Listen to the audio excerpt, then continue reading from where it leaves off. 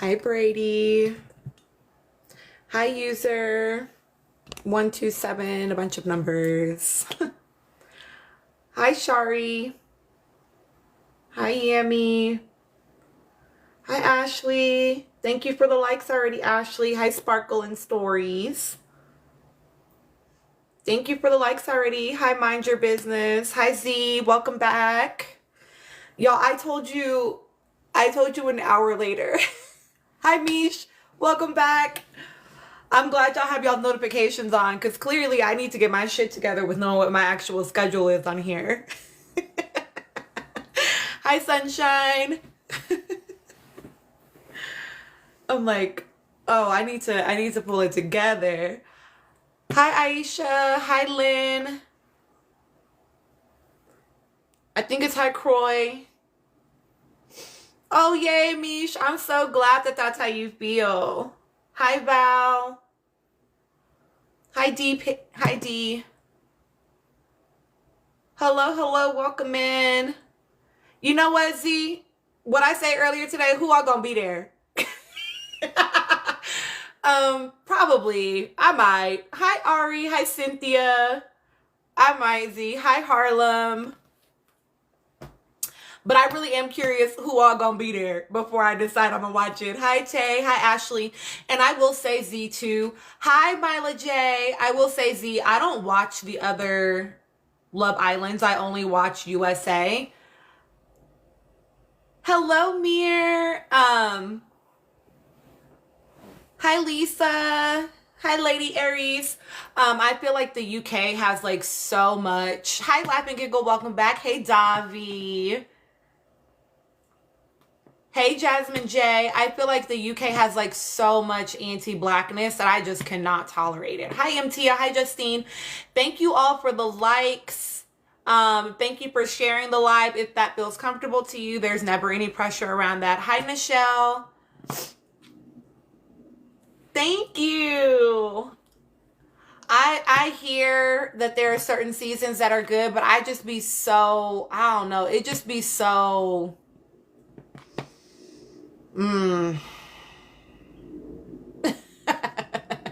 Dobby Love Island UK is good but so bad at the same time. Yeah, I just be seeing like these beautiful black women and they be like so like about them, and that just always like makes me, I don't know, I feel a way in my body about it. Hi, Uju. Thank you, Mir. Hey, Siobhan. Hi, Kayla, or Kalia, maybe. Tell me if I say your name wrong. Hi, Bella. Hi, Perla. Yeah, this is the season that I like tried to like watch and get into it. Hey, Anne. Hi, As Told by Ginger. Cute. And with the, oh, it's Lynn on a different profile. And with the cute PFP. Hey, Lynn. Hi, Thomas. Hi, everyone. Hi, Brooke. Yeah, like I tried to get into it this season. Hi, Dara. Hi, Sayla. And I was just like, this is why I don't watch this shit.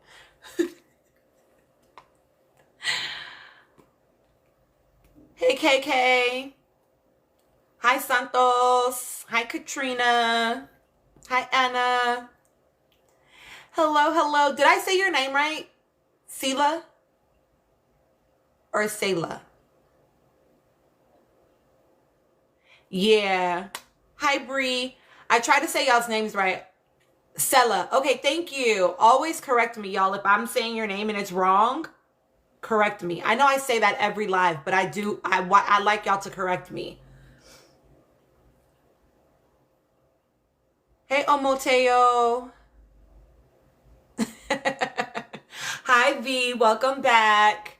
Y'all actually made it in because y'all, I definitely told y'all an hour later than this. That's my bad.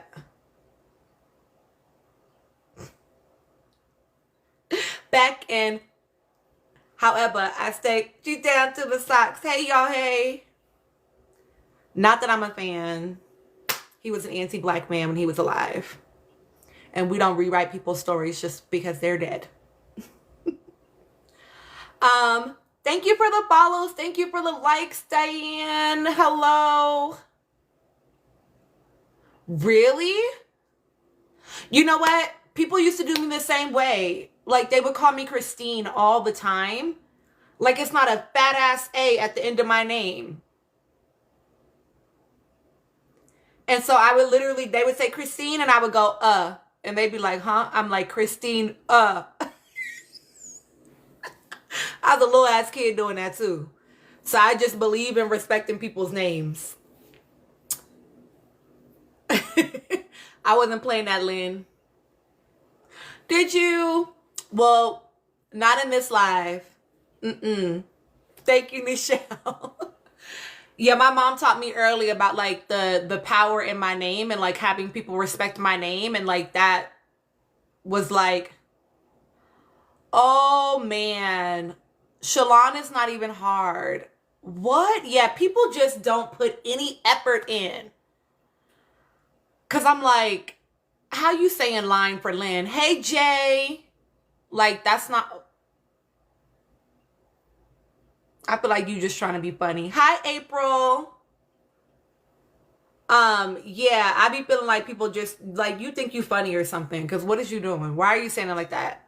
Thank you for the likes, Dominique. Thank y'all for the likes. It just helps to share the live out. If you like to, that's ridiculous, Siobhan.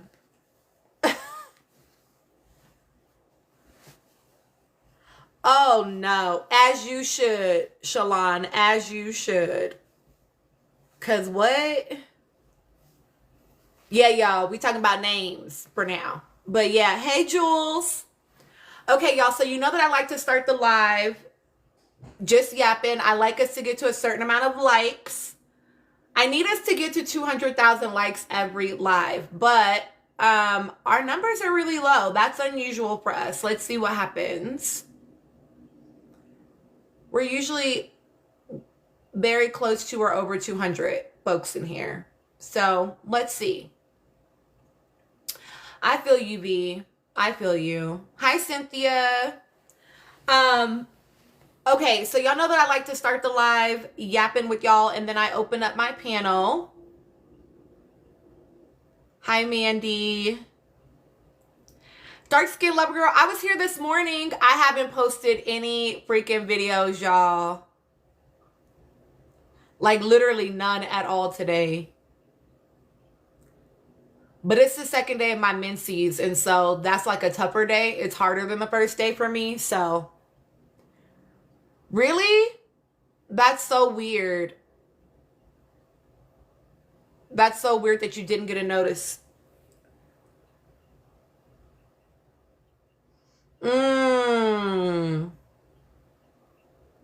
Hi, Franny. Hey, Mimi. Really? Y'all are so funny. Okay, like literally right before I got on this live, and I got an inbox. Y'all know I don't talk about her in public, but I did get an inbox of Janae sitting down with People magazine for an interview. Has anybody seen this? Hi, Asian. Hi, Sharon. Amina, you laughing because you know it was you. Did she really? Wait, did she, Franny, so she invited Nick and Alandria and Shelly? Or just Alandria and Shelly? Yeah, y'all, listen. Your names, hi, Dawn. Welcome in. Y'all's names, they have power. Okay? Make people say them right. It's why I used to, okay. I wonder why not Ace.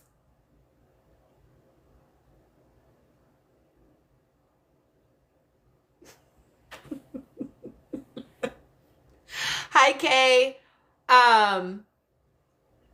Y'all's names have power. Make people say it correctly. I mean, that's fair.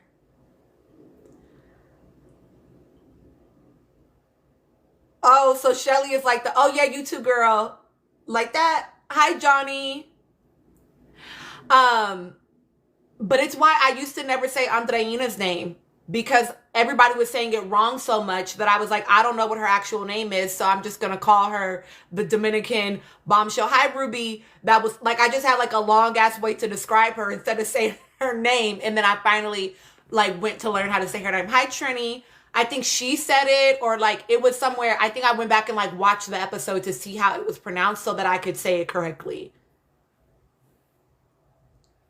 Because again, names just have power. I do know Blue Centric. V, did they post something?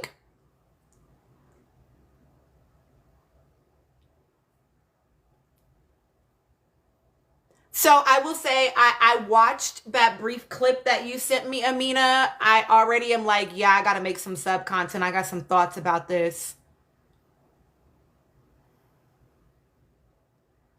Okay, MTia, I feel that. I hear that. Oh, that's great. Yeah, Blue has like she's literally so smart. So Jules, literally like not even probably 20 minutes ago. Okay, Anne. Not even like 20 minutes ago. Hi, Lon. Hi, Audrey.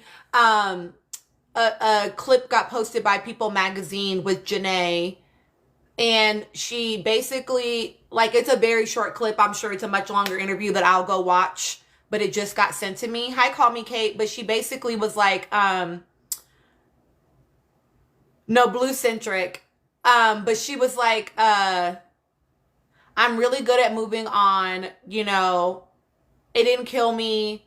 Life is good. God is good. Like, I'm good, basically.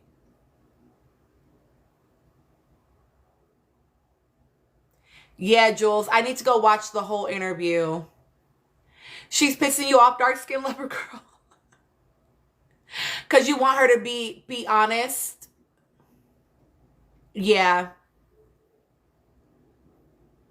Oh, and if I would have known that, I mean, I don't typically get on YouTube like that. I just got myself a YouTube.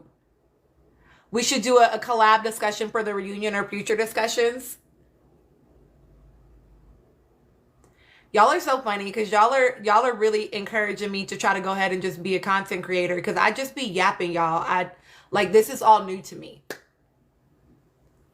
Yeah, dark skin lover girl. I don't feel like that is. Hi, Deidre. It doesn't feel real. You know what I mean? Jules, you get why people want her to like be honest about it. Oh, thank you, MTia, for that. Yeah, I mean, I get it. I have a video. If you're a sub, I already have a video about the way that Janae does like some spiritual bypassing. And I think that happens a lot. And I think it's happening here. And if you watch Beyond the Villa, if you watch it, then you see it in her interaction with Kaylor. Hey, Chicken Shawarma, you see it in her interaction with Liv and Kaylor at the brunch and again on this last episode. And like, spirituality is a great support tool. And to Jules's point, right? Go to like, not I'm saying she needs to go to therapy, but like getting the extra help. Like, don't use it as a way to avoid, right?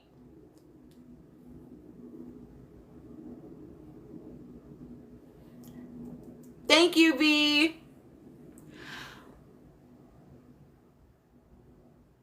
I don't think so, dark skin lover girl. I don't think you would be wrong to say that. Yep, Lilac, that is valid. We have to actually deal with the feelings. Like, that's not a scary thing. Sometimes what happens is we feel like if we name the feeling and we talk about it, then we're like giving it life rather than understanding we're making, like, we're validating ourselves, right? But I also have a whole video about how PPG was really struggling with that validation, emotional validation. Hi, Nikki. In their conversation with Leah and Serena, when Leah was talking about her cancer scare and Serena was talking about her anxiety, they were really struggling with validation, emotional validation in that space. And I think it's because of a lot of things. People just struggle with that in general, but also like that spiritual bypassing. And if I can't do it for myself, how can I offer it to anybody else, right? The feelings make me uncomfortable, and so I don't want to talk about it. Thank you. Hi, Ivy. Right? So yeah. Hi, Ken. Franny, and I feel that. I just wonder if she actually makes any space for her own self, right? Because I don't think that she's attempting to deceive the public when she says, exactly, Nichelle. I don't think she's attempting to deceive the public when she says, oh, I move on very quickly. I think she does. But what I think that is that's a repression of your actual emotions.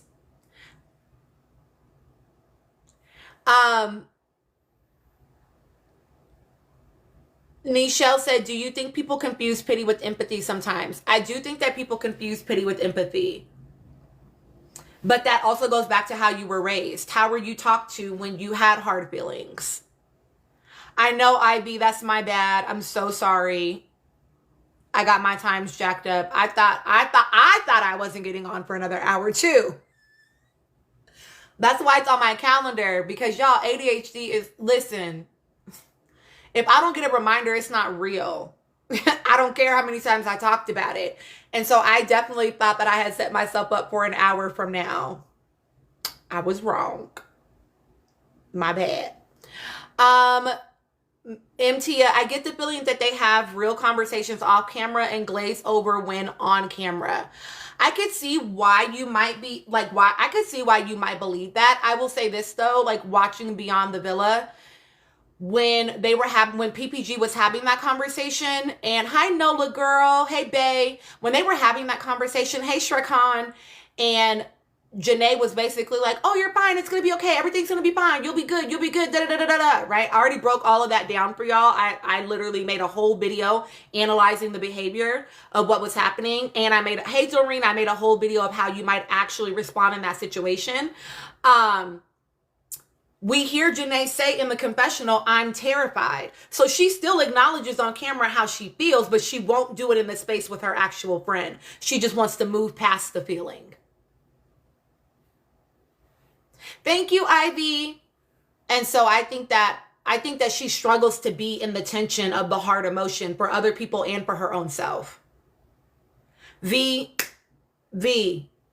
Cause Liv, girl. And then we saw Janae do the same thing with Liv and Kaylor, right? Kaylor had a grievance. Liv made up a grievance in response to Kaylor's grievance.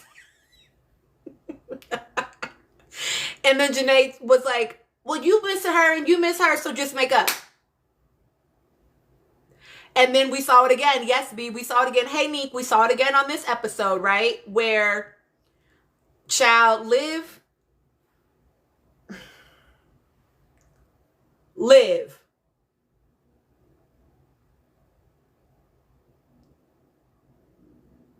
Liv was doing too much. You know what I mean? She was doing too much. And then as they were like, okay, let's like separate. This is fucking Cordell's dinner for his birthday. Let's separate. Let's calm it down. Janae's like, let's rush in and fix it. And Serena's like, not now, Janae. And then like had to tell her, hey bees, had to tell her like, this is not our problem to fix. And I think that Janae likes to be a fixer. She just needs, I need everything to feel, and if she was the fixer role in her family, that would make sense. I don't know enough about her family dynamic to know. But like, yeah, agreed, V. Agreed. It's giving male-centered with Liv, right? But yeah, it was like, I did, bees. I made a video about that. I haven't made a video about this most recent episode, but I'm going to, because I have thoughts about it, right? But I did make that spiritual bypassing video but like, yeah, this was not the moment. And I was so glad that Serena was like, not right now. And this is not even your shit to fix. Like, let them work that out. So I think that they know that that's how they have to navigate Janae. So I don't think that this is like just an on-camera thing. I think this is just how she acts. Damn, you're making me want to watch Beyond the Villa, but I didn't watch season 6. LOL. I will say that they did do like here's a recap of season 6. I think because they are trying to get people to watch Beyond the Villa that maybe did not like only watch season 7. So on Peacock, there is like here's an overview of season 6 where it like recaps it. I think it's like a 30-minute long thing that you could go watch if you wanted to watch it before you watched Beyond the Villa. But I do think it's like a good enough like standalone where like you could watch it without knowing all the things that happen season 6 and still like have opinions and thoughts and kind of get caught up in what's happening between people. The dinner was a lot. It was too much. Hey, Miss Angie. Hi, April fucking Flowers. So y'all, I was going back and watching the body language between Brian and Amaya, because I went and watched like the Today Show stuff that y'all were telling me about for Taylor and Clark as well.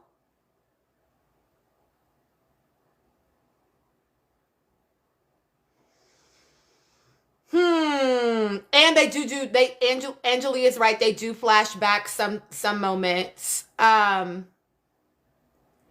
was watching it and y'all know I be noticing all the weird shit, right? So I already told y'all, like, right on the Today Show, Brian's hand is like draped over Amaya's leg, but he never actually makes contact with her body. Kesha, I think it's Keisha, Ian. We watched it, well, we listened to it on here together, and I watched it. We listened to it this morning on here together. But he never makes contact with her body. So then I went and watched like the other part of the Today Show where they're sitting on that thing together. They're like strapped in. Hi, K-Rolls. And they're like, okay. And they're like spinning around. Not my show is on user. And they're spinning around. It's similarly like they're taking a picture and she's holding him and his hand is like this, like up against her body like this. Like, yes, on the crane. Thank you. I don't know why I can get the word. But like his hand was like this is her body and his hand is like this. Like, why are you not like, you know, like, I don't know. It's just weird to me. It's weird. And then they were the only couple that like, oh, thank you all for the roses. When they took their picture, you know how all the couples took like a separate picture as well? They had that little like, the thing where you can like look out at the city. That was like between them. Exactly. Preserving the invisible force field. Exactly. Like, do y'all notice this or is it just me? And then like when his hand is like on her lap at Watch What Happens Live, her hand is on top of his hand. I went back and I watched these things like multiple times, y'all. Hi, Ray. Hi, Brianna. Her hand is on top of his hand almost every single time. And then at one point they're clapping and she looks down to her lap and then he places his hand and then she looks back up. It's so weird. It's so weird to watch. Hi, Camilla. It's so weird to watch, y'all. You got to go back and pay attention to those like little things. It's so interesting. I don't know if he's ever said that he's had girlfriends in the past. Mish, one is the Today Show. You can find that on YouTube. You can find Watch What Happens Live, I think, on YouTube. You also can see it on Peacock. Hey, Ginger. And then you can also see the other, like the crane stuff on the Today Shows, like TikTok. Jules, you think that Amaya's on the spectrum?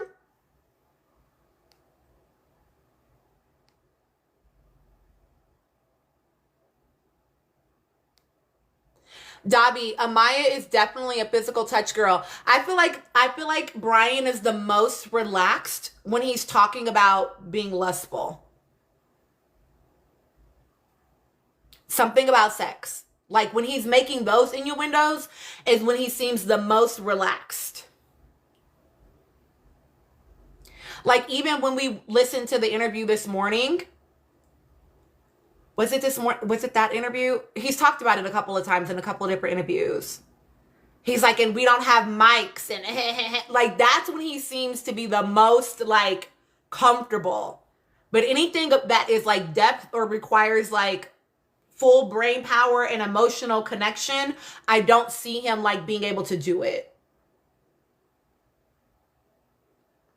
Yeah, user says she acts normally away from the camera. On camera, she infantilizes herself. I don't know if I perceived that she was on the spectrum. I think there was I've been going back and like watching some things, like little bits and pieces. There's definitely a switch at some point in the way that she speaks. Hi, Shayla. She's always had her accent. She's always had like the little words that she kind of like fumbles or whatever. I think that she like switches her L's and her D's a lot. Low key B's, but I noticed her tone got like a little bit more childlike the longer that she went throughout the season. Shrekhan says Brian is a good example of why Casa was only supposed to be a test to break connections. Clock it. Because I don't think he has anything. Anyway, y'all know how I feel about Brian.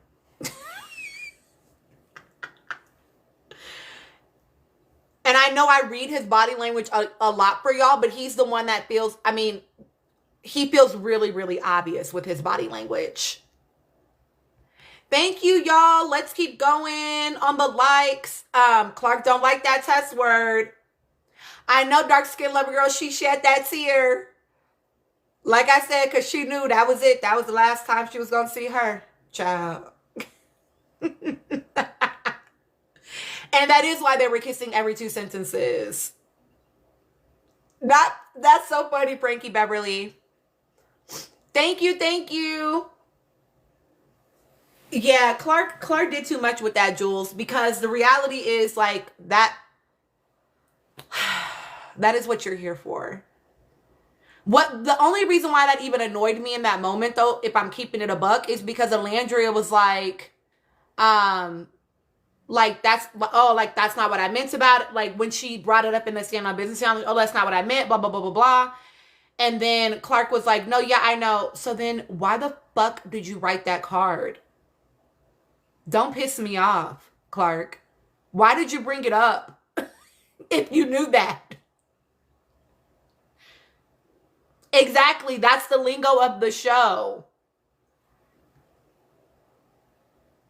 They really wanted to get that storyline started so bad between Alandria, Clark, and Taylor. And Alandria just would not give that no life as she shouldn't. Thank you. It definitely looks like, oh,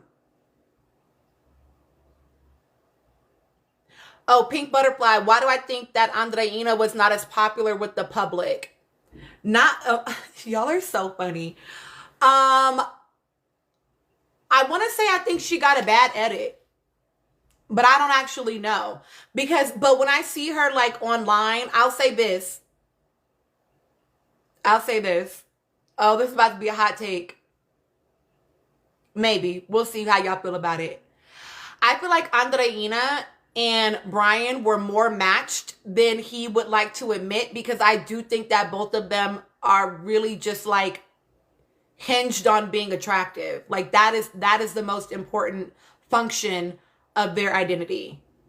I think she's actually really funny online. Like she's funny how she like claps back and she, she will like play into things. And I think that's really cute and it's funny.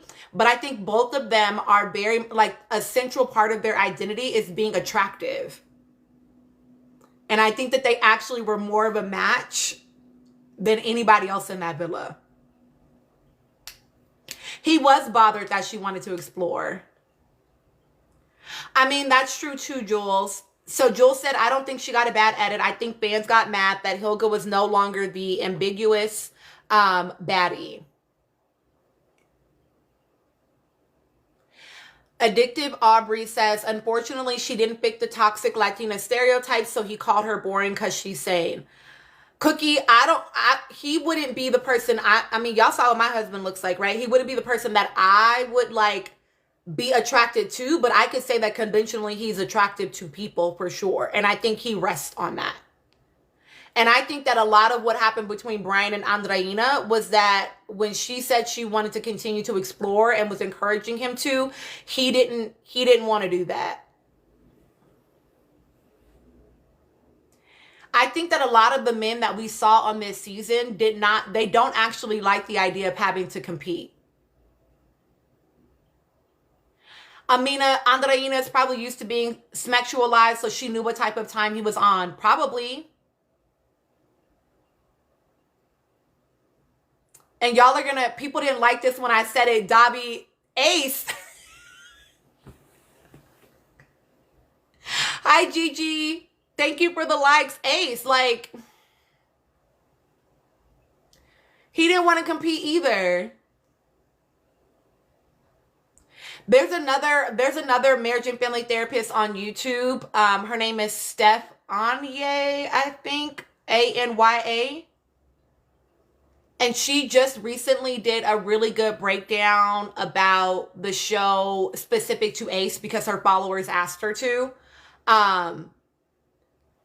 And, oh, that's a good question, Cookie. And if you think about it, like, Ace said he wanted to explore, right? But he was really uncomfortable with the idea of the people that he was with, like Shelly, exploring. He was really uncomfortable with that idea. And like we all heard him say in the sauna, like, I want to, like, I don't lose. I'm going to, like, I want to win. Thank you, Gigi. I don't lose, right? I don't think he wasn't going to be able to handle it if Shelly actually explored that man when they got back to the villa. Yes, she does. Amina, do you watch her? Like he couldn't, like, this is why he couldn't handle the double back. Once he decided he was going to pick her, he needed her to lock in.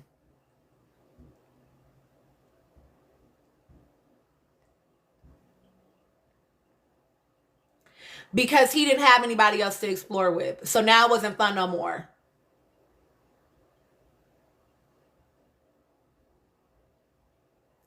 And people don't like when I say that. They want me to, they feel like that's me like attacking Ace and like, oh, you just don't believe in their coupling.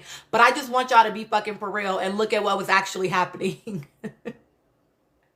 And Jamila, so something that Steph clocked, she's a licensed marriage and family therapist over on YouTube. And she makes long form content about a lot of things, but she talks about this show too. To your point, to Steph's point, if you're paying attention in the season, like once Ace and Shelly, once Yulissa steals Ace, Shelly says about Austin, like, oh, it must be a sign. Like, I found my way back to you. And I think Ace clearly, like, he understood, oh, she about to explore. And he didn't want her doing that if she was going to be with him. And so he didn't want to pick her until he thought that was out of her system. So when she came back from Casa and they finally did couple up and Coco wasn't going to stay, he wanted her to stop exploring. He wanted her to just lock in. And that's why he was crying about that double back.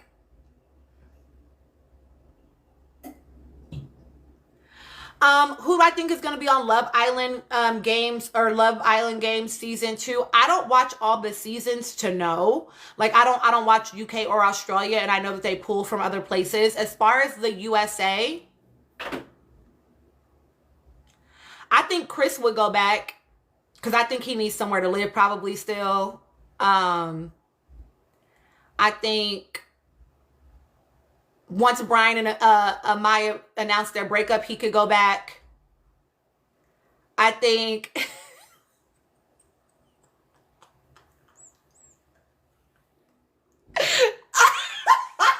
it was messy. It was messy. I think Hannah will go back. I think she would be fun to watch. Daniela needs to give it a rest at this point. Daniela, enough.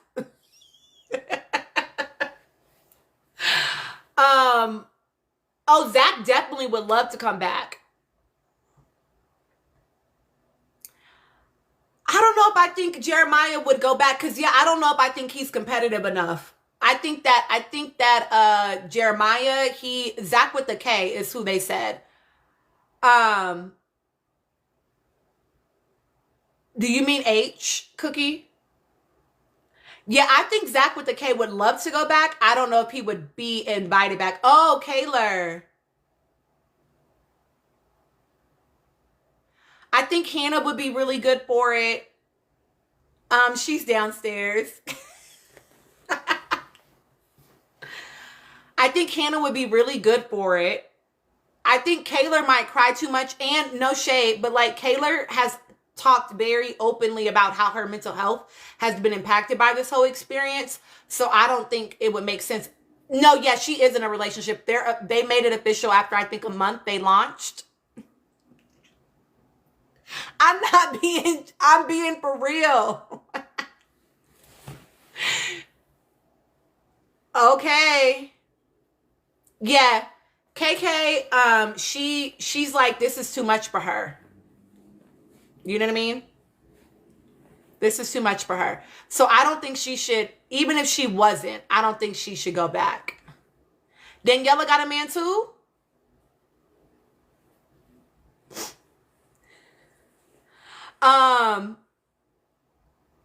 Okay, see, I don't watch the other seasons to know them people.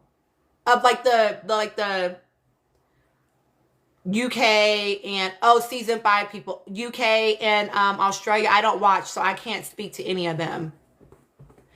Yeah, the one black girl in the UK that started, I think she would be great. Oh, yeah, Shayla. That's actually probably, that's a fair assessment of Daniela. Thank you, Ivy. Oh, I don't know, Angelia. I didn't watch the first season of Love Island Games. Maybe I'll watch it if I'm going to watch the second season. But like I said, I want to know who all going to be there. Not Daniela and Coco should be friends. Did y'all see Daniela hanging out with season 7 Casa people? Or like, babe. Babe. Move on. I don't know. I don't know if it is. I think it's like that. Ivy said, is it y'all that watched it? Daniela and Honda are the same person. They love black men and black culture, but hate black women. Clock it. Ebony, only like 40 minutes. Daniela was from last season, Lilac. Last season of USA. Okay, Jules. You feel bad for Daniela. Okay, y'all, is Love Island Games basically like real world road rules, but like with Love Island as well? Like, is it just more challenges? Like, how does it work? Okay, no. Yeah, Daniela from season 6, it's... Oh, so it's it's just Love Island, but more games. And it is going to be live. They said that they're going to have people voting. More challenges, Nola says. Okay. More game than Love. Like a lot. Well, shit, that's where Ace should have been.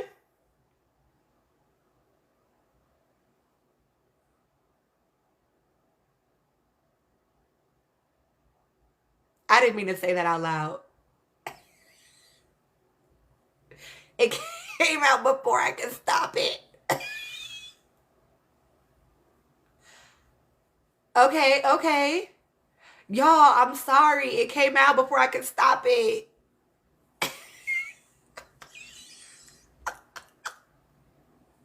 I know. Management. Come manage me. Oh, that's messy, Jules. That's messy. We like it. Okay, and the challenges are more physical. Okay.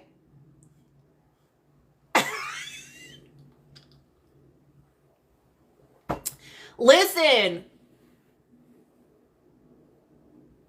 Cause he does do strategy, right? So like his brain would do, I know, y'all,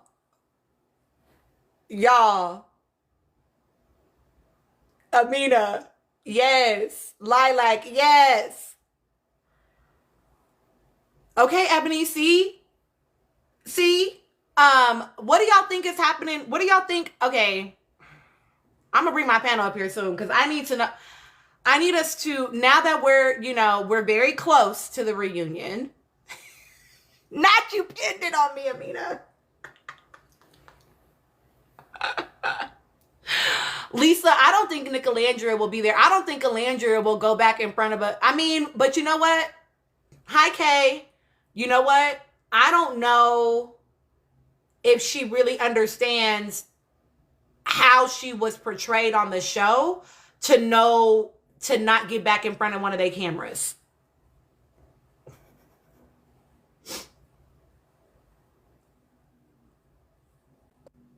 she did say she doesn't want to do another reunion. I mean, another reality TV show. Hi, Gigi. Yeah, y'all, let's get it to like 50K likes and then we can open this panel. Come on, we can do this. We can do this. Yeah, I don't think she wants to go back. I think she said when they were asking them what they would want to do again, I think she said she didn't want to do reality TV. You know what? That's true. The fans are voting this time. Yeah, exactly, Bees. And I think that that's because Leah understood what she saw, what they did, and was like, yeah, y'all not gonna be doing that again. And so she was able to dictate how Beyond the Villa got filmed, right? She had a say in the production team, right?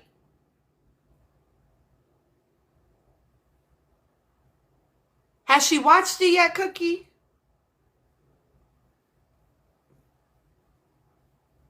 I think she need to be asking who all gonna be there.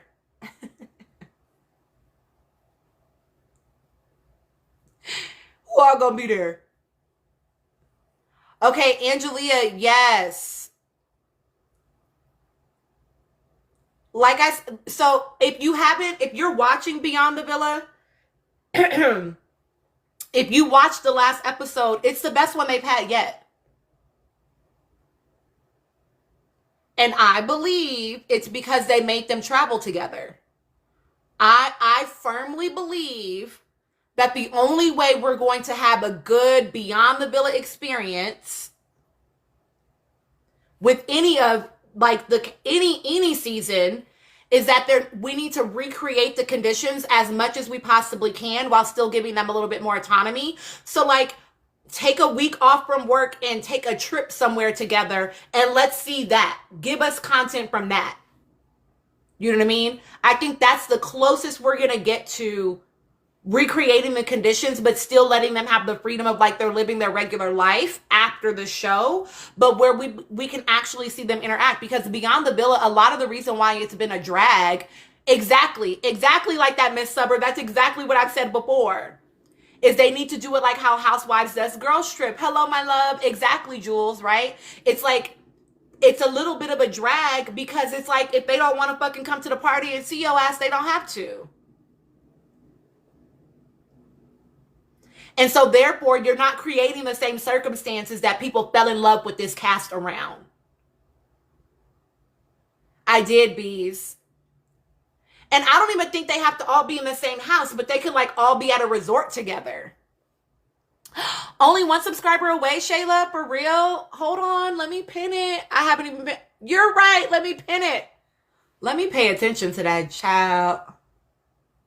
Oh, let me say this too. Hi, Spleen.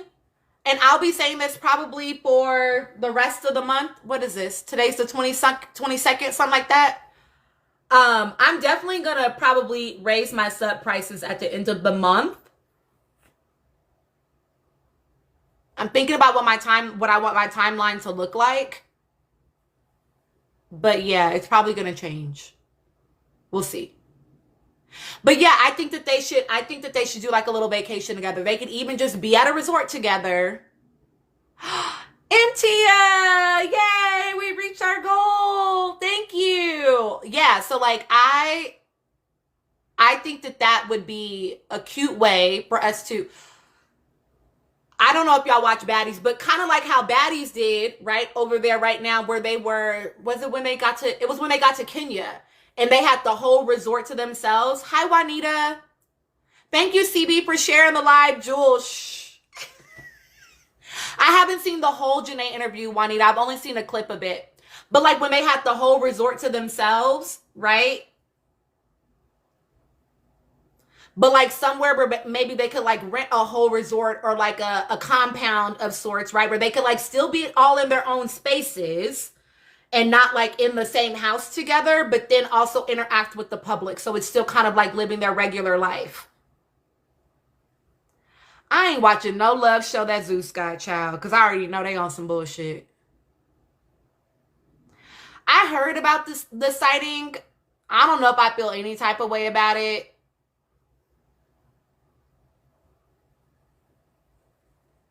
Cookie said fake. I mean, it would be a very rapid recovery considering she had just been in a relationship for a year with someone that she was wanting to get married to and like move in with. Hi, Malachi. Hi, Jade. Like that would be a very rapid recovery.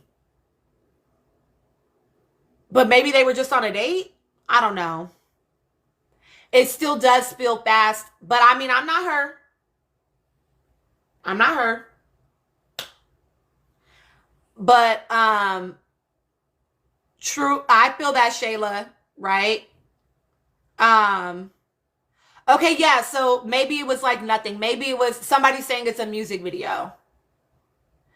I haven't seen it. I haven't seen it.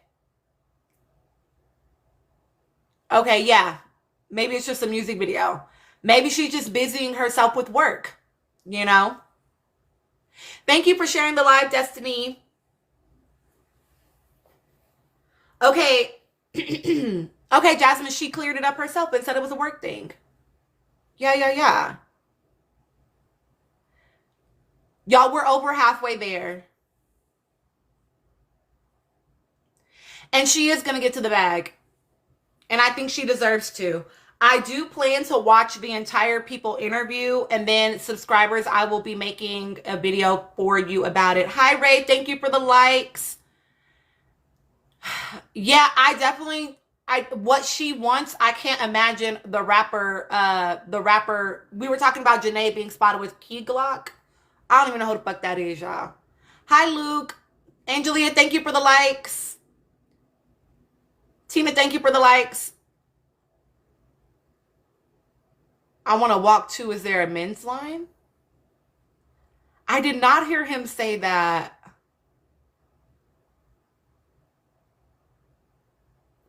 Kenny was so, Triple K Kenny was so weird on the episode. Like, oh, I don't know where to look. Like, stop being dramatic. Just fucking look at the damn swimsuits. But I mean, Janae was like, that's the one ass you, or that's like the one butt you could look at or whatever about Meg. So maybe she really do be like that. Jules, clock that. Listen.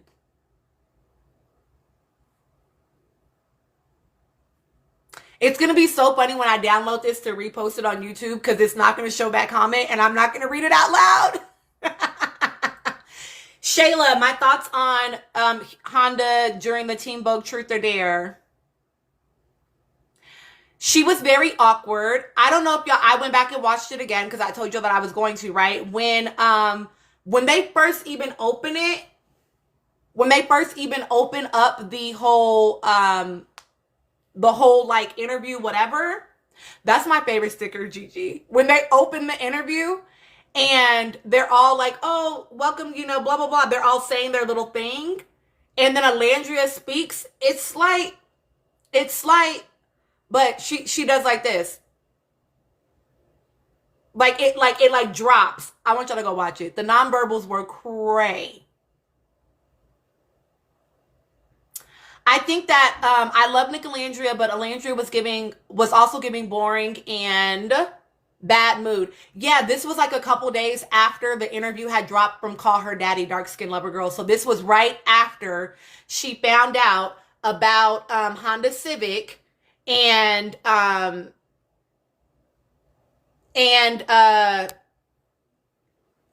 it was like the next day or like 2 days after. Exactly. Oh, was it the same day? Either way, it was like very shortly after the interview dropped and they unfollowed her and were knowing all, you know what I mean? So like, yeah, she probably was in a bad mood. And somebody else mentioned it, and I think that they're accurate. I can't remember who said it in my last live. They were like, I think that she said she didn't want kids because up until that moment, Honda Civic had been calling herself Hilton, which was, you know, their baby name. They're like, oh, Hilton's here, you know, when they were like on lives together. And so they were like, that's why I think that was like such a hard, like, hell no. It was more so like a shot at her, like a quiet shot at her.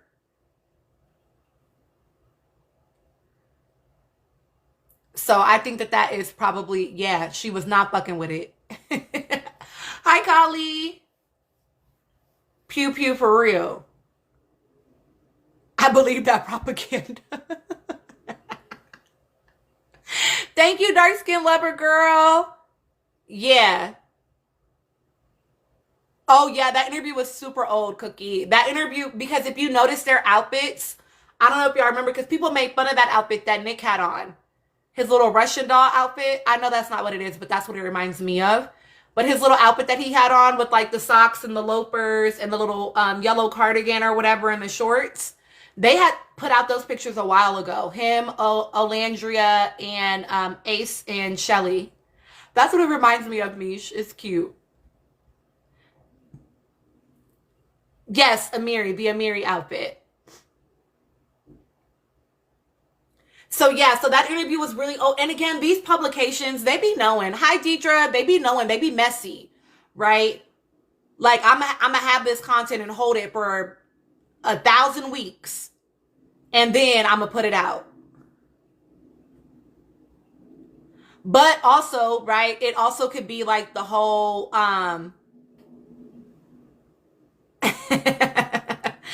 it was like the whole it could have been like maybe Peacock being like, hey, can you drop these things at certain times? Yep, that's what I was about to say, dark skin lover girl, right? Can you drop these things at certain times in order to create buzz as we're heading into the reunion? So it could have been timed that way because they were asked to time things that way. It's just part of the press junket. I don't know why they couldn't keep just making more press though. You know, like why can't you just keep doing more press?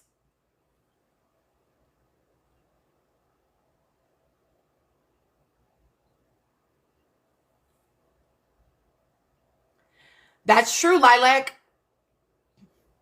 No, what did he just post, Rachel? And on what platform? What platform did he post it on? Shayla, that's the tea for real. We know it's old because Ace was there. Because after that, Ace said, I'm no longer gonna be here so that y'all won't find me. Send me a goddamn invoice. I'm not coming. I will not be there. He said, I don't give a fuck.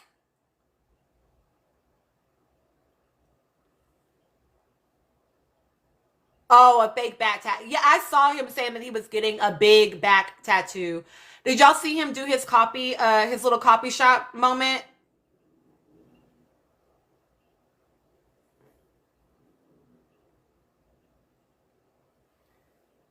I thought the coffee shop moment was really cute. Let me tell y'all something very ironic. So he made the coffee, and then y'all saw him put like honey and cinnamon in his coffee. That's how I make the coffee for my ancestor altar. I thought that was really odd. Because, like, why would he make it that way? I know why I would make it that way, because culturally that makes sense. But I was just like, that's an interesting choice. Um, I think that they may have told Kiki to wait, Jules.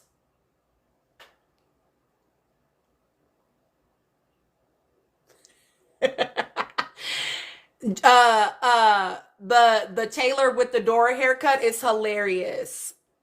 Ace is good TV. I just need him to give his opinion once and mind his business after. Nick has TV in his future. I would say I have such complicated feelings about Ace. I've been thinking about making wait, Jules, do you mean interesting about the coffee? Do you mean like interesting in a good way or a bad way? I just thought it was like odd because like I don't like know where he would have learned to make his coffee like that. Yeah, like it's very like indigenous, what people would call Mexican today, but like indigenous in that like California area that's like really common, like Texas. So it just struck me that he made his coffee that way. Like of all the things he could have put in his coffee, why choose that?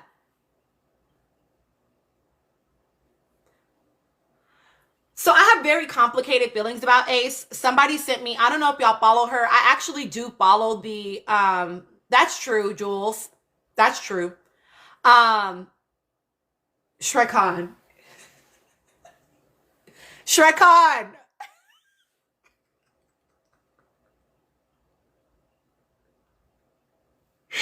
Do not. Do not. Oh my gosh, you're so funny. Maybe 404 taught him. Yeah, I do it for my ancestors, and so I will drink it that way sometimes too. But yeah, I thought that was funny. Hi, husband. Um, Wait, shit, what did y'all ask me before that? Before you made me crack up about that. Hold on.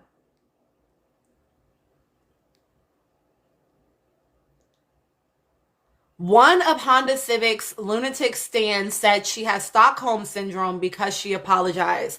They just literally get on, they learn new words and then they're like, I need to use it. They'd be like, how do I use it in a sentence?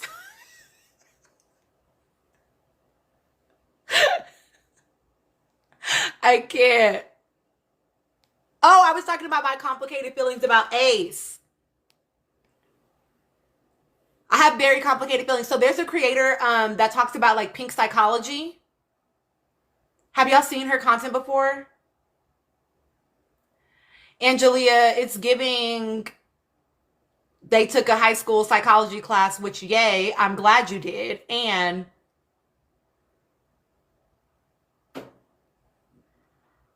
okay, so she made some content. She made a video about Ace. I don't agree with all her takes in the video. I will say that right off the bat.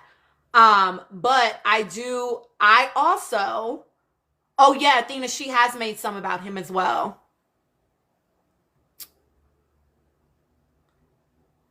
I don't know if I've ever seen any videos where she does, Amina, but maybe. I don't agree with her entire take on, is it really Lisa Pamela? Um, but I do have complicated feelings about Ace. I would, and everybody knows that. I would like, that's not a shocker. I think that people really, she had some, probably the part that I diverge from the most is like her interpretation of him around Amaya.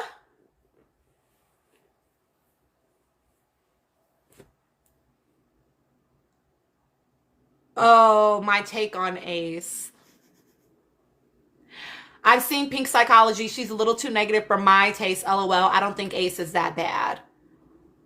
I think that I've said this to y'all before. My take on Ace has been that he thought he was going to be,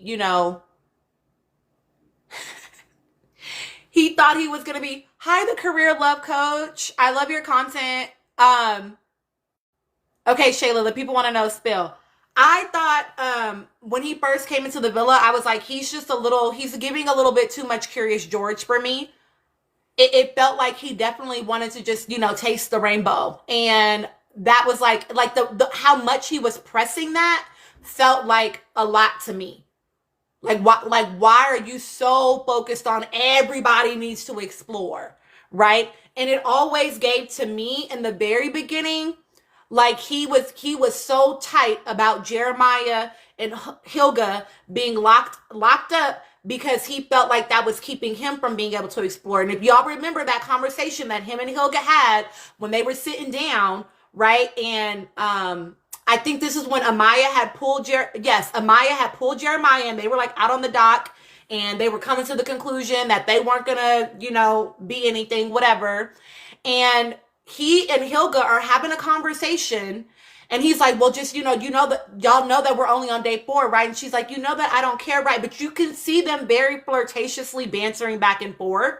And he's like, well, it makes it, she's like, well, if somebody had asked me to like come for a chat, like I would, but nobody's asked. Like they were very much talking to each other about each other and wouldn't just fucking say it. But this goes back to me saying Ace doesn't like to lose. So there was no way he was going to shoot a shot that he thought he wasn't going to sink. And so because her and Jeremiah were so locked in, he was just going to hold that tension. And so that is part of the reason why he was angry. I think he and Jeremiah also didn't get along for probably other things, but I think that he was holding some tension around that. Remember, she kissed him and he kissed her. So there was a physical attraction. And he wasn't going to be able to taste the rainbow with her. He wasn't going to be able to play Dora the Explorer with her. And that was pissing him off.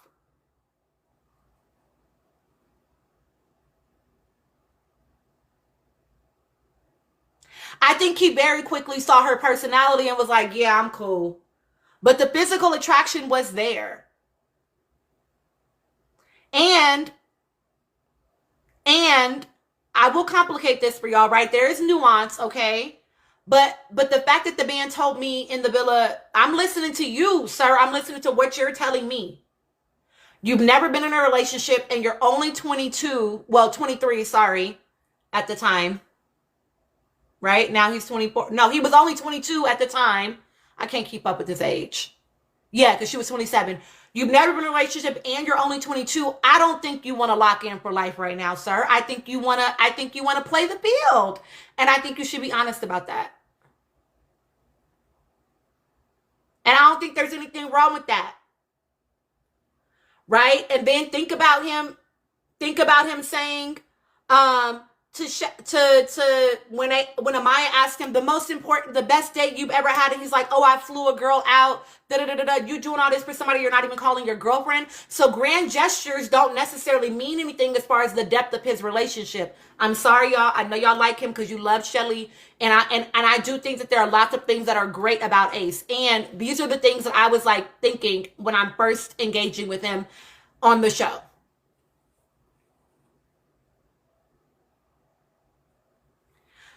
Um, and then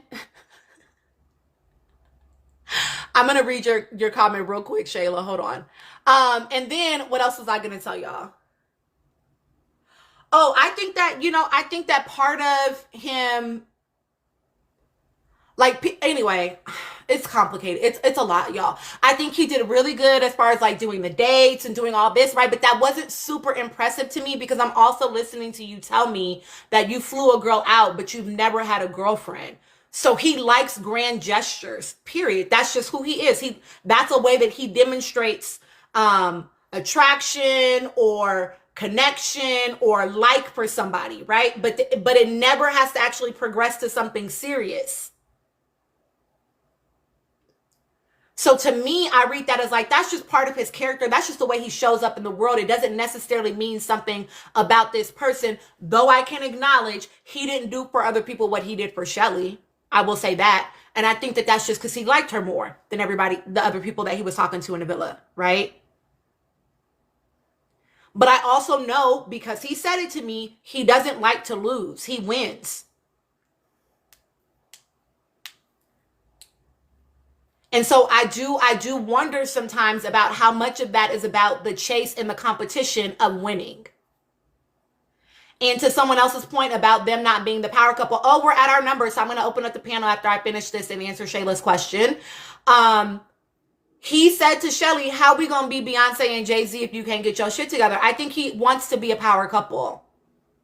I don't think there's anything wrong with that, but I think he does want that. And I think that he understands what Shelly brings to the table, right?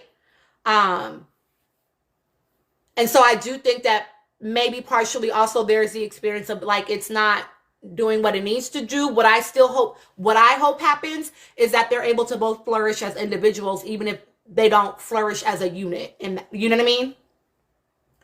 Shayla asked, so do you believe Chris's insinuation that he and Honda agreed to come back and separate Ace and Shelly? I didn't know that Chris had insinuated that. When did he say that? On a podcast? I don't listen to Chris since he left the villa. And that is why she said she's not his girlfriend, right? Because they haven't gotten to that place.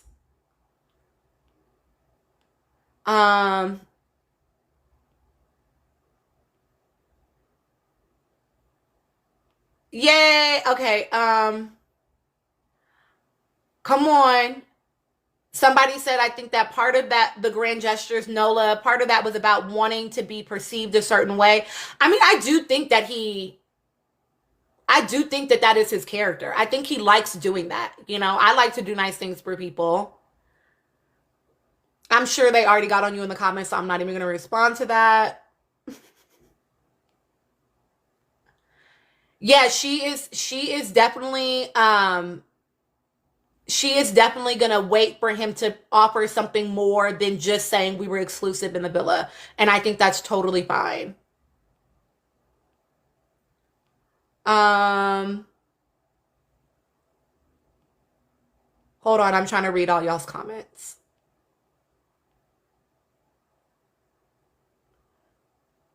Okay, he did say it on a podcast. Okay. Yes, they're not boyfriend and girlfriend, Trini, but they do love each other. And she said explicitly that she's in love. Thank you, dark skin lover girl. Okay, I'm gonna open up the panel, but I want to answer this question. Shayla, I didn't know that Chris had insinuated that.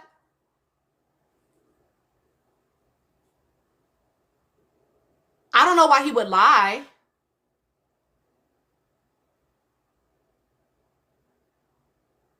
I don't know why he would lie. Exactly, Joy, oh boy. I think that Ace enjoys doing it. No, they're not boyfriend and girlfriend, Jamila. Shelly made that clear. They are not, that's not her boyfriend. That's her man, but that's not her boyfriend. And that she's waiting to like be asked to be his girlfriend. Kiana, that was in the Teen Vogue. It was a written article. If you go to their Instagram, you can click the link and then read the article. Yeah, not in a relationship, but in love. That is correct. That is what she has stated. I'm going to bring the panel up and then I'm going to continue to answer y'all's questions and let the panel answer as well. Hi, Miriam. I do think that Shelly really liked Chris. Thank you so much for the gifts. I do think that Shelly and Chris could have had a shot, but I think that Chris wasn't going to apply enough pressure. You know? And I also think that if you look at it, y'all, listen, I've said this before.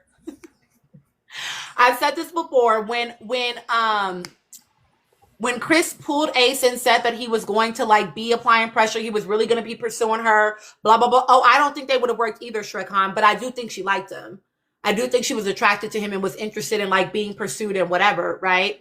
But I think that, you know, if y'all notice, and y'all can feel however y'all want to feel about it, but I'm gonna say what I think. They are just dating, Jamila. They are just dating and they are in love as they are just dating. Yes, according to them. So if y'all paid attention to that timeline when they got back, right? What's his name? Chris comes and talks to him. Thank you so much, Miriam, and says, you know, I'm gonna pursue her. I'm applying pressure, whatever. And Ace is like, that's cool. And then Ace is like, I'm gonna win though. You know, this is what he says to Taylor in the sauna. I don't lose, blah, blah, blah, blah, blah. But if you notice, we don't see that man plan another date after that. He actually backed off quite a bit other than like bringing breakfast.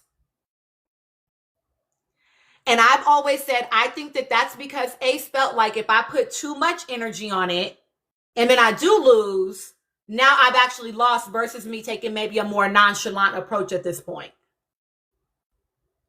And then very shortly after, we have the challenge where Ace is kind of mopey for the next 40 days and 40 nights until Shelly finally makes him breakfast. And, you know, she basically has to do all this lifting emotionally and then they get back to a good place. And I think, honestly, you know, I think they can do whatever they want to do. Like, I don't care, right? But people have asked me, and I've said before, I think I could see them having a very nice long-term relationship. I do think that there are things they explicitly have to work on if they are going to ever be able to like be married. Yeah, Chris was lazy. Chris thought that him being tall was gonna be enough, child. And telling Shelly that he had, you know, he was going to write a song called My Shelly Amore. That was it. I mean, that's what worked on the other one, right? It didn't take much. So why would he think he needed to do much? He's accustomed to not having to do much. Because he could be overseas playing basketball right now. Okay, let me stop. Management. Let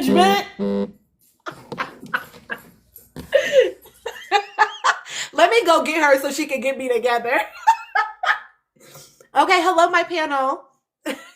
Hello. Hi, everybody. Hello.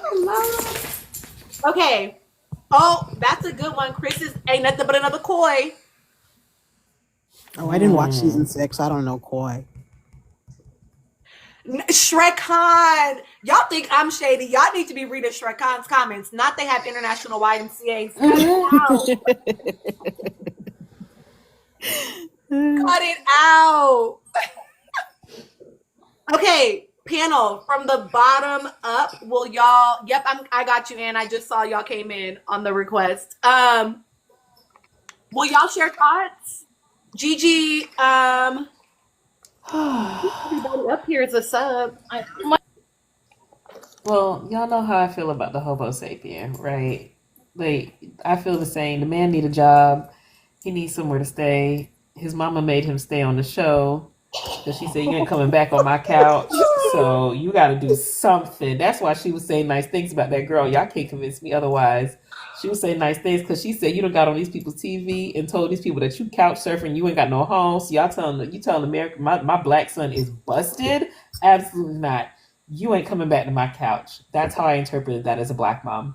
So I was just like, you know what, mom? I feel that. You clocked it, make that man stay because he done hop from show to show and he could have been taking his tail to play basketball. So why weren't you out there playing basketball, huh?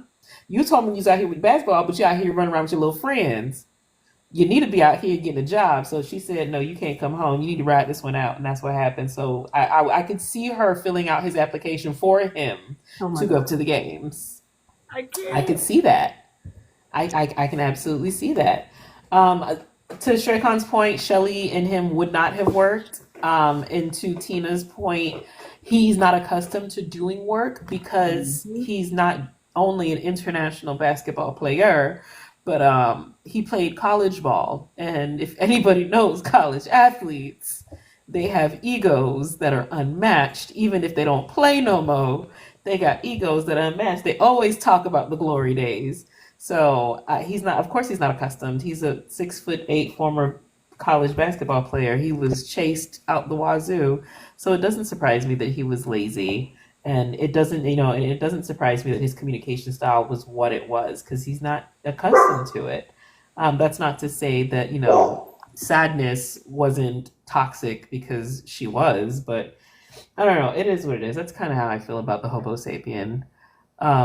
I hope Nick and Alandria don't go. I think they need a media break from reality TV. I think that they need to just adjust to this new normal, and take the time to just really like feed into each other and continue this pattern of feeding into each other and adjusting to their lives and being in each other's lives and however that fits. Um, and sorting out what they want to do, like as far as career paths in their future and how they want to use this newfound fame. I think that they need to focus on that. Um, as far as Shelly and Ace, it does give me a little bit of a side eye that they're dropping L bombs. It raises an eyebrow that they're dropping L bombs, but they're not. That there's no real title to it. But that's just me. If that's if they like it, I love it. To me personally, it's not something I would do. I fully believe in exploring. My husband and I kicked it for a whole year before I claimed that man as my boyfriend. So I totally feel that, but I wouldn't drop a no L bomb. Like that's just weird to me.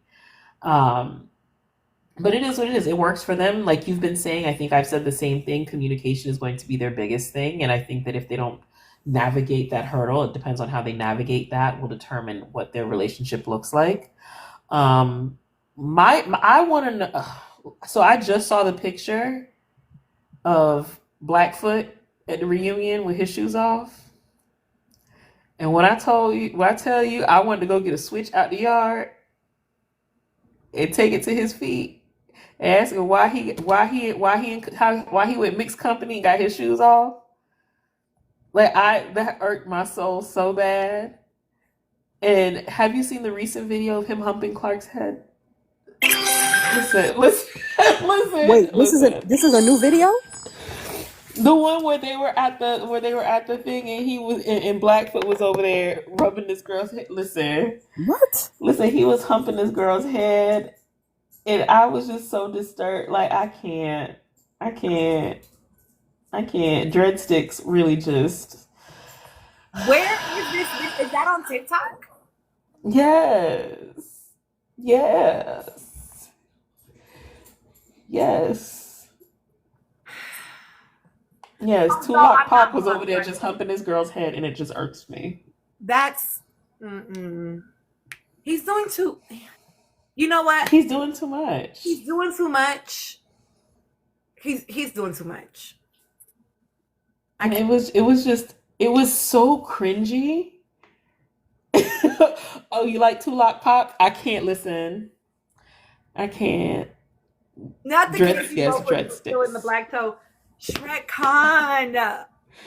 Listen. Because it was crazy. But he When you has see it, it's money. also cringy. It's also freaking cringy. Like when you see him, because he's just a tryhard at this point. And it's like, just stop. Yeah, you know what, Stephanie? I need Clark to be in Love Island games. Like, I need them to just call it quits and for her to go to Love Island games. I feel But you. you know what? If she like it, I love it. Because you know what? He be Clark. Listen, He be Clark. You know, it is what it is. He be Clark. to uh to uh to Nola Girl's point, he seems to be trying to see how much he can humiliate her. That's so ass. I hate that for her. Um, Athena, will you give us your thoughts, my friend? Yes, so a couple of things. It was never going to work with Chris and Shelly because Chris is a low effort individual. I think we were so hyper fixated on Huda's problematic behavior that Chris slipped under the radar. The man is an avoidant. He does not know how to express his feelings. He would say, remember when they had that baby challenge and he was saying that he was annoyed or he was upset at Huda about something. They sat down and talked, and she said for whatever it is, she laid out her grievances, and she said, "Well, is there something you would like to say?" He's like, "No, I just want you to kiss me." But you were just saying 2 seconds before that she did something that upset you. Why wouldn't you say something? And then when we look back to their final date, when he was like, when they broke up, he was like, "Oh, I felt it. I was just waiting for you to say something. So why didn't you say something?" Like, this man has a problem. And everybody, and I'm glad that I never fell for the Chris propaganda, because while everybody was like, Chris is so chill and low key and blah, blah, blah, and this is a perfect guy for Huda, I'm like, this guy does not speak about his feelings at all. He does not, he masks his feelings. He makes no effort in any kind of relationship. This is the kind of man that you would be in a relationship with, and he will do things that piss you off, and he will remain so calm that you appear to be the crazy one, and you're going to be gaslighted. Like, Chris is a problematic individual. I don't like him. I'm glad for what it's worth that Shelly didn't end up with him. I would have hated to see her fumble whatever she had going on with Ace for somebody who is just a lazy. He's a bum. Like, he's a bum in his life, and he's a bum in how he undertakes relationships. Really. I also think that it's, like I said, he's just probably somebody that's not used to having to work for relationships because of how he presents physically. He's probably used to women throwing themselves at him, so he's never had to make much effort. And it seems like, from what it seems like he's the only boy in a family of women, so that tracks clearly. So, so I'm not surprised by anything. And then at the end of the day, like we said, Huda, what do they say? Like, the squeaky wheel, like whatever makes the most noise. So you don't recognize all the other problematic aspects, but because Huda is the squeaky wheel, everything gets focused on her, as it should, because she has problematic behavior. But Chris is not some innocent, like, perfect guy that people are trying to make him out to be. He's a flawed human being, just like everybody else. So that's what I would like people to kind of present, because for them to act like he's some kind of perfect saint that was put upon by big bad evil Huda, which she is, but that is not really the narrative. He has issues of his own, but like I said, at the end of the day, his issues are nothing compared to how bad Huda was. So, like, there's not even an equivalency. So I'm not trying to say that at all. No, yeah. Yeah, so there's not an equivalency, but like I said, he talked a good game.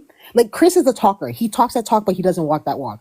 The way he pulled Ace to the side, talking about, like, yeah, I'm still gonna be applying pressure, blah, blah. You gave Shelly two pancakes and a flower. That's it. You did nothing. Talking about you're gonna write Shelly a song.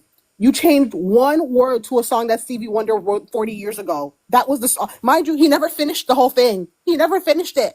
He told her that one line. Like, One line. yes, He like, mentions the Chris. title. Yeah, Chris is a fraud.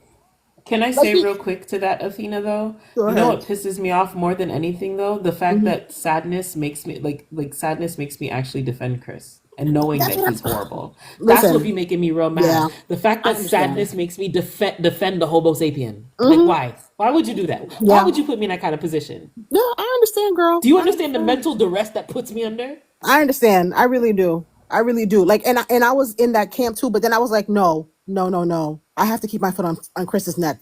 It's for women everywhere. I have to keep it. I have to keep it there. Like he is. Yeah. I just find him to be a big fraud. I just really find him to be a big fraud. He talks the talk, but he doesn't walk the walk. Like he doesn't want to try for anything, which is fine. But just don't drag other people into your mess. Like you know, he's Yeah. just he's just not an honest individual. Yeah, I agree, Athena. I have videos with takes about him that people didn't love, and I was pissed to Gigi that she had me having to defend a man more than once on my platform. Don't do this. Keep it cute. Jules, please give us your thoughts, my friend. I know you have some from earlier too. Can you hear me? Yes. Okay. Um, where to begin? So I guess we'll start off with Shelly. I mean, I'm glad that y'all got y'all good PR. I know a lot of y'all are fans in here of her. I was an original fan, but you grow mature and you realize what's what. But they did their thing this morning with dropping that Vogue article. It was a lot of mess in the media about Shelly, so they had to do that one too. Her telling Ace that she loves him and so in love, but they're not boyfriend and girlfriend. Right, right. Like I said, bird alert, bird alert. Um, who is next? I don't really care about Huda HQ, Chris Sales, whoever he is. I don't really care to talk about that, but I'll go to Nick and Alondria. I don't want them on Love Island Games. I don't want them on any reality TV show. However, I am curious if they will be offered one because that girl that's from America that went to the UK, apparently they're doing her own separate TV show for her. So I wonder if they're going to do the same thing since Nick Alondria is obviously bigger. Um, Was she given like that? I didn't see. She was. I didn't watch She it. was Tina. She really was. She was Okay. funny as hell. She was funny as hell. Yeah, I didn't watch it, so I can't really tell, but I don't really care to watch lip fillers talk all day. But yeah, in terms of the point that I was going to make earlier when we were talking about biracials and stuff, and the comparison that I made to Alondria and Jeremiah's relationship to Janae and Kendall's, I find that a lot of times, especially, I'm not even going to put it on biracial men, but biracials, period, they tend to gravitate towards dark skinned women or black women in general, fully black women, I should say. Um, Fully black women because there's like a comfort, especially when you talk about two groups of people who are like oppressed to such a degree and they're always being, questioned to identify blackness in some regard.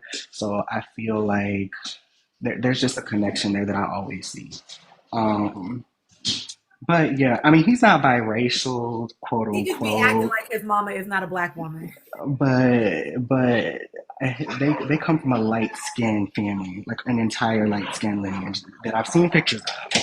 So that's why I still think that they hold a lot of biracial sediments, though. Mm. Like Um, you think they're colorist, basically. I don't think I'm not saying that, but I'm just saying they hold a lot of those probably ideologies, but they're not outright saying that for sure. I don't think so. I'm not gonna put that on them. I would hope not. Who else was on the docket that we talked about? I can't remember right now. We're gonna share more thoughts, so it's fine if you can't. Yeah, yeah, I'll just leave it there. Yeah. Okay, cool. Thank you, Jules. Okay, Muslim, would you give us your thoughts, please? Yep. Okay. So y'all have said a lot, but what was the original question? Like I agree with, I think most of it. Oh, it wasn't a question. I just always, whenever I start my panel, I let y'all come on and talk about, you could yap about, like, maybe you had a thought about something I was already saying. So I want you to, like, Okay. share whatever you have that was bubbling. Got you. Yeah. I mean, the Teen Vogue interview was super interesting. I didn't even think about it until my friend brought up the fact that like they are throwing L bombs, but they're not together, and which is very much for me. I'm like, wait, what? She's like, yeah, we're not boyfriend girlfriend yet, but we're exclusive, and I'm like, all right, but you're like doing everything that a girlfriend does. Like, is that what we're? But I don't know. We don't know what they're actually doing, obviously. So that was interesting. Sierra came up. There were two posters or something, side Barbie situation. I was like, wait, because I want Sierra to go sit down and like get some help. You know what I mean? Because at first I was concerned when she came out, and I was like, I'm concerned. Like, obviously the slur was not okay. Like, I'm concerned that she, a history of suicide on Love Island. I'm concerned she might do that. Now I'm just more like, no, baby, she needs help. Like, she needs a qualified therapist, possibly a black woman, if she can, just somebody to really like. And I say that because I think a lot of stuff that she says is tone deaf. Like, she had said it would be easier if I only liked women, or if I liked women, or if I was gay. And like, when people say that, I'd be like, that is so, you mean with all the rights that they're trying to take away from us right now? Like, what are we talking about? So yeah, it's very interesting, like, to see her kind of unravel in this way. Um, oh, of course she could. Of course she could relate to Huda. They're all in different fonts. Her and Amaya and Huda are all Huda in different fonts. Amaya is just a more likable version, essentially. But anyway, yeah. I think that's it. I want to say. I mean, I've been enjoying the content from Agua de Kafir, or however you say it. That's been on point. Um, yeah, I think that's it. I watched season 6 after the fact. Thought it was fire. Oh, and I know as far as like Kenny and Janae, I think Nick is who everybody thought Kenny was. So I'll end with that. I feel like everybody was like, "Oh my God, Kenny's so great," and like, yeah, I liked him for her, but like, obviously, given what happened, and even just watching the show, I was like, "Nah, whoever y'all thought Kenny was, that's who Nick actually is in real life." So I feel you. Thank you for your thoughts. I will say, I feel like I've always, and y'all know this, I feel like I've never liked Kenny. For Janae, I didn't like dislike him as a person, but to me, it never gave the level of interest in her that he had, or that she had in him. And I just always feel like the man, when you're in like a cishet relationship, the man should like the woman a little bit more. Personally, yeah, Angelia, I agree. And give us your thoughts, my dear. Hello. Hey Tina and everybody on the panel. What's going on, y'all? I was here yesterday morning, Tina, but I dozed off. No, so I couldn't join the panel. Anyway, what happened? I'm gonna go a little bit all over the place. Y'all follow me. Let's start with the reunion trailer. Yes, Chris, you better stand on business. I ain't like that you did that. Period, because that was wrong. Secondly, Shalandria. I love that they are standing up for themselves against Huda. But God forbid a black woman has any feelings. I've heard the Helga stands have been saying that now Ola is weaponizing her tears. Bish, what? You guys don't know what the definition of weaponizing your tears are. It means that's emotional manipulation. For someone who rarely cries, and I could feel it from the pit of her stomach, she felt true pain, hurt, and betrayal when she was crying about Helga not standing up for her and going on Call Her Daddy podcast, speaking with her chest out, and now all of a sudden you at the reunion saying you're sorry?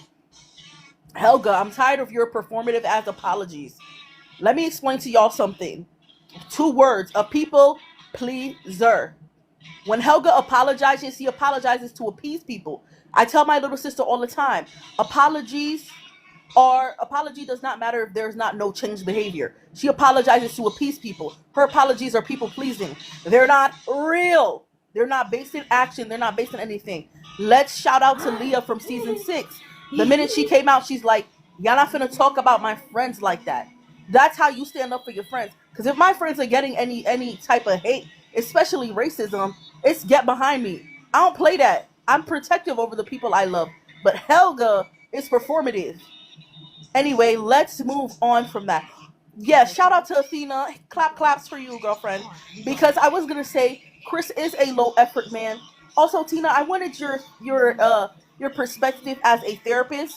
I do also agree that he is an avoidant. However, I feel he's a hit manipulative, and it's just that it's not very much seen because he's quiet. Quiet and someone who's low key can also be manipulated. You know how they say it's not what you say, it's how you say it? Just because you say it in a low voice doesn't mean it's not manipulated. To me, he Jedi mind tricked Helga into breaking up with him. Made it think it was her idea. I said, "Oh, I see you, Chris. You smart. I thought you was gonna have a backbone and be like, girl, it's over." But nah, you made it seem like it was her idea. He goes, "What's your decision?"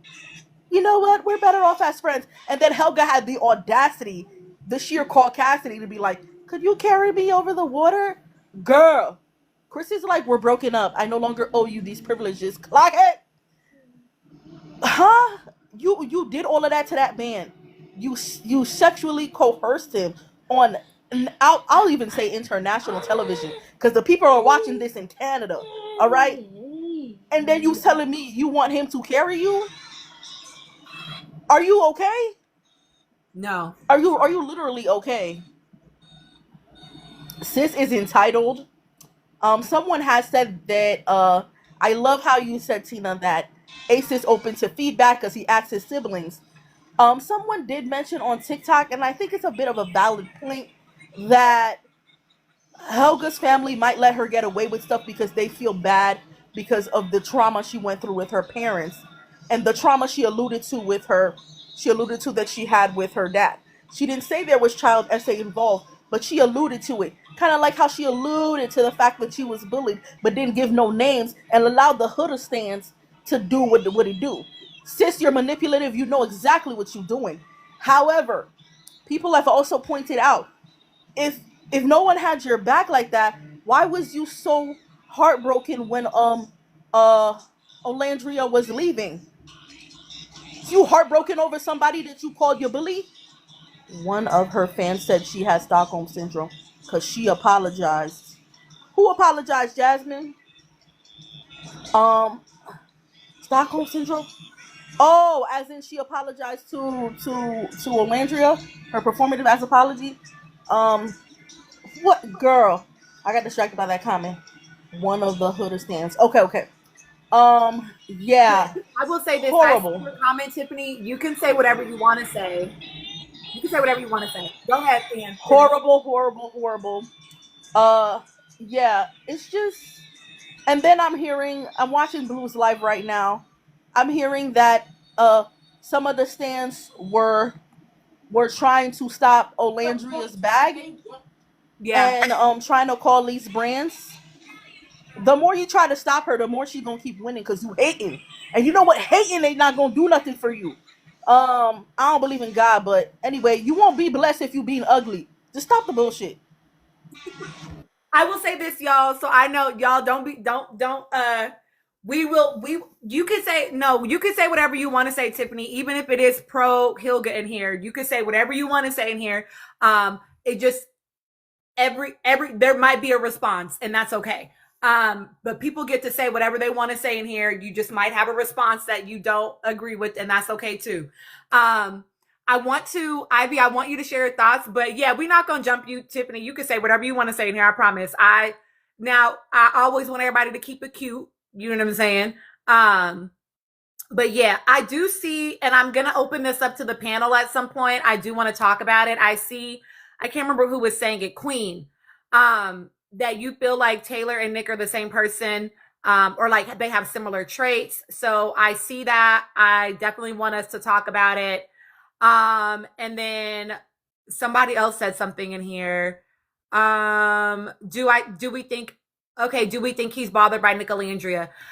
Gigi, will you pin Spleen's comment? Are you talking about Ace, Spleen? And then we can talk about that after Ivy gives her take. And then, so Ivy, I want you to give your take, and then I'm going to respond about Nick and Taylor having similarities. We can talk about that, and I'll open that up to the panel too, and then we'll answer your question to Spleen. So Ivy, will you? I'll write it. Sorry, I'll write it down because it won't let me pin it. Oh, that's so weird. Okay, I mean, I can write it down too. I just thought it would let you pin it. It's totally fine though. Okay, go ahead, Ivy. Give us your thoughts. Okay. Where do I start? Chris is like nonchalant, manipulative final boss but like also like yeah, the nonchalant like really covers everything about his personality. I've met guys like him, or like, you know, have like gone on dates with guys like him, and they're the most annoying because they, you know, like you end up feeling like you're crazy. So yeah, I don't like him. He would never have been good for Shelly. Shelly, I'm not a fan, you know. I like her and Ace together. Do I think they're gonna last? No. The fact that once I learned that they're not even boyfriend girlfriend and they're saying I love yous, or she's saying she is in love with him. Did she say in love? He said in love. She's insane. And also she has him as her screensaver. I was just like, that's a little much, girly. You're 27, about to be 28 in a day. Like, chill. But I'm blaming it on the Villa air. I'm blaming it on the Villa trauma. I'm blaming it on the trauma. I really think that these friendships are going to evaporate once that trauma is, you know, lifted a little bit. Once they get out of that Villa air in like the next 2-3 months. Um, Watching the Teen Vogue segment this morning, I just feel so bad for my girl Olandria. Like, cause I just feel like she feels like she probably is stuck. Maybe, I don't know. It's like, girl, you don't even have to be with Nick. Like, honestly, we'll be okay. You know, like if you really not, you know, feeling the whole thing, like it's okay. I hope she doesn't feel like she would be disappointing her fans, or that she wouldn't have fans if she decides not to. I do think that they have the best chance out of all of the couples. They have the best chance of making it. I do worry if Nick is going to allow the clout to get to his head a little bit. I hope not. I don't think that he's that type of guy, but you never know, right? Like, we've only watched an hour of their 24-hour days for the past 6 weeks. So, you know, you never know.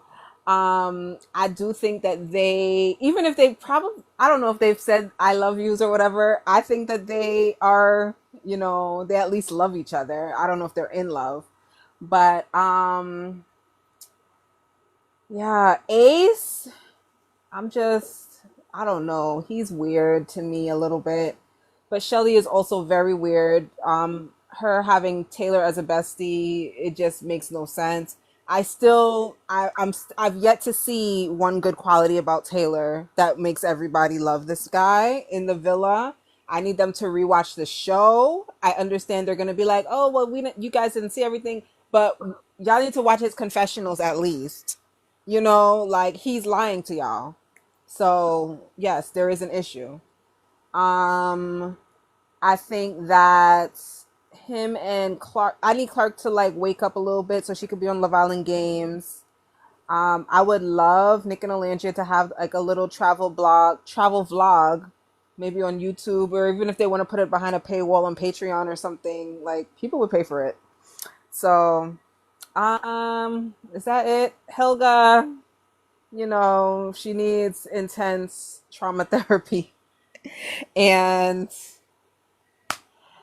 you know we can all see why she doesn't have friends, you know. I'm so happy that Olandria cried during the reunion.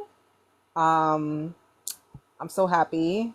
Obviously I'm not happy that she's hurt, but I definitely think it wasn't even just like, you know, some people are like, oh yeah, like, you know, the Honda fans is saying that she's weaponizing her tears or she's being manipulative. And then even some black women are like, oh yes, like use the crocodile tears. But I don't even think they were crocodile tears. I think she's genuinely hurt because she genuinely thought that this girl was her friend. So, and the fact that like literally what, the night before, 2 nights before, she was hugged up under her, calling herself Hilton. Like, girl, she Mm-hmm. lucky that Olympia didn't throw hands. But that's it. That's it for now. Okay, thank you. I want to share my thoughts. I'm looking at y'all's comments. I'm listening to y'all, so I wrote down some notes for myself. So, and you wanted to know, so about Chris being was it manipulation? having Kilga do all like the heavy lifting around ending that relationship. So I think a couple of things are happening, and I've said this before, but one, I think he's highly emotionally avoidant. I think that people are reading him as nonchalant when really it's avoidance and disinterest. And people try to say that people are nonchalant when really it's that they're disinterested in you, right? And I've told y'all before, Chris is a very like nonchalant person. He's very kind of go with the flow, don't really make no big fuss about nothing, don't really talk too much, but that man has never played about me. So really, I think what it was is that Chris was settling, right? Because he came back, the conversation was clear from what they told us, right? They came back. The agreement was, we're coming back. I'm coming back for Shelly, and potentially I will explore you. But the three of them knew that he was coming for her. And when he realized he was going to actually have to put some work in, and he wasn't just going to be able to be tall and play basketball, then he was like, well, I'm going to go with the thing that feels like the easiest option. And that's no shade to Honda Civic. That's about him as a person, right? And so I think that partly he's avoidant. I don't know about his attachment style. I just know that he is avoidant in his communication. That doesn't necessarily mean that that's his attachment style. When it came to him not being willing to have the conversations, not being willing to break up with her, I think back to his conversations with the guys at the basketball court. I felt like I could tell he had gone and talked to the therapist coaches or whatever at that point, because he was like, yeah, I can't just keep avoiding it, right? He's like, but she always has these big reactions. And it really was giving battered spouse syndrome. It really was giving, I fear, and I feel afraid that if I say something, she's going to have a big blow up, and then I'm not going to know what to do in that emotional space. And so because of that, he was avoiding conversations.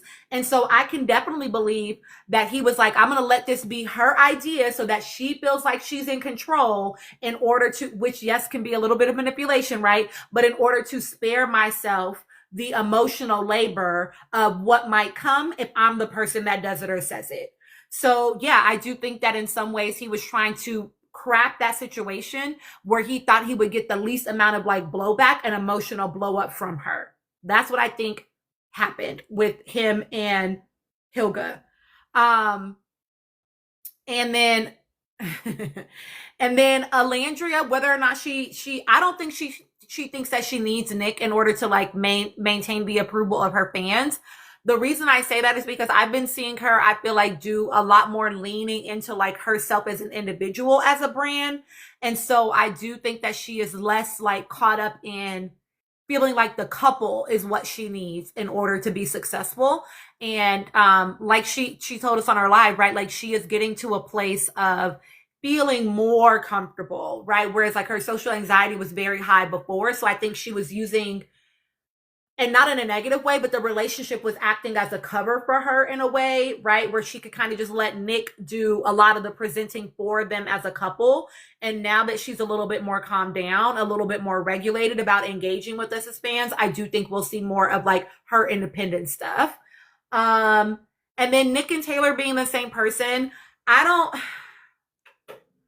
I mean, I've seen her on her live. She's very funny. I think she's really smart. I think she is interesting. I think you'd have to spend, just some time with her as an individual. I think she's interesting enough.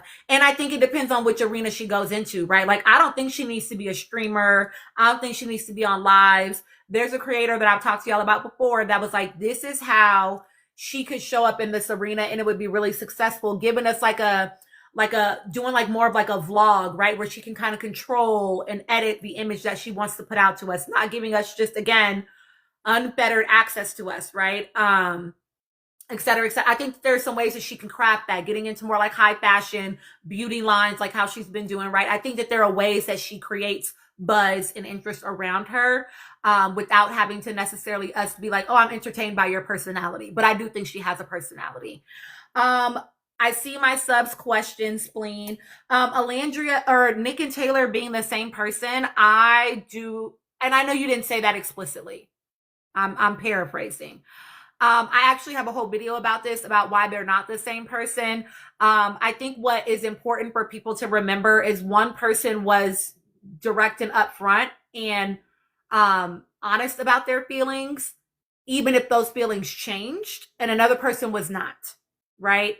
And so locking into a person, putting in more effort in order to keep them from turning their eyes to someone else while also knowing that you're not physically attracted to them is not the same as being like, I like this person and I also like this other person. And I know that feels like some people just like really struggle to wrap their minds around the fact that people can be attracted to and like more than one person at a time.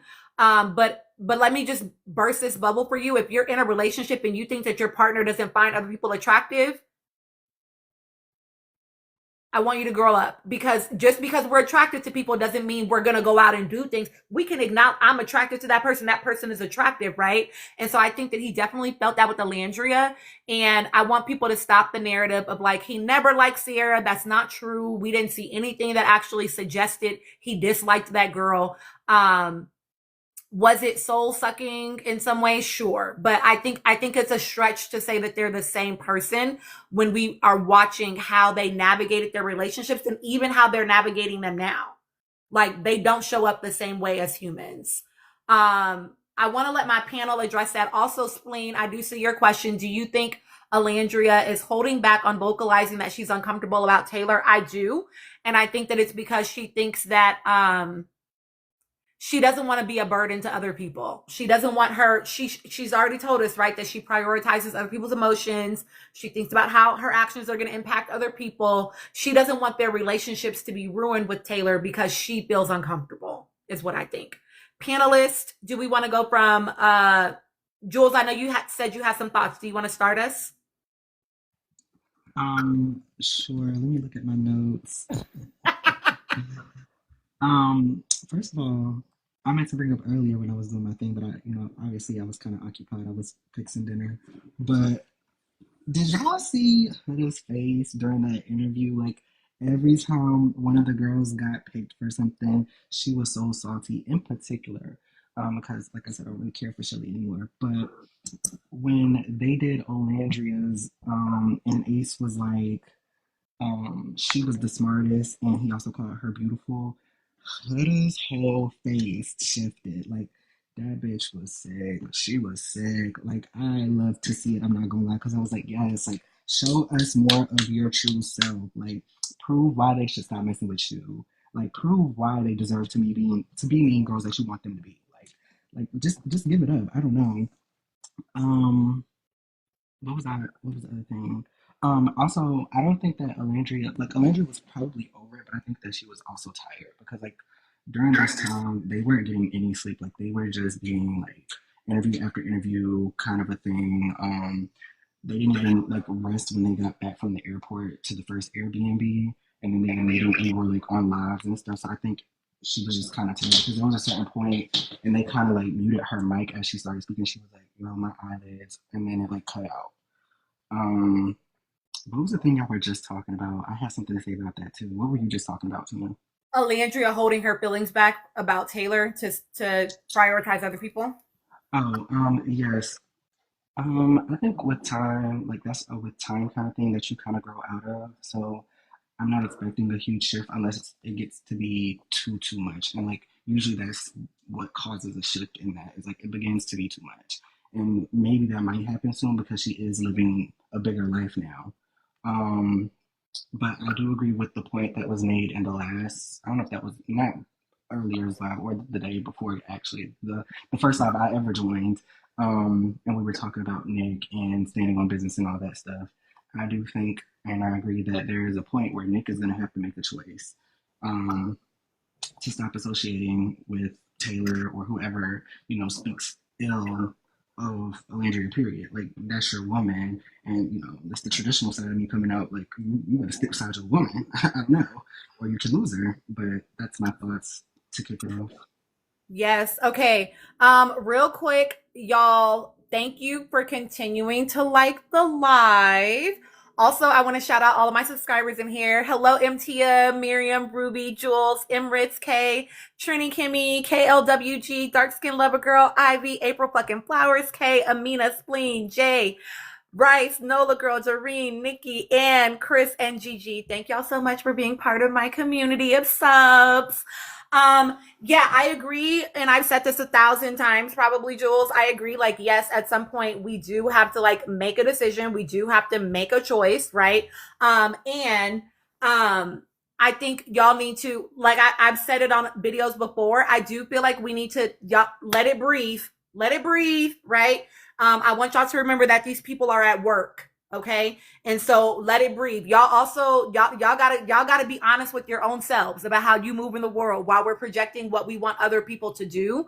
And so I want us to be for real, right? You can know that you want to leave that job and you're not fucking with that person, but you got to keep it cute until you can actually quit. Okay. So I want us to remember that they have been obligated to some things contractually for a period of time. Let's wait until the reunion is over before we start making big proclamations about anything, right? And yeah, she might be okay with it, but I don't think that, I want us to know, right? And that's true, but if they were already doing it before, like these things were happening before they left the villa, to then make statements, the way they run with things as soon as that unfollow happens, right? So I think that we have to just be mindful about maintaining certain images and just letting people be where they are. And then let's make some more assessments after these contractual obligations are over, right? I want us to also remember, I want us to remember that Alandria said that when, what's that girl's name? 404 stood behind Taylor, it felt like a dagger to her heart, and she's not nearly as close to 404 as she is to Shelly and Nick and Ace, right? And I would say, even if not Ace, definitely Shelly and Nick, right? And so if it felt like a dagger to her heart when that girl did it, it's not that far of a run to get to what it might feel like for her around them. I think she is simply holding it. And I've talked about how complicated that is, right? Yes, I do think that she needs to be able to speak up for yourself, of course. Oh, Queen, we're talking about Sierra. We know that it is important for her to speak up for herself. Absolutely. And we also have heard from her that she has always had to be strong. She's the oldest sister. She considers everybody else's feelings above her own. This is a manifestation of the way her womanhood shows up, right? I made a video for my subs about this, but also for larger public about how Black womanhood, there is a component of it that is self-sacrificing in a way, right? This is something she has to unlearn. Hi, Adelaide. And so this is not just a matter of like, well, she needs to just wake the fuck up and decide, y'all. Like, let's give a little bit of grace. Let's give a little bit of compassion. Let's give a little bit around, like, let's be honest about where we are sometimes too, right? And so not just expecting her to change overnight, even if we're saying like, yes, we would like to see this change. Also, just giving it a little bit of room to breathe, right? Like she is, if it was just a choice, y'all, nobody would need therapists. If it was just a choice, right? Everything in life would be easy because you could just decide for it to not be hard, right? That's not real. Okay, there be shit we need to work through. And so her stuff, I think, is much more deep-seated than her just being like, well, I'm not going to talk about it, right? Like there are long written narratives and scripts in her mind and in her heart and in her body and in her life about how she's supposed to show up. That's going to take some time for her to unpack before we start saying, well, she needs to just do this. Like, yeah, but it's not just that simple. Let's give a little bit of grace in that area, right? Okay. And then this was the other thing. Somebody else said that they don't need to watch back the show because they were with that man 24/7, and so they know who he is.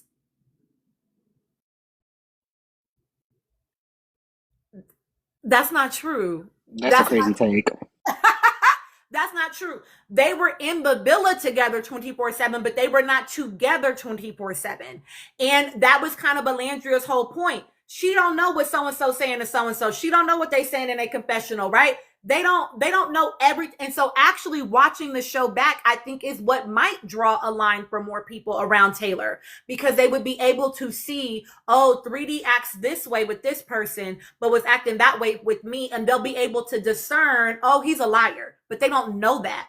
All they know is, well, he remembered our tea orders and brought us breakfast every morning. You know what I mean? So like, they don't know all those other pieces of how his character is not one of integrity. They don't know that. All they know is the nice guy that he showed himself to be to them in those moments. So watching the show back would be useful for them in that way, and really being able to delineate whether or not he's a person they actually want to be in a relationship with. Okay, those are the things that y'all were saying that I needed to address in the comments. Who wants to go next on my panel? can I go just because I have to leave really fast? Yes, Athena, Okay. please go. A couple of things. Like you said about that Vogue thing, I just watched it. Honestly, hearing Shelly call Taylor her bestie was like a dagger to my heart. I was just like, what the fuck, bitch? Like, what the hell? Like, this is, I'm sorry. It was so gross. It was so gross. Like, I love Shelly and I try to ride for her because she's my Haitian sister. But every day, like, girl, we are getting further and further away from God. Like, what is happening? Like, it's crazy. It's crazy. And as much as we say that Alandria needs to stand up for herself, how about the people that Alandria loves and the people who claim to love her stand in the gap for her? Why does she always like she has very clearly verbalized that she feels like she doesn't want to mess up the dynamic, so she's gonna swallow it when it comes to Taylor. She said that. She's flat out said that. And honestly, I don't think you needed her to say that. You as a woman should have common sense to know that the person who played your friend is not someone that you would want to be around. So, granted, I know we're at the job. It is what it is right now. But if come December, motherfuckers are still hanging out with Taylor, no, it's a different story. So right now, everybody gets a pass because we at the job. We down to the job. We down to the people's office. We got to clock in and clock out. We got to get this money. But if come December, y'all still messing around with Taylor, still hanging out, having him in Olandria's face, lashings. Everybody's getting lashings. Even Nick. And I love him.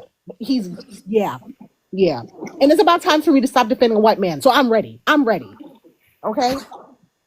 Honestly, and then people were talking about I think Nick and Huda and him still following her. Like people said, you have to realize anytime you unfollow somebody on social media, it becomes the biggest deal. Like the day after the Call Her Daddy interview came out and then Olandria and Shelly unfollowed Huda, it it was a mess. So Nick, first of all, is doing the smart thing. Honestly, I feel like you could just mute people. So I would never unfollow somebody. I would just mute somebody, honestly. That's what I would do. Because then I don't have to deal with them and nobody, the general public wouldn't even know. And also, at the end of the day, people want Nick to interject with something that has to do with Huda. I don't want a man in woman's business. I don't want that. I don't believe in that.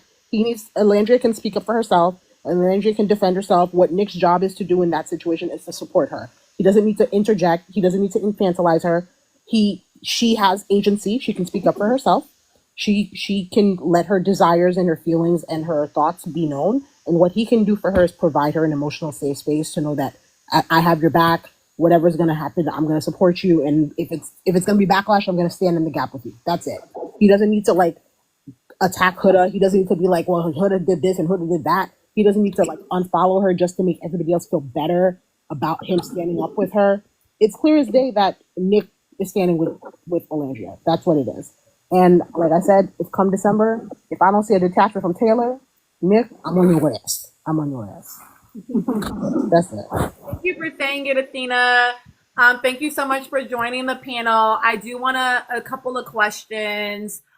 Ginger, we can talk about that. Why is Shelly hanging with Taylor in 404? I think we're kind of addressing it in general. I don't know that anybody like knows why she is, but I do think that people have feelings as to why she is.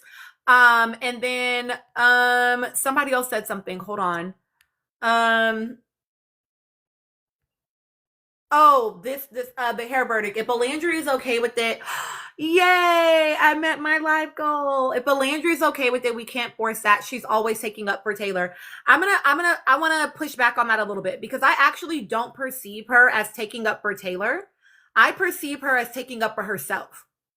I perceive Alandria when she's talking about it and she's like, he was doing this and he was doing that and he was doing this and he was doing that. It's because y'all tried to act like that girl was crazy for thinking and moving how she did.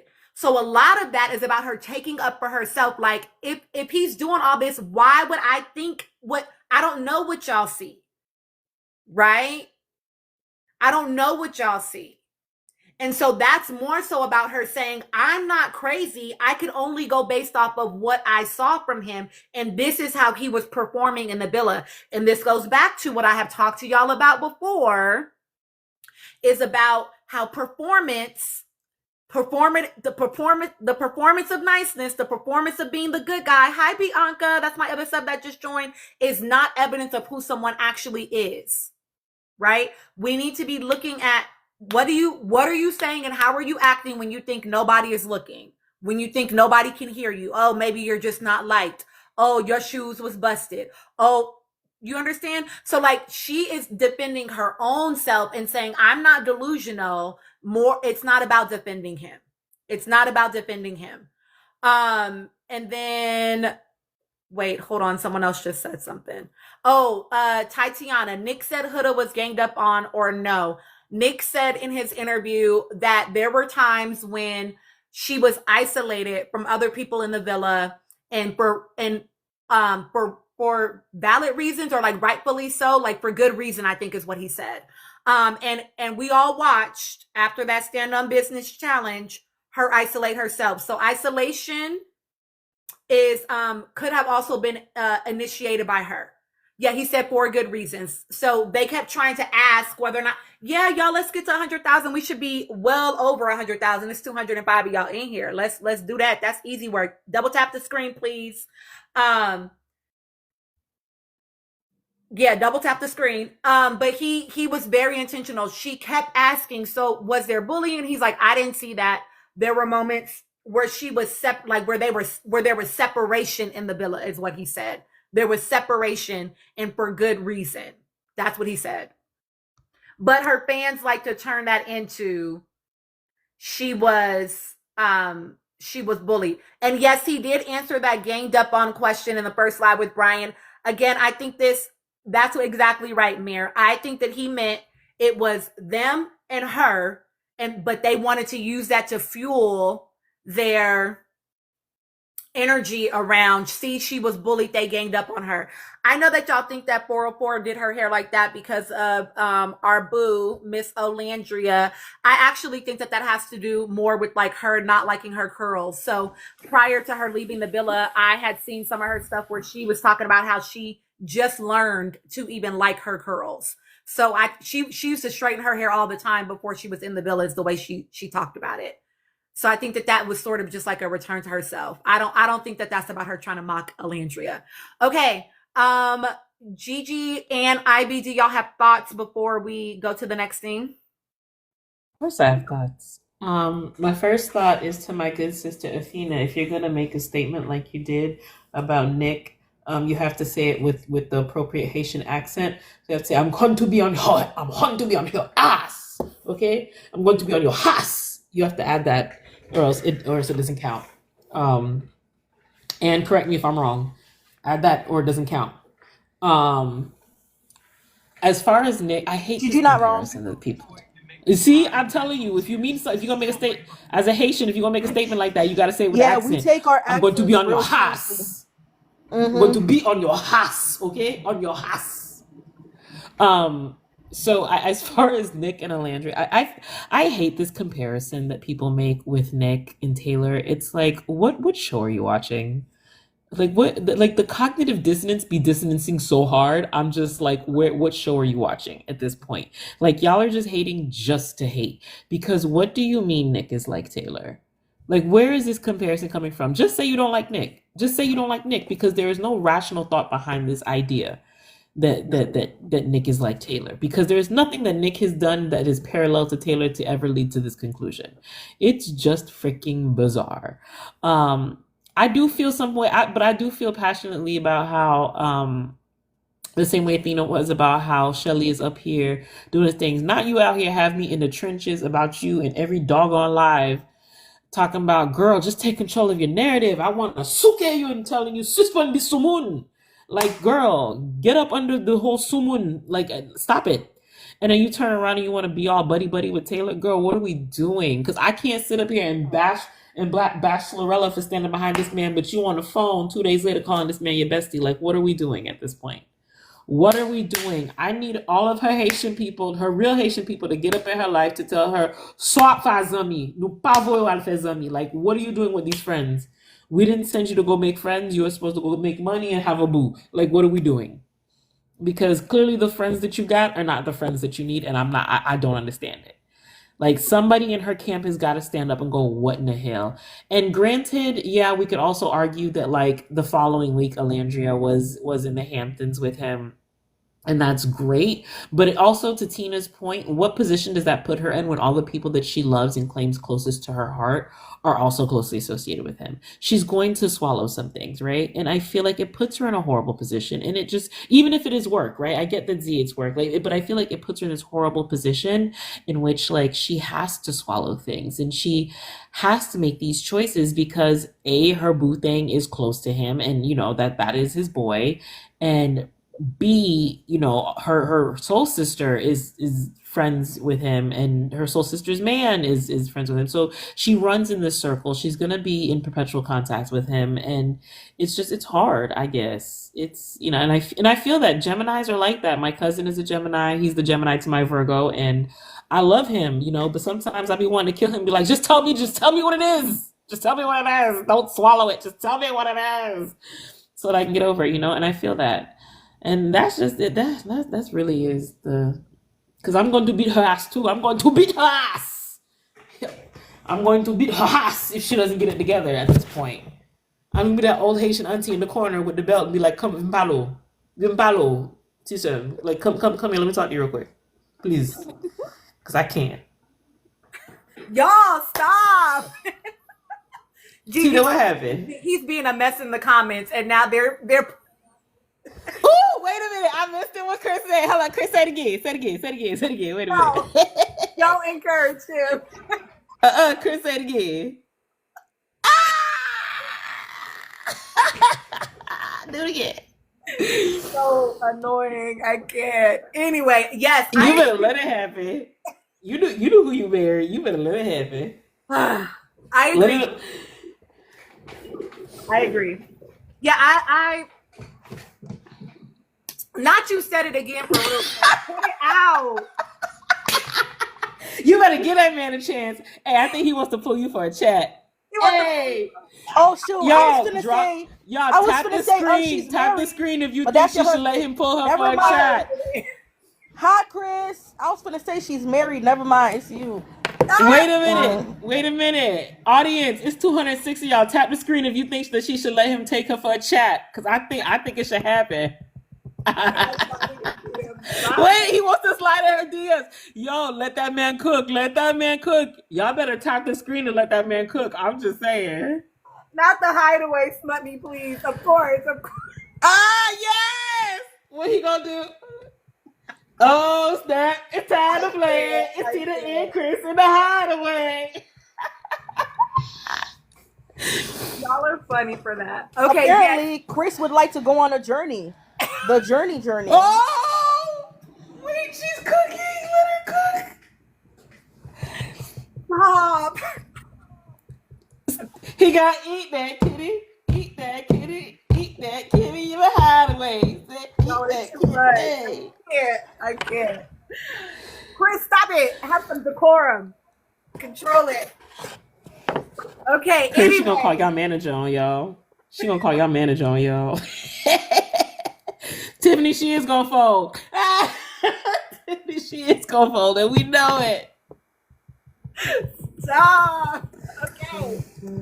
I am together. Okay. I'm a professional. Okay. And or IBT, y'all have thoughts, and then Mosun and Smutmy. Oh wait, Smutmy, please. Did you just came up here? Will you share thoughts? So I was in this morning's live when we was talking about Shelly and everybody side-eyeing her. And I had my thoughts, walk with me, of I feel like there's a similarity with Taylor, Shelly, and Olandria that we kind of saw in season 6 with Serena, Janae, and Kendall. Even though it is completely different, Kendall and Serena didn't have like a love connection or anything like that, but they were very close. And then he did her dirty. He did her dirty in Casa when they came back from Casa. And even when we saw them pretty much have that interaction in the kitchen when Kendall was kind of like pressing Serena. So I feel like I'm my ADHD is all over the place, but I do feel like a lot of the islanders are like very codependent and they're like trauma bonding. And even though Janae saw uh Kendall kind of be weird to Serena, and even when he came out, you know, he had that allegation at that club when he was kicking out the dark skinned black women. Um, uh, like Janae still went up for him, and I feel like the same thing is with Shelly. Like Shelly, you know, they did say that him and her had a really good relationship in the villa. So she has those blinders of like, oh, he was my boy in the villa. He was there for me. He remembers everybody's orders, blah, blah, blah. They did say also that Shelly was one of the girls that cried the most and they never showed it. So I do feel like he was probably there for her emotionally too, right? If she's calling him his bestie. So now they're out of the villa and they're all trauma bonding about this experience that they all had. So it's kind of hard for them to be like, oh, okay, well, fuck you now. You know what I'm saying? And I feel like Olandria also sees that. Like, okay, I understand that he was there for all these girls. I understand that that's Nick's best friend. So she doesn't want to like intervene. Even with Serena was like, when she had the interview with Kiki, she's like, oh no, Kendall is Cordell's friend. That's Cordell's friend. And she kept like, no, that he was there, yeah, for him, not me, for him. And even we're seeing it in Beyond the Villa where she's like, I'm not going to his party. But then for Cordell's party, she invited him because she's like, I know that they're friends. You know, and we can even take it a step further with Nick and Cordell. They both seen how these two men treated their women and they're still friends. And they're still interacting with them, right? And we're even seeing it with, I feel like with Liv and what's her name? Liv and Kayla. It's like they keep fighting, and I'm here screaming like, baby, just stop being friends. Just this, that's it. Like cut it. And but every time they talk about it, they trauma bond of like, oh, but you know, I don't want to stop being friends with her because we went through this experience together. You know, we've been friends for blah blah blah blah blah. And they keep just bringing up the villa situation to like kind of like defend the reason why they're still friends. You know, and we're even seeing it to take it a step further. Now everybody trying to like be cool with Aaron now and bring him into like the circle. And it's like, oh, you know, we all been through it. Yeah, I get it, man. You know, blah, blah, blah. We're all going through depression and anxiety and all these crazy things. We even saw Serena talk about like she has panic attacks every morning. And it's like, till this day, she's still getting like death threats and people like calling her out of her name. So I do feel like a lot of them bonding season 6 and 7, it has to do with like they're all trauma bonded. Leah went to watch What Happens Live and she's like, oh, I haven't watched season 7. My only thing is I want to say is like the only people that understand it is the people that lived it. Like nobody's gonna understand what you went through. And I feel like a lot of them hold that on to like, oh, I'm still gonna be friends with this person. Like we went through this experience together. Nobody's gonna understand what I went through in the villa and then outside the villa. Because yes, Shelly and Alandria got bullied the most. We know that. But everybody, baby, because I still haven't taken my foot off 3 dreads. So like we're all dragging him still. So like everybody to certain extent got bullied online and they saw that coming out. Everybody has seen like where they were tagged. So I feel like they understand and they're very codependent with each other because it's like this is an experience that we went through that only we understand. And that's why I feel like Alandria is giving grace to Nick, giving grace to Shelly. Because even Shelly, when she went to Kiki's karma thing, when she's like giving grace to 404, like, oh, you know, let's give her grace. Like she's going through a lot. And it's because they know what it is to be inside the villa and they know what it is to live now outside of the villa with people dragging you and coming at you and all that stuff. Yeah, I think that is an excellent point. I will say this, and I think that this is like the biggest piece for me of like, okay, what because so, and I want to also make clear, y'all, that Smut Me Please was not saying that and correct me if I'm wrong, that Nick is best friends with Taylor. When Shelly called Taylor, she called him bestie. That's who you were talking about, right? Yeah, no, and I said that we can even take a step further of like why, because people are saying like why is Nick still friends with Taylor, but it's Yeah. like Cordell is still also friends with Right. Kendall, even though Kendall was talking crazy to Serena in confessionals to him directly to the other guys, and even in the Kiki Palmer thing, he's like, oh yeah, well he's cool, he's still my friend, even though he knows that like he hurt his woman. And Yeah. you know what I'm saying? So I they will say like this people are too. still saying like why is Taylor still oh well, why is Nick still friends with Taylor? But even though the situation is clearly not the same, these are still two girls that got hurt by two different guys, and their partner is still friend with the guy that hurt them, you know? Yeah, I will say this too. I know that like Cordell and what's that boy's name? Kendall have sort of like they're cool, but they're maybe not as close as I think people perceive Taylor and Nick to be. And so, and I will say that like the other layer of the dynamic is that Taylor and Alandria were romantic at some point, you know what I mean? So I think again, and this goes back to y'all, like, I think it's fine to like have the discussion, and I do want to just give it some time because we know that things change with time.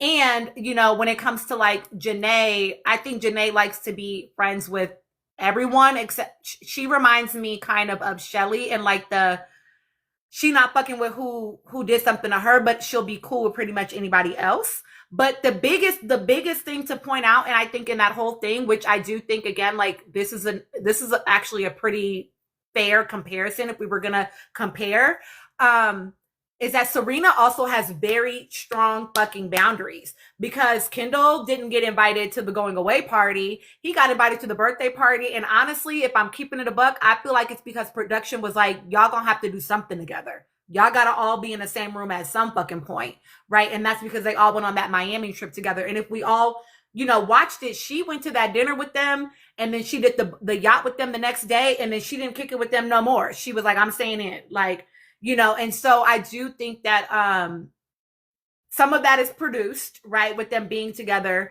Like I think that that's probably not happening in their regular life, like without cameras there. But that goes back to Serena has really good boundaries. So it will be about how Alandria chooses to navigate that as well. Okay, Ivy and Ivy, there you go. Share your Okay. thoughts. Yeah. What was I gonna say? Oh my goodness. I need to start writing notes. But yeah, I don't really know. I've heard that comparison with the Cordell and Kendall thing with Serena. I'm hoping that Olandria can get to the point where she has clear boundaries in regards to Taylor, because I don't think that she's comfortable with him at all. I feel like even in the Hamptons, I feel like, like she had to kind of like, put on like a front, and I think she actually could not be friends, but she's cool being like cool with girls, so she would be fine like hanging out with Clark if they're at the same place. But I feel like from what I saw of like with the lives and everything when they were in the Hamptons, like she was trying to avoid Taylor, and Taylor was kind of like following her around with the camera, which seemed to annoy her, but she didn't want to say it. Um, in terms of the friendship, I don't know. Like Nick, I still don't get why he went to Oklahoma, like to take a whole flight to Oklahoma of all places.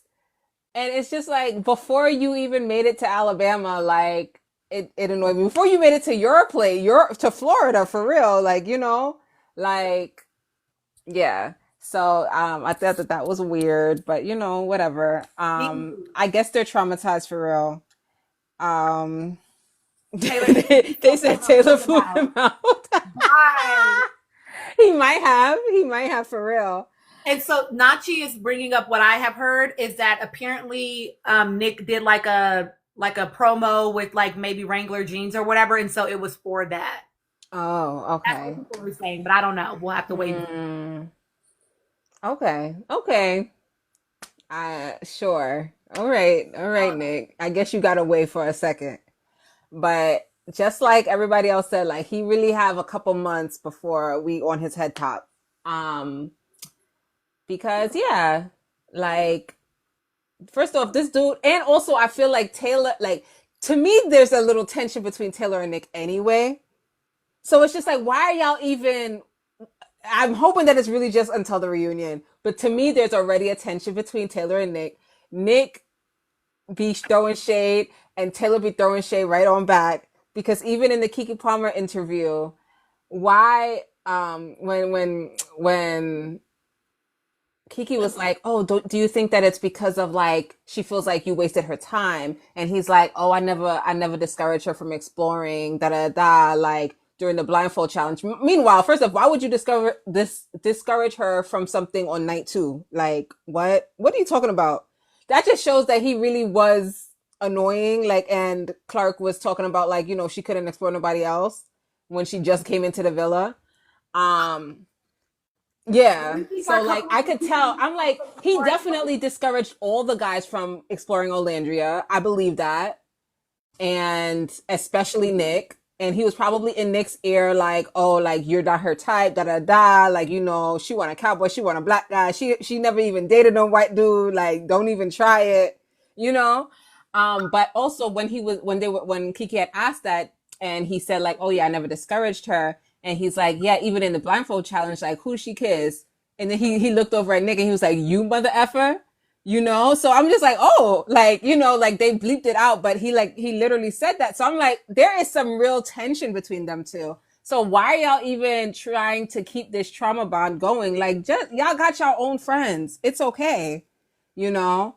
But yeah, like, it's a social experiment, and I feel like the production really messed with their heads. Like, I really wonder, to put it in perspective for like Olandria, right? Like, what if she after the reunion, she decides, you know what? Let me make up and revive my friendship with Huda. And let's see how Shelly feels about that. No. Walk with me, y'all. Walk with me. Let's see how Shelly feels about that. This is just, me being delusional.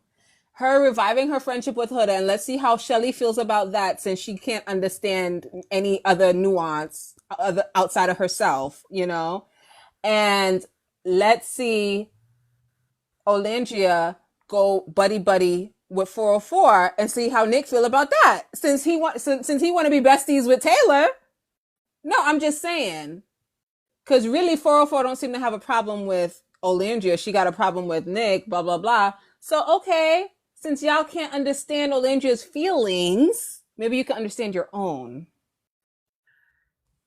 Let me, yes, Ivy, I hear you. Y'all are funny. I want to address a couple of comments. Clock it. I see the comments. Yes. So, number one, I see y'all using the word trauma bonding, and I was going to let it ride, but because so many people are using it, I do want to just clarify, because you are in a live with the therapist, that none of these people are trauma bonded because of their experience in the villa. Trauma bonds happen between an abuser and the person that they abuse. Okay. So these people are not the only people that you could have say are trauma bonded are Taylor and Clark. And maybe Hilda with her partners, but none of them, they're not bonded. Nobody in this villa is trauma bonded because they were in the villa together. They had a bonding experience, but they are not trauma bonded. Okay. Because none of these people are paired up with their abuser except for the two I named already. Okay. And then, so they are bonded, but not trauma bonded. And then, Ivy, are you Jamaican? I am. Well, my mom is. Okay. There you go. So that answers that question. Who asked?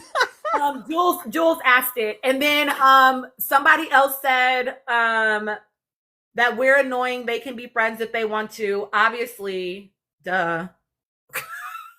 But like Ivy said, reality TV, I say this all the time, is a social experiment. And I will say that in this live, we do the critical thinking around it. Okay.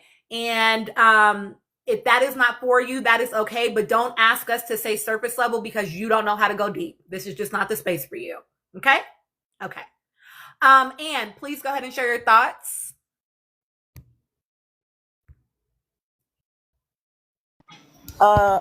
Okay. Can you remind me what we're talking about again? Lots of things, Anne. I'm gonna stop your timer so I can tell you real quick. Hold on. But we were talking about. Hey, what is that? Oh, my son's playing a video game. My fault. We were talking about Nick Lyon, about Nick and Taylor Swift, whether or not they're friends. Yeah, just Nick and Taylor being friends. Okay. any thoughts that you have around that? Not a whole circus, y'all. Multitasking queen, period. And then Mosun, and then I'm gonna I know she muted herself, hair verdict. What if I go to Mosun first and then come back to you, Anne? Is that cool? I made him go to his room. We can talk. Okay, go ahead, friend. I believe that Nick is wise enough. You're right, Tina. His body language seems to have no, not you. I'm actually watching Blue right now. She's saying that his body language seems to have changed already, Yeah. and that maybe they're not friends. So clock that. And you know what? I'd like to talk about 404 real quick because Blue was just like describing, her. She's basically obsessed with Ola, with Nicolandria. She's following Ola wherever she go. Ola said she wear the blueberry, Burberry her. She's talking about wearing Burberry her. She's going to New York Fashion Week. Now 404 is going to New York Fashion Week. And now she's promoting going to Houston as Side Barbie. Tell me you want to be Olandria without telling me you want to be Olandria. At this point, you're stalking them. Somebody call 911. We need a restraining order. 404, get off the internet. Go take the break that you said you was going to take. Now, guys, this is where we use the word parasocial correctly. Because what the fuck? Stop. Blue is like, yo, Olandria needs to stop posting where she going because every 5 seconds, 404, oh, that hoe is doing the same thing. 404, why are you doing your first meet and greet in Houston? Don't nobody know you in Houston. You not from Texas. Olandria is. The fuck is wrong with you? Girl. I think so too, Lana. That she's purposely. And then you promote as yourself as Size Barbie wearing the same bathing suit that Meg the Stallion gave you. I clocked that. I'm watching you, 404. Get some help. Somebody said that Blue said that she's another iteration of season 6 of Andrea. She's obviously going through Love Island psychosis. It's not funny. Get some help for real. I am so sorry for you. Also, let's do some clap emojis for Tina for correctly pronouncing Andreina. I got it right at least the second time, okay? I have Dominicans and Cubans in my family, so we're not gonna get my cousin's name wrong. It's Andreina. Clock it. Not Andrina. Audrina. I can't believe. All right. Here's why I'm saying this. Last thing I'll say. My mom always taught me names are very important. Now, I got an uncle named Amos. Amos was not a good name in the Bible. That man suffered a lot, and my uncle goes through a lot in terms of his mental health, and his wife left him. It's just a lot. Just be careful how you name your children. My father had named me after a friend of his. Well, at least my middle name. Y'all don't know me like that. I'm not going to tell you. But the lady was smart, and I'm a genius too. Anyway, just watch how you name your children. That's all I'm going to say. Anyway, claps for Tina for being a genius. And no, she's not an elitist, and neither am I. Mind your business. Tiffany, I saw that you asked the question and then we're kind of going back and forth with someone. I didn't know if you had asked the question that you wanted us to respond to. I didn't want to skip over your question, but the comments move a little fast sometimes. I do see that I have a queue, y'all. So hi, Dahlia. I will be bringing people up and rotating people out. Mosun, will you give us your thoughts, my friend? Yes, I can give thoughts and then I can rotate out. I'm going to go read a book. But I was going to say, let me know if we've talked about this yet, but I'm a little concerned that I think I don't know if Shelly's throwing a birthday party or something to that effect, but if she is, it'll be the first time everybody's in the same room, or at least the same time that Nick and Olandria and and Sierra would be in the same room, assuming that Sierra is invited the way that Shelly has been moving. And so I'm a little concerned about what that like. I don't think we're gonna get any of it, obviously, because I'm assuming it'd be a private party. Oh wait, somebody said in the comments, Sierra's not going to Shelly's birthday. It's been confirmed. Okay, well, just in case it's not been, I was a little concerned about how that might feel or look or what might happen given how Sierra has shown up online. So I know that's a new topic for us to talk about, but I just thought, I don't know, from a therapist perspective, what your thoughts may be on that, and then I'll drop and you can rotate. About them being in the same space together, is that what Yeah, for the first time. Nick, Alandria, and 404, or just Yeah. like okay, so all three of them. If Yeah. I think that would be actually. So I have a couple of thoughts. I think if they were going to be in the room together for the first time together, and I know that people are saying that they're not, but we're just in a hypothetical here. Right. If they were to be in a room together for the first time, I actually think that would almost be the perfect venue because it's like a club atmosphere. So you really can be in the same space without being in each other's space and kind of like avoid in some ways, because I don't think that like a conversation needs to happen. I don't think that they owe her that. I don't think that Alandria owes her anything. And I know, I don't remember who it was like, she doesn't really have beef with Alandria so much as Nick. My thing is, once you chose to put Alandria in that post about your Mykonos trip, you made beef with Alandria. Correct. You know? And so for me, it's like, I don't think that they owe 404 anything. I don't know if Alandria is definitely going, but she definitely did ask Shelly, what are we doing for your birthday? So I would say, like, if they were ever gonna, like, I wouldn't want it to be like a brand event, right? So I actually wouldn't be mad that it was like at a club that they were together for the first time. I do think it would be highly uncomfortable, but I do think it would be very easy to avoid each other if they were. Valid. Okay, wonderful. Yeah. Okay, P, you just joined our panel. Will you give us your thoughts? I don't know if I really have much to say. Just that, like, I honestly believe that, like, 404's behavior, I do think it's worrisome, but I don't think she's, like, going crazy like people are. I just think that she's trying to rage bait to garner, some interaction on her page and stuff. And, rebrand herself as a scorned, side piece who Nick threw away for the evil Alandria. So, yeah, I feel like that. So, yeah. Okay. I don't know what else. Didn't something else come out today? Oh! Was it the interview that came out today? The Teen Vogue. The Teen Vogue? Uh-huh. Yeah. That was hard to watch. I felt so bad for Alandria. Like, it was really painful and low-key hurt me because I'm like, damn. People don't seem to consider her at all. Right? Not just Hilda, but like, Shelly calling Taylor, which I understand that, like, he is the only guy who's not there that she would call. But then saying I love you, it's crazy when your homegirl is right there who he just did dirt to. Yeah. You know what I mean? Yeah. She could have just said, okay, see you later, bro. Yeah. You know what I mean? But again, I'm not going to push it too much because I still really like Shelly. But the list is just getting longer and longer and longer. I'm just keeping it on the side, you know what I mean? Hilda's face pissed me right the fuck off. Because she's looking so sad as if they all said something bad to her. When it's completely her fault. How are you there pouting, rolling your eyes when Alandria is speaking, coherent sentences, knowing how to use phrases properly, as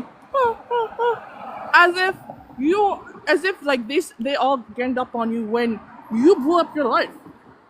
She fell for the dumbass propaganda that her fans were peddling. She drank the Kool-Aid willingly. She got so hopped up on those children's, antisocial hype train that she couldn't think for 1 second and at least try to, lock in with the people she actually fucking knows personally, her family and the people she was in the villa, collect some data, compare that with how she was feeling internally, and then come to an agreement, right? You know what I mean? And or make a statement about bullying. She could even just said if she wanted to be petty. Even though I do feel like I was bullied in the villa, I don't condone bullying from my fans towards anyone on the island. Bullying is bad. She could have been an anti-bullying advocate if she wanted to, but no. She was just happy that when she came out to the real world, shit wasn't weird and flipped. That black women are actually getting treatment that they deserve.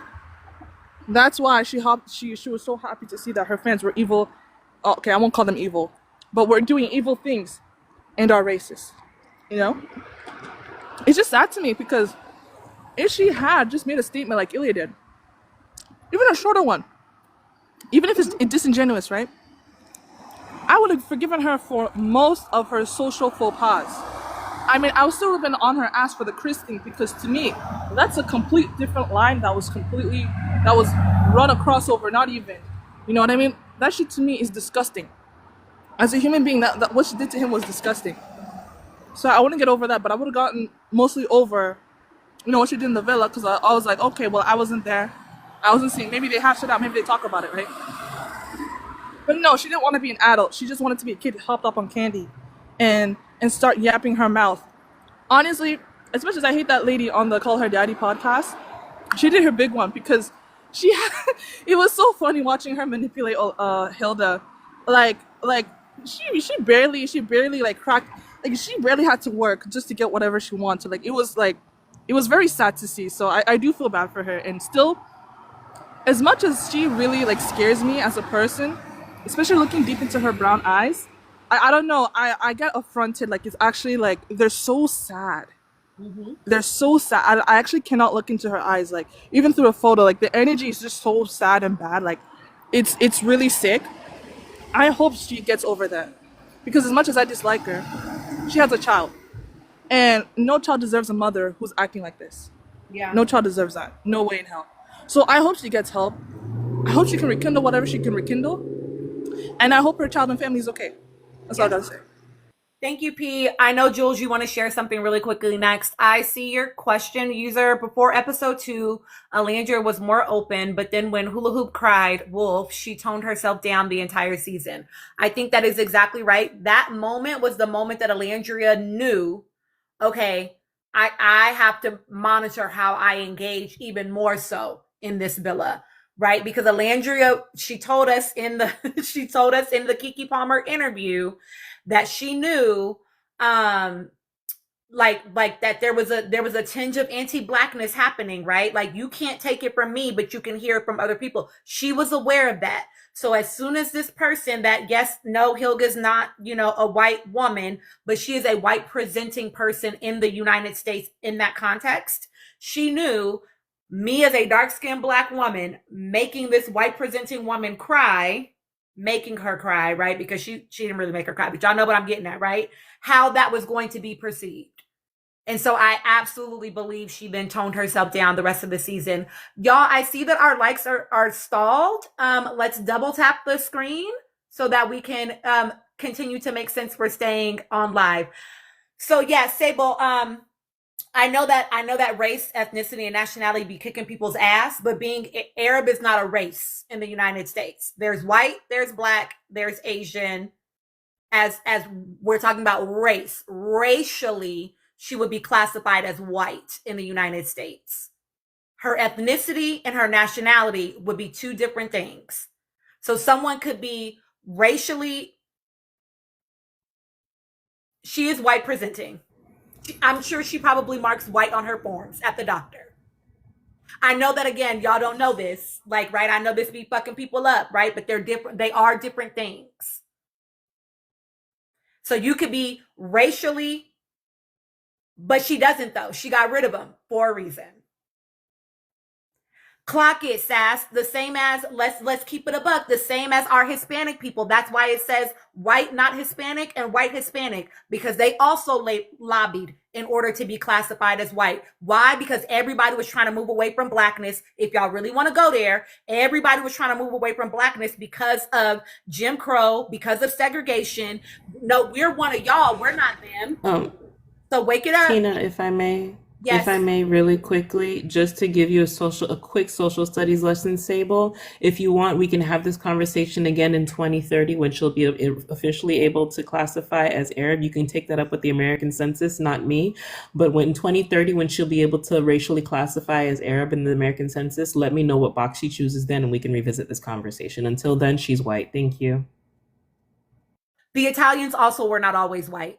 The Irish also were not always white. Whiteness is a social construct, and white people will put people in and out as they see fit in order to maintain power. So today, right now, that's what you'd be classified as.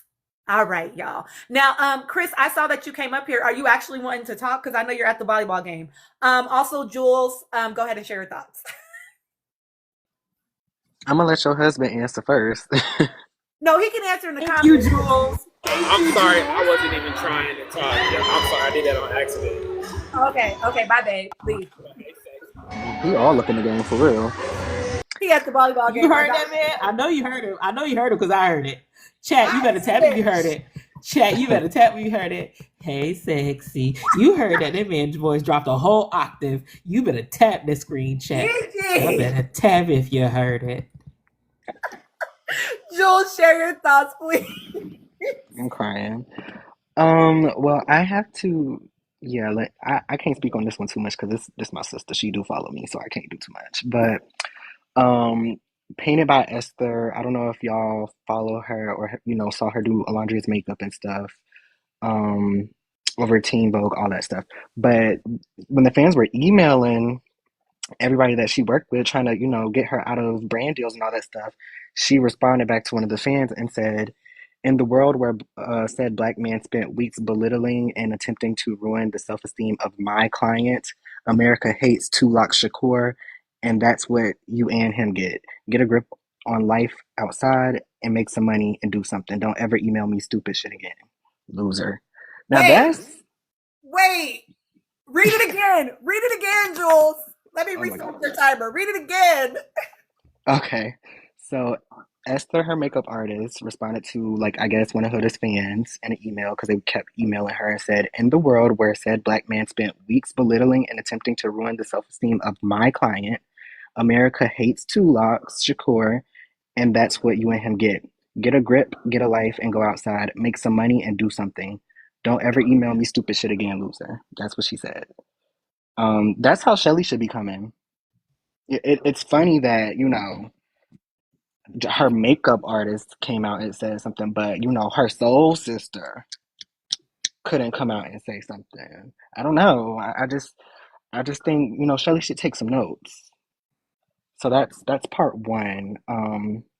Part two, I don't know who brought it up earlier when they were like doing the whole Nick and Taylor comparison, and then like they don't understand why Nick went to Oklahoma.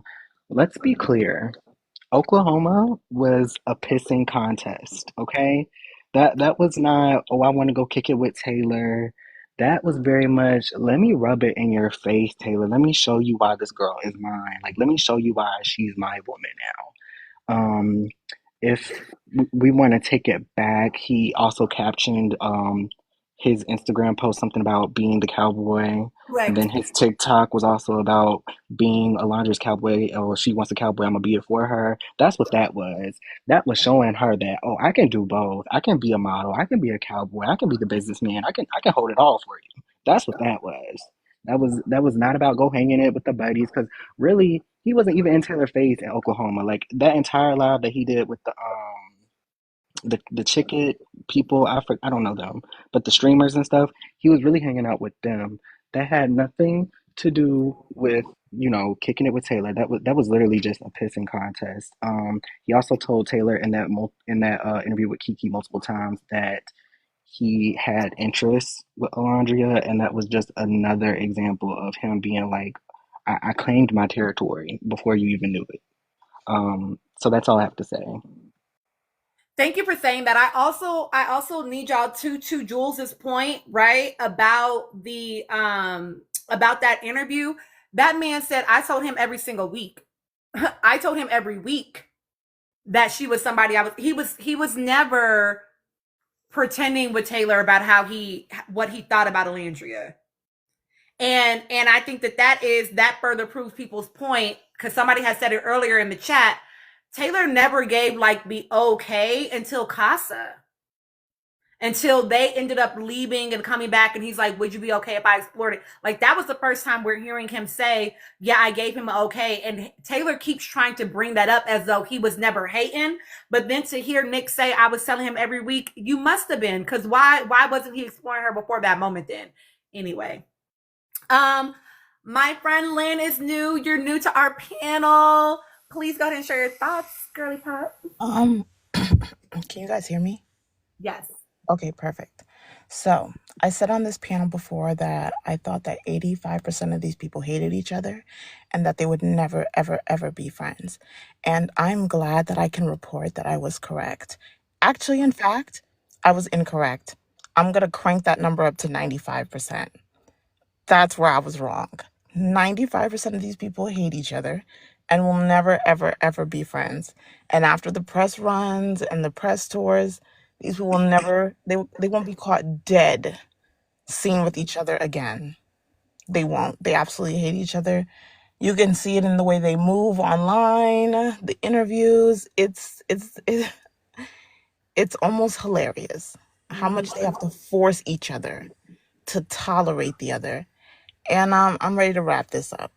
This is it's actually getting pitiful. I know we all wanted it to kind of be like last season where some people were so cool, and it's not giving any of that. It's not giving any of that. It's giving I can't wait to never have to speak to you again. And I can't wait for them to never have to speak to each other again too. Because the online interaction, and I'm talking about between each other, the fans, all of it, it's, let's wrap this up. This is getting gross. As for Sierra, stop talking. That's my stop talking. Like, I get that you're trying to make us forget that you're a racist. I'm not gonna forget. I don't care how much you want to push this narrative that Nick never liked you, Alandria was your soul sister and she shattered your heart. I'm tired. Be quiet. In fact, it's making me remember that you're a racist even more, huh? Isn't that crazy? You attacking this black girl is making me remember that you're a racist even more than if you would have just be quiet. That's so crazy. Sierra, let's wrap it up too. Please. Yeah. Those are my thoughts. Thank you so much, Lynn. Yes, I agree. I need her, like Shrek Khan, just turn the girl's internet off at this point, okay? Anika, my friend, welcome to the panel. Please share your thoughts. Thank you for having me. I just want to say that Keke Palmer interview confirmed a lot of things that I felt about Taylor, especially in terms of him playing the game and playing Olandria in order to stay in the game. Because if you have this man telling you every single week that he finds Olandria attractive, then you know that he is likely a threat to you. So you are going to do what's possible to ensure that she stay, because she was his ticket to staying in the villa. And what I find reprehensible about that is because he said in the interview, and when he was responding to her, when he said, I picked Clark, he said he was moving for himself in the villa when he expected Olandria. He thought, or Olandria expected him to move for her, right? And he said it in the interview with regard to when he said this part where he stood behind Sierra. And then also when I heard that coupled with what I remembered from when he chose that speech he gave when he chose Clark, he was moving selfishly all along. So there is no justification in my mind. He needs no grace from anybody. And I am hoping against all hope that Nick drops his ass after Monday. Honestly, that's the first thing. As for 404, I said on a previous panel here that she is tethering, or she is heading straight for a cliff. She's now at the edge of it and she's going to fall completely off. And when she falls off that cliff, I hope she is able to have a soft landing at the bottom because it's going to be hard. She is moving very, very almost single white female. So that, I mean, I don't know for those who have seen or haven't seen that movie. That was a movie in the 90s starring I think it was Bridget Fonda and somebody else, Jennifer Jason Leigh. That movie is very scary to look at somebody actually mimicking your every move, and that's what I'm seeing she's doing. And I can't diagnose anybody, but I am seeing somebody who is very close to a psychotic break. That's what I'm seeing. What else? What else? Oh, I don't know if you all discussed the triangle of tension. That's what I'm dubbing it, the interview that came out today with Teen Vogue. That, when you look at the positioning of Olandria, Shelley, and Huda, that was a whole triangle, and I just called it the triangle of tension because it was really high strung among the three of them. Somebody in an earlier live, Tina, said that Shelley and Olandria did not interact. That's not true. I looked at the video like 3 times, and I actually clipped the parts where they interacted with each other.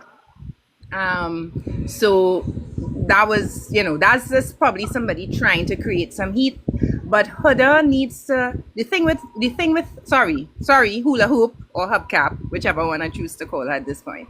The thing I've recognized with her is that she looks for a lot of validation, and she looks for it extrinsically because she can't find it inside of her. She really can't find it inside of her. So she always looks to be validated. Her world revolves around her, and the world must revolve around her too. So whatever she feels is valid, and whatever anybody else feels about what she does isn't as valid as how I feel about what has happened to me. It's all about me, me, me, me, me. And I think for a mother, that's a very dangerous kind of personality to have, because in my estimation, I'm not a parent, but in my estimation, and even looking at my relationship with my mother and seeing other mothers, a mother is supposed to be a selfless person. And you can't be that selfish in your interaction with other people and not have that same behavior trained onto your own child. But she has a lot of insecurities, and I mean, I'm looking forward to the reunion on Monday, but I don't think she's going to learn anything from it, because she could have made a statement post even the filming of it to say, listen, people, you all back off. This, I'm not for the anti-blackness, but yeah. And that's what I have for thoughts right now. Okay. Thank you, Anika. Somebody asked if I am Caribbean. I am not. I just happen to bring the whole diaspora together in here, and I love it. I am not, though. And then somebody else asked, no, nobody was interested. And that's the thing that I feel like people don't talk about enough, is nobody was interested in Taylor at all outside of Alandria until Coco and Clark got there, and Coco like barely, you know what I mean? So like, we need to remember that when he said talking to Coco was like talking to Alandria all over again, and then he chose Clark, right? So this was just further confirmation that that man did not like her the way he was pretending to in order to remain in that villa. It was all up. It was a scheme that Todd set up, y'all. It was a scheme that it was all about trying to stay in that damn villa. He was going to do whatever he could do to stay in that damn villa. And like Shrek Khan said, did all that just to still come out unliked. So you should have just kept it a buck. Yes, it's always Todd's fault, y'all. It was a scheme that Todd set up. I think we could talk more about that triangle of tension. Because we did talk a little bit about that on the earlier live as far as like the awkwardness, but you're right, Anika. Somebody did say that in my earlier live. I went back and watched it, and like they interacted quite a bit actually on the episode. So I don't know where that person was getting that from. They was just trying to stir shit up probably. But yeah. Okay. I really I want us to like,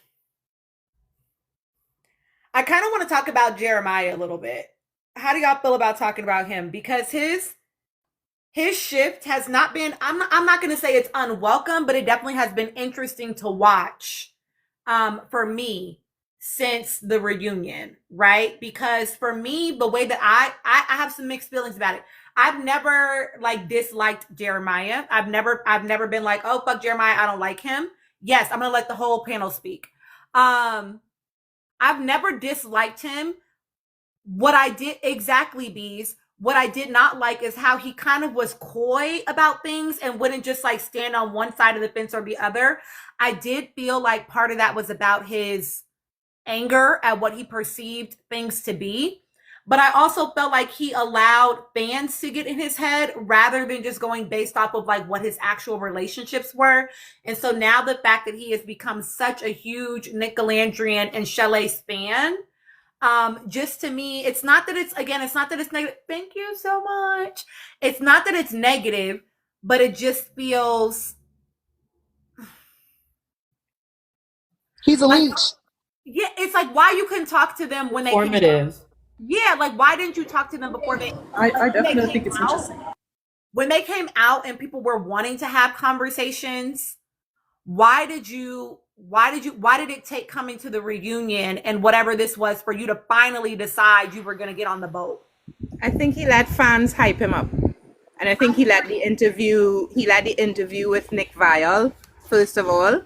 And then the fans, with all those constant lives he was doing and streaming, he let that get to his head. To Ivy's point, Nick had hit him up like he expected to reach out to like have this conversation.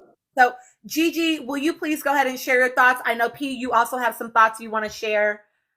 Please go ahead. No, it's very brief thoughts. I don't think about Jeremiah too much, only because regardless of what happened, I think that he has his part in his toxic relationship with Hopcap, and it's just, it is what it is. As far as his backtracking into now trying to gain his baddie chain in the Nicolandria verse, I feel like it's very performative. If we want to look at it, like, do I feel like there are parts of him that were misunderstood? Yeah, okay, fine. I'll grant him that, right? Do I think that, friendships change, misunderstandings get cleared up and things shift? Yeah, true, fine. I'll give him that too. However, I just feel like the timing of it all feels very, very hubcapish to me. I feel like, just like, I think it was Anika who was saying that he came out of the villa from when he went out, when he went in, he had 44 likes. Listen, if you want Chris to take her to the hideaway, I need y'all to tap this screen.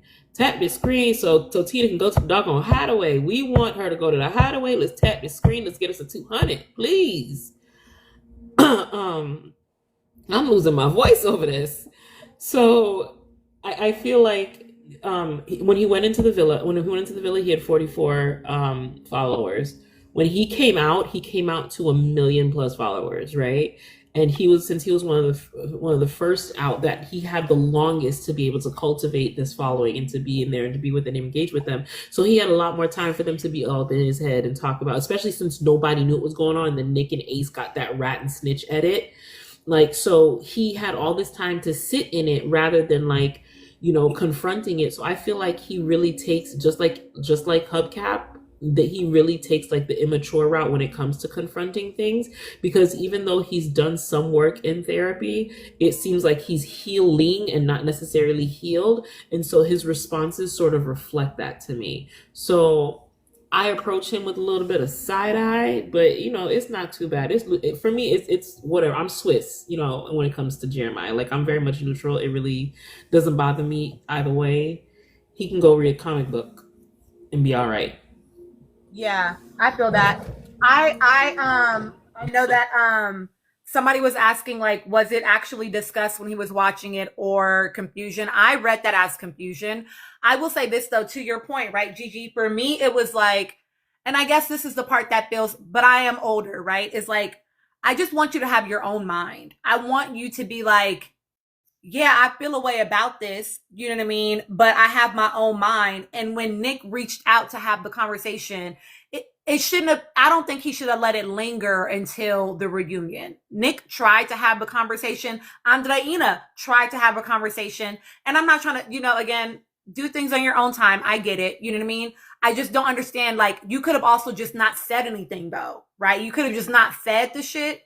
But the fact that he didn't, yeah, I would pick Alandria if I could go back. I'm not really sure about Nick Alandria. Like, why do that part if you don't know? If you want to be like, I'm just gonna wait to the reunion to find out because he did reach out, but I'm not ready for a conversation. You also don't have to say anything, So it does just feel. I just wish he had had a stronger mind around that part of it.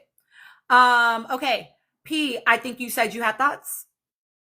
Yeah, I sent you a message earlier today, basically what I'm like feeling.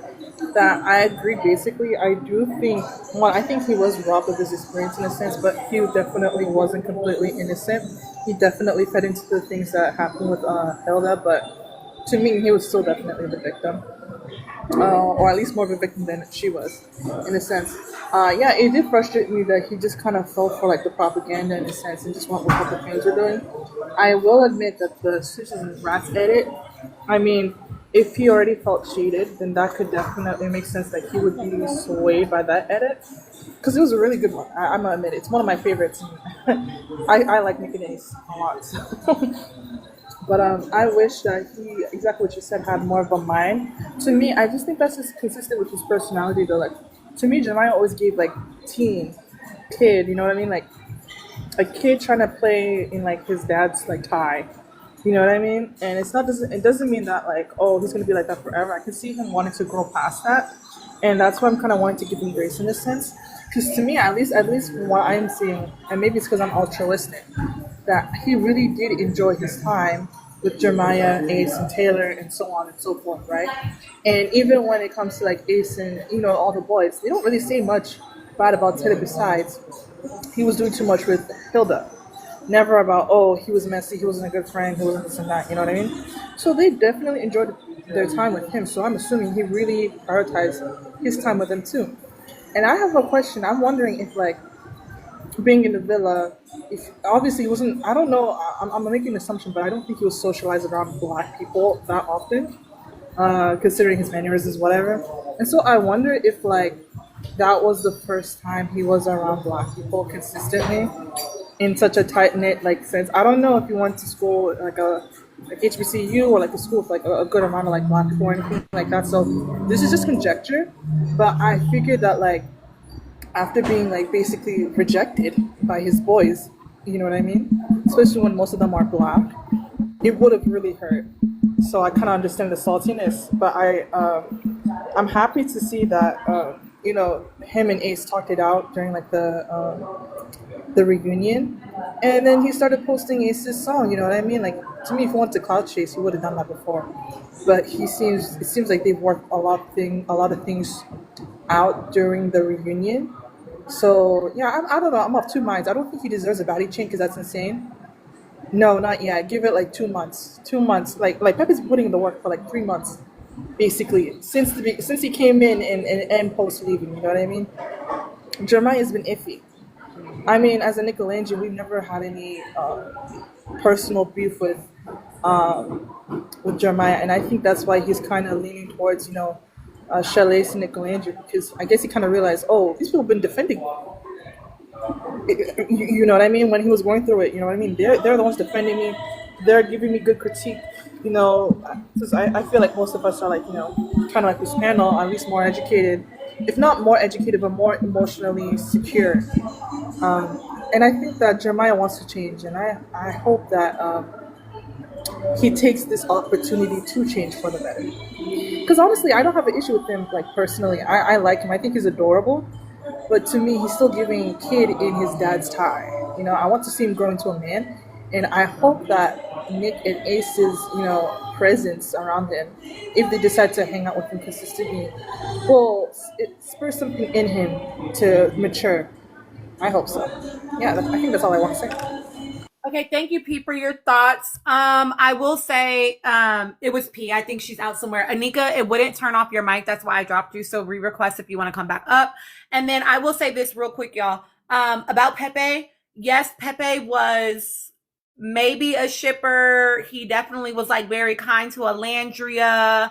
And I'm never gonna let y'all forget that man said that Taylor did his big one at the Stand on Business Challenge when he talked like that to Alandria. Never gonna let you forget that. Because we need to look at the whole person, right?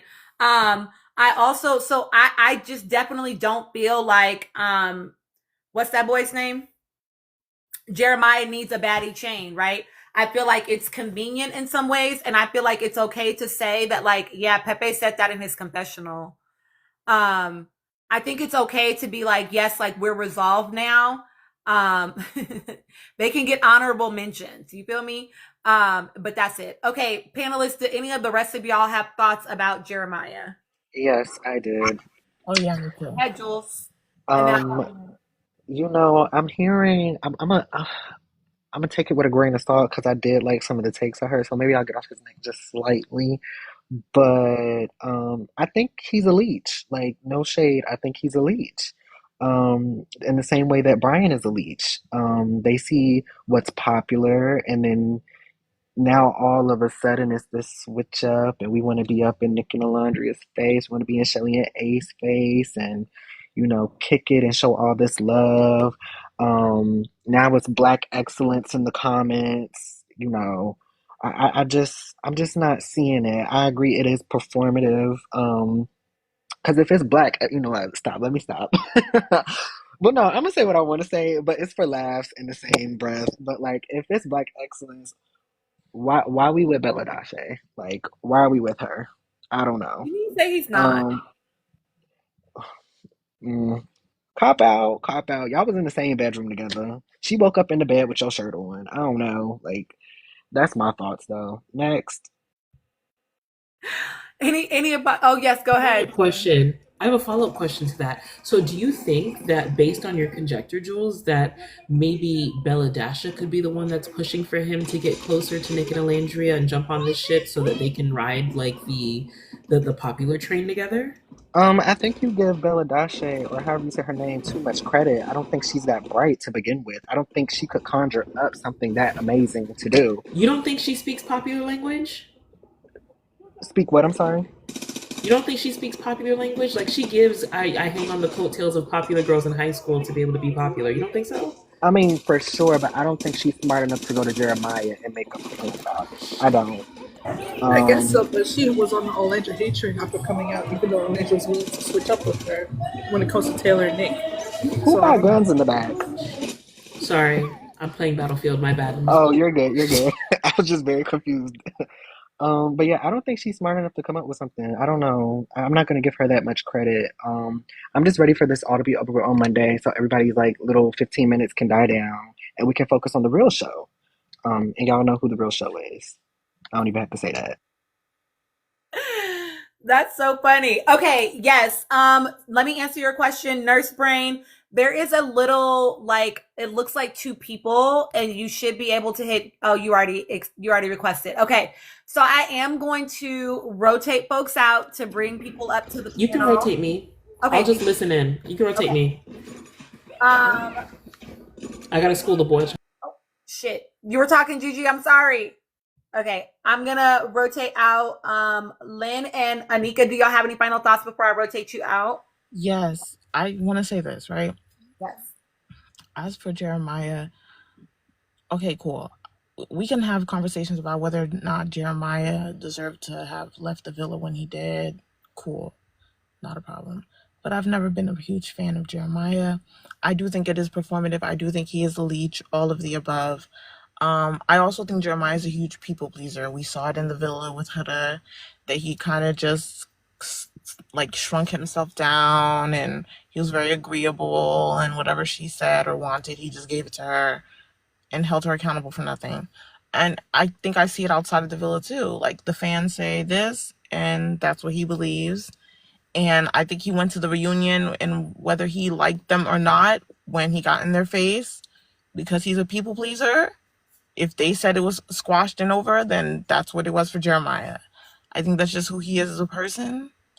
Um, will that change? I don't know, but I think Jeremiah is just a huge people pleaser, and he won't change, at least not anytime soon.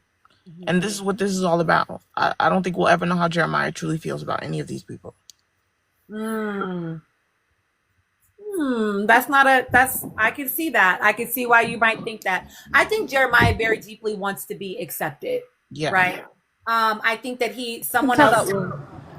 someone else mentioned like he doesn't have like a strong sense of self, and I believe that to be true. I think that was part of the breakdown, and like Ace was definitely coming at oh boy hard, for the first couple of days in the villa about Hilga, right? But I do think that Jeremiah very deeply wants to be accepted, and so it seems like hurt feelings sometimes to me. I just wish that those hurt feelings didn't lead to attaching himself to certain narratives, especially when you don't know if that's true for sure. But I think Jeremiah is just happy to be wherever he feels accepted. And I don't know if that's like the way he was raised. I think it's how he was raised. Honestly, Yeah, it could be a I number. mean, he has a white mom and a Nigerian dad. That's a terrible mix. Low-key. Right. I'm saying this is a Nigerian. That's a terrible mix. But regardless of whatever it is, I think he's just happy to be wherever he's accepted. And I think his standards for people are very, very low. And I think that's how he got wrapped up in the whole hood of it all. Like, I don't think also, we talk about women having low self-esteem. I think Jeremiah has very low self-esteem. Men can have very low self-esteem as well. I agree. I Jeremiah think Ace has picked up on that. I think Exactly. to me, I think that like think he would have Ace picked up is on used to that. being like obviously she picked her victim very well, but I think that sorry, I'm on the road.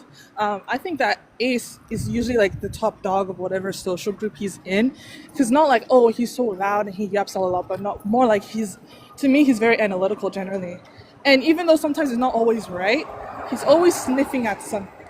So to me, I think he definitely sniffed out, I'm not gonna call him a punk, but he probably felt like, Jeremiah's kind of a punk. Low key. Not even You know just what I mean? but it could just be that he could tell that Jeremiah was desperate to be accepted, He could especially sniff by that out. He other could sniff black that out. Yeah, Yeah. especially by other black people.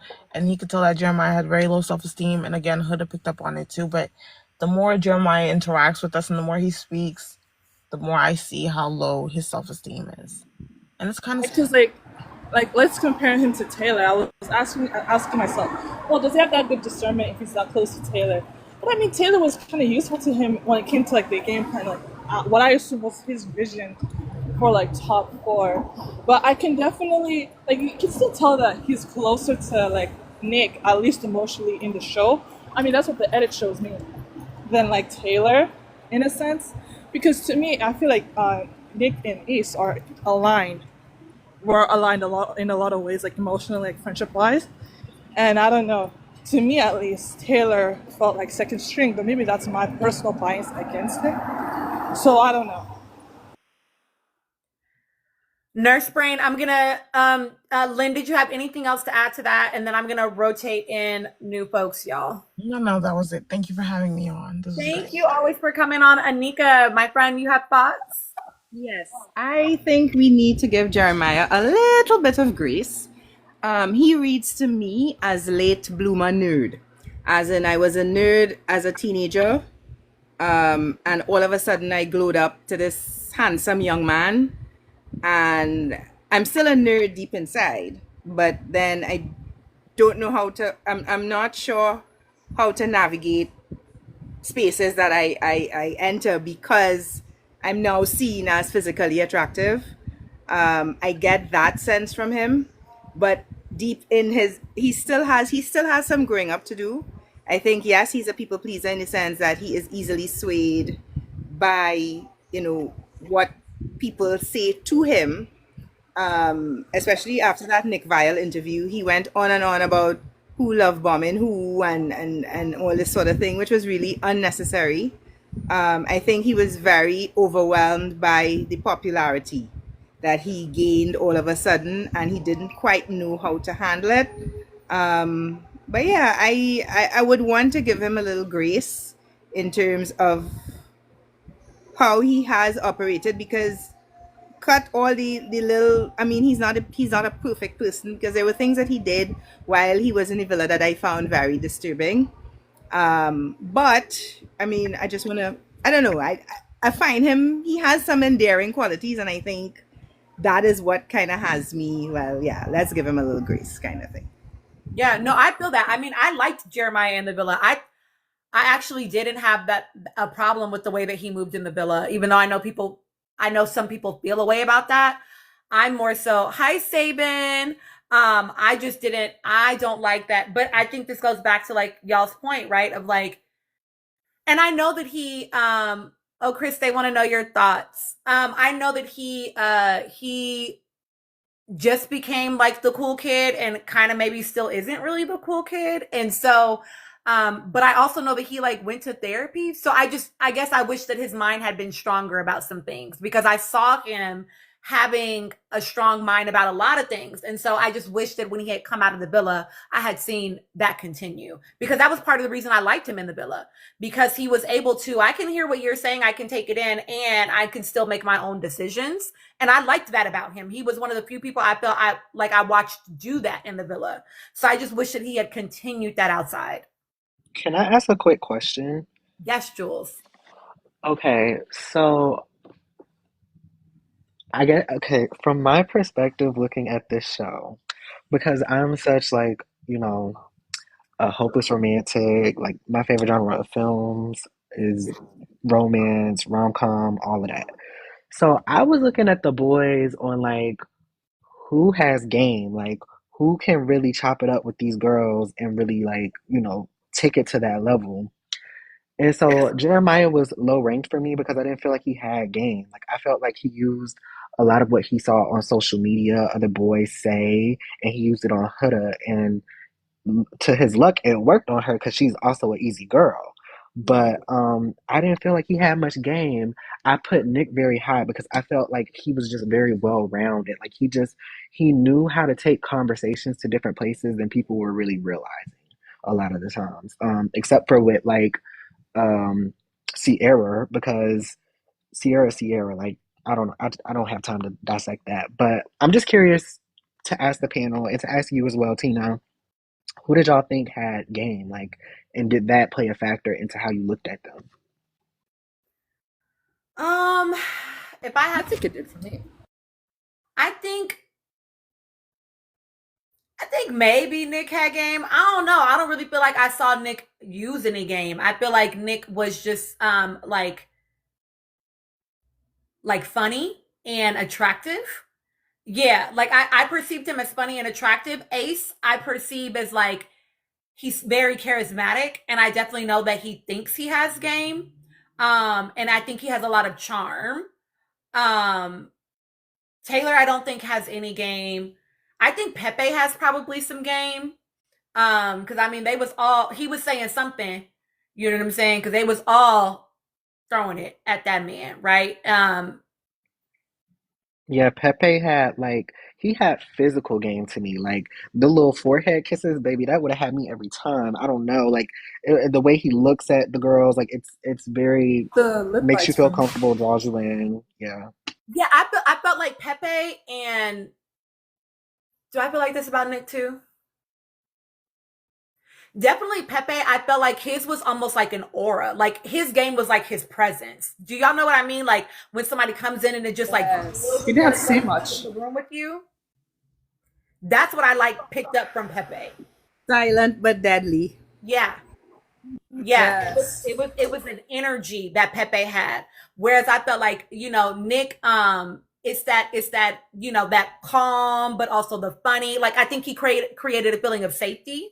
I think that Ace was the one that he'll make you giggle, right? Like he's the charmer, right? I don't think a ton of them really had game. Honestly, I wasn't impressed with most of the men this season in general. I think Ace performs, and I hate to say it that way, but that is how I see it. It's like he puts on a show, right? And the performance is his game, if that makes sense. Yeah, To me, kind of felt practiced, like kind of what you're saying, like not necessarily in a bad way, but like, okay, these are his old reliables. This works for this girl. This works for this kind of girl. Let me mix it up with this, and that. Oh, okay, this just happened. Let me, I won't say formulaic, but like, very considerate. Yes. Ace didn't have any sauce to me. Like, I don't know, there was no substance with Ace for me. Like, I felt like that's was the problem with him and Shelly and not getting on early, because he wasn't giving her nothing. Like, there was Okay, nothing for them to talk about. And then he call, sat around and said, "Oh, I feel something with Iris," and I didn't get anything from that either. So I was just like, That was boy, whatever you want to confusing. do. I call felt me like he Kate. had I felt like he had more substance with Jeremiah than anybody. Like, I don't know. Now, there's tension between him and Jeremiah, honestly. Call Me Kate said Ace was giving man from LA, and as a girl from LA, that's exactly what it was giving. It was giving the one. It was giving man from LA. Especially man from LA with like millennial siblings. Like he was definitely giving man from LA. So Game yeah, was old school, low key. yeah, it was giving how game used to sound when we were in the club and young and all that shit. You know what I'm saying? So that's what I mean. I know Ace thought he had game, but it almost is just like it's kind of corny a little bit. You know what I mean? Like it's a little bit corny. It's a little bit you I think think the yes, corny, I you think, know. I think the corniness was a part of the charm, low key, in a Yeah, way. You know yeah. what I mean? Because men these days, I mean, you're older than me again. I'm 22, but like we are in a love epidemic. Not love epidemic. We're in a love crisis. No, we're in a Riz crisis. The guys don't have game. They're not They don't have interesting, no and they want to be game. chased. They want to be chased. It's annoying. They're not interesting, and when they want to be interesting, it's almost a flex on you instead of just showing what they're about. It's extremely frustrating. So I don't blame Shelly for, falling for that. I would have fallen for that too. He's also fine. Ace is that '90s fine. He's like he was taking from like a mid-budget '90s movie. You know what I mean? And then brought into here, and then was given like Gen Z whatever. You know what I mean? Yeah. So MT has said, does Ace know that he was giving corny? He thinks he has the best game, I swear. No, I don't think he was. I think that it's not like off-putting corny, but it's like the, oh my gosh, like it's that like, it's It's corny it's where it's cute. like, it's disarming is what it is. It's like the corny that's like disarming and then like lets a person in. You know what I mean? Chris said I the think men of this Chris had the generation. worst game. Was saying Chris had game. I just want to say the only game Chris had was his height. Yeah. He had no game. It was Stood really there. frustrating. Yeah, Because if he really that's what I. pressed, if he was interesting, he could have done anything. Yeah. Yeah, I And don't the think more any of them Chris, had any game. I think they just had different strong suits. Like I think Ace, he's very charismatic, but he also was pretty wide. I want us to, we have new people on our panel, Nurse Brain and hold on, let me click it so it tells the hair verdict. I want to hear y'all's thoughts. Anika, I'm going to drop you and let them bring up one more person. Thank you so much for always being on my panel. Yes, thank you. Okay, the Nurse Brain, will you give us your thoughts? And I know you wanted to come on earlier, so please tell me if there's anything else you also want to chat about. I do set timers for y'all, so go ahead and share your thoughts.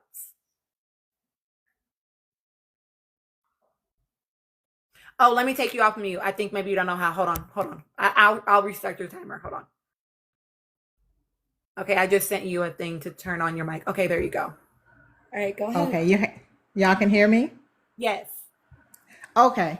I got so many thoughts. I don't think I'm gonna get them all off because I've been watching your lives for the past few days. And so Jeremiah, so I don't think Jeremiah was lying when he on the post. No, I don't know if it's the post interview where he said he didn't see it, like the Nicolandria thing, he didn't see it.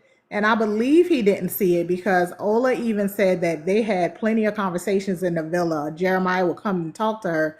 So he spent time with Ola. So if he didn't see it, he didn't see it. I don't think he's wrong for saying he didn't see it. Now, maybe he saw something at the reunion that made him feel like, oh, okay, so this is really something. I feel like Ace was jealous of Jeremiah. I don't feel like I think Ace is insecure. Why he's insecure, I don't know, but I do feel like he was, I'm not gonna say intimidated. I do feel like he was a little jealous of Jeremiah. I feel like Ace did want to pursue Huda, and Jeremiah was kind of stopping that. And after he saw the type of person Huda was, he decided maybe that's not for me. I felt like he played games with Amaya, because if you listen to when they did the recoupling, what he was saying about, I can't wait to share a bed with this person, and then you're going to turn around and tell her, you know, I don't do touching, I don't do this. That was very manipulative. So yeah, for that alone, and it's not even about the Taylor thing with him knowing Taylor wasn't physically attracted to Ola. For that alone, for those two things, I feel like that's why I don't really care for Ace, for those two things. Taylor was lying on the on the Kiki podcast. He was lying. He wasn't physically and romantically attracted to Ola at no point in the villa. He only stepped up his game when he felt threatened that his spot was that he was going to be replaced. I don't think Nick knew that Taylor wasn't physically attracted to Ola, because they even said that Taylor would come to Nick to find out things to do for Alandria. So that probably gave Nick the, he probably assumed that, yeah, Taylor actually does like her. What else? I try not to focus on too much of the interviews that are coming out now, because so much time has passed, and I look at the interactions since then. So let me see. I don't know what to say too much about Shelly. I think Ola, I keep calling her Ola, Alandria. I think Alandria wants to be more in the sisterhood with Shelly than Shelly probably wants to be with Ola. I don't know. That probably, I might be seeing that wrong, but I don't know. But I know Alandria always goes up for Shelly in just like her lives and just everything. But I know Shelly probably doesn't do. I don't really follow Shelly that much, so I can't say what she says. She doesn't say What much else do I online. have to? She doesn't. Okay. And that might change once Olandria moves to LA, because I'm pretty sure Shelly will be in LA a little more, and that will be somebody in LA that she know. And as far as the Nick, I think Nick hangs with Taylor because he genuinely likes the friendship with Taylor. I think Nick, I'm pretty sure from what he is showing online, I think he probably had that conversation with Alandria before he even went to Oklahoma. Just to see, or not even that, for permission, just to see how she would feel about it. I don't think Alandria is still holding on to the Taylor thing. I think she's pretty much let that go. I don't think they'll ever be friends. I don't think, like she said, they'll be cordial. But I think she's pretty content where she is, and she's not even thinking about Taylor like that anymore. Yeah. Thank you, Knife Brain, for your thoughts. Amina, you just joined the panel too. Y'all, we are very close. We have less than 10,000 likes to get to goal. Please tap your screens. It is almost 200 of us in here. Don't leave it to the same 25 people to tap the screen while y'all in here ingesting this content from these panelists. All right, the hair verdict. Please share your thoughts. Hi, Jamila. Hi. Hello. How you guys doing? Good, how are you? Good. So, I have a few things I want to touch on. First, I want to touch on Sierra.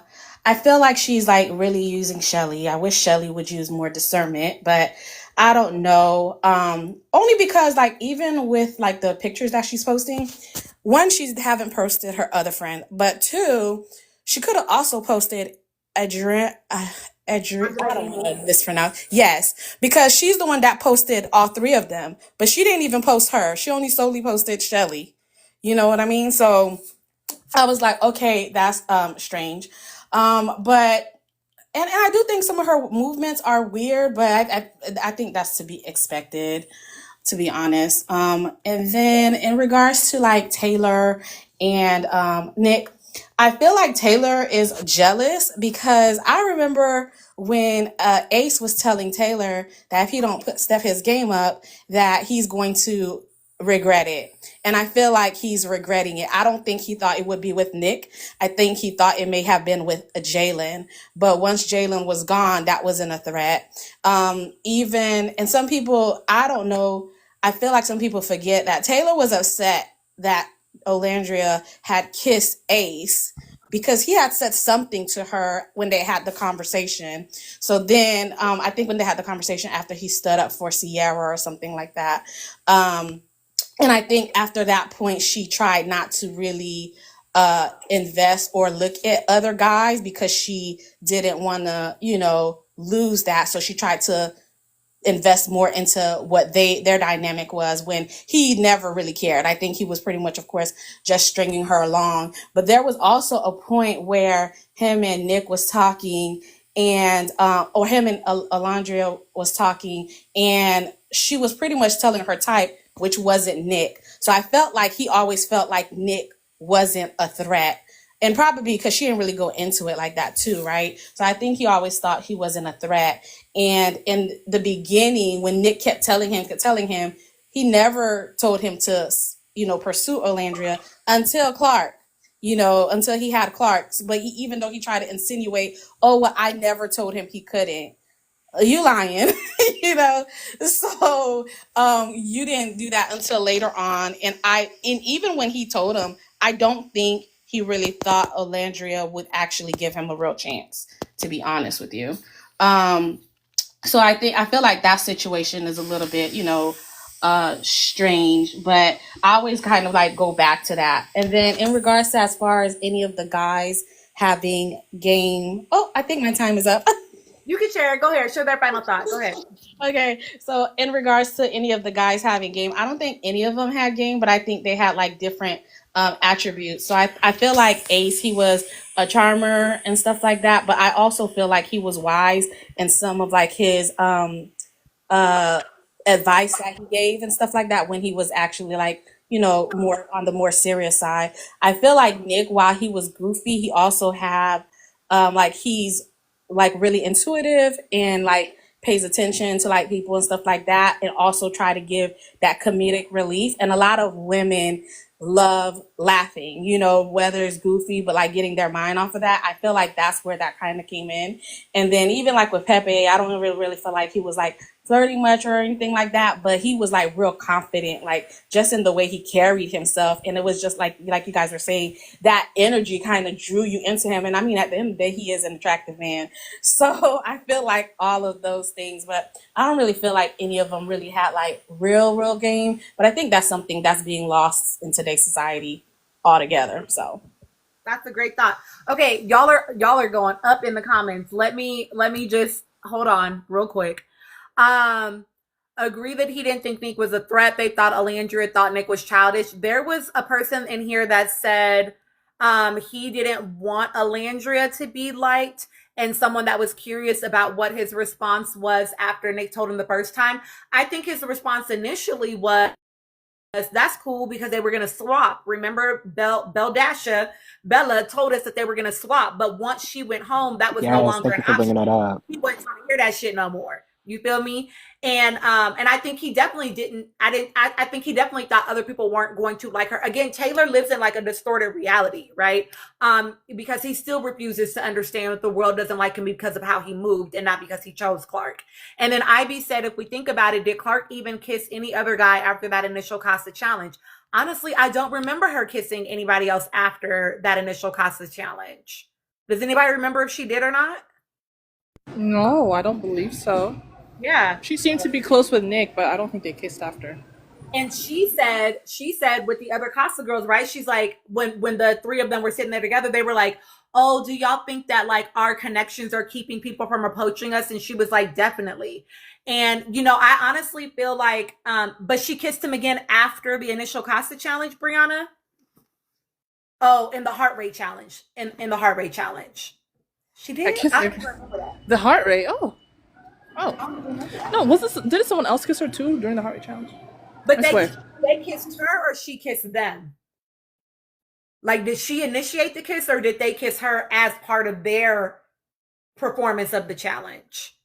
And I will say too that Clark actually strikes me when we were talking about how we've woken it up on my live before, right? About how, so she kissed 404. So when we were talking about how Kiki is committed to So yeah, she only kissed 4 She didn't kiss another man. I'm gonna go back and watch it. How Interesting. how Kiki is committed to black love at whatever expense. I get that same energy from Clark.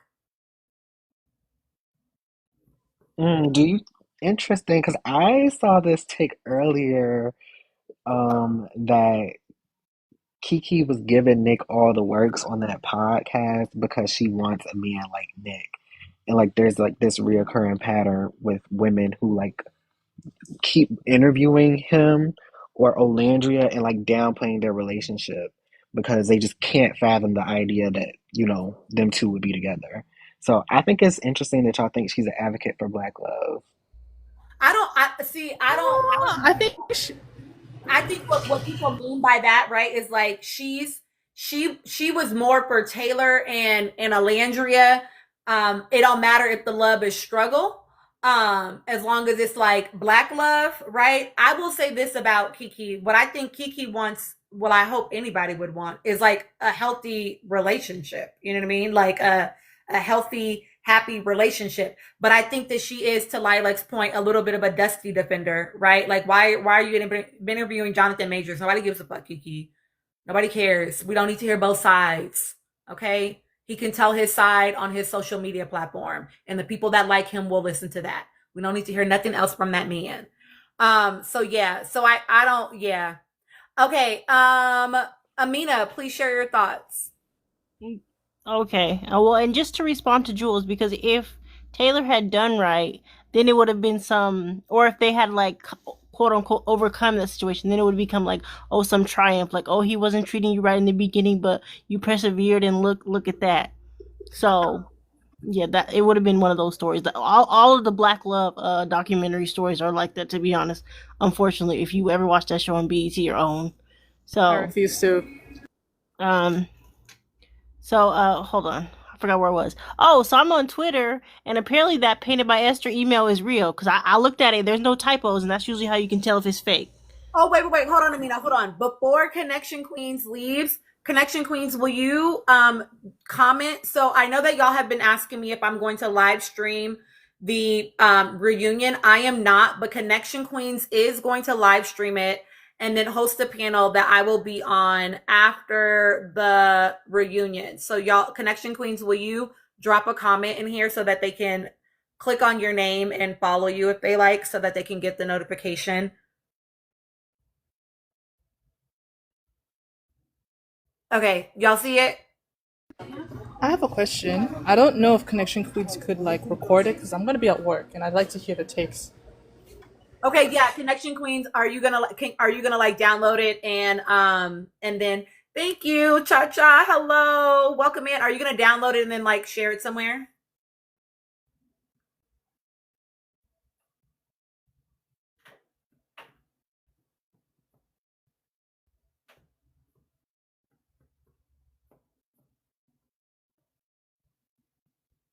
Okay, sounds good. All right. And then I will keep y'all updated around that too. Okay. Let me see. Hold on, y'all. There are people in the queue. 1, 2, 3, 4, 5, 6, 7. Y'all, I'm only gonna hang for a couple more minutes, so I'm gonna rotate out the whole panel at this point just to bring up final people. But Amina, I want to hear your thoughts. Okay. Actually, hold on. I wanted to say something before, and I'll rotate out too. Okay. I'm not going to rotate you yet. I'm going to let you give your final things. Go ahead, Amina.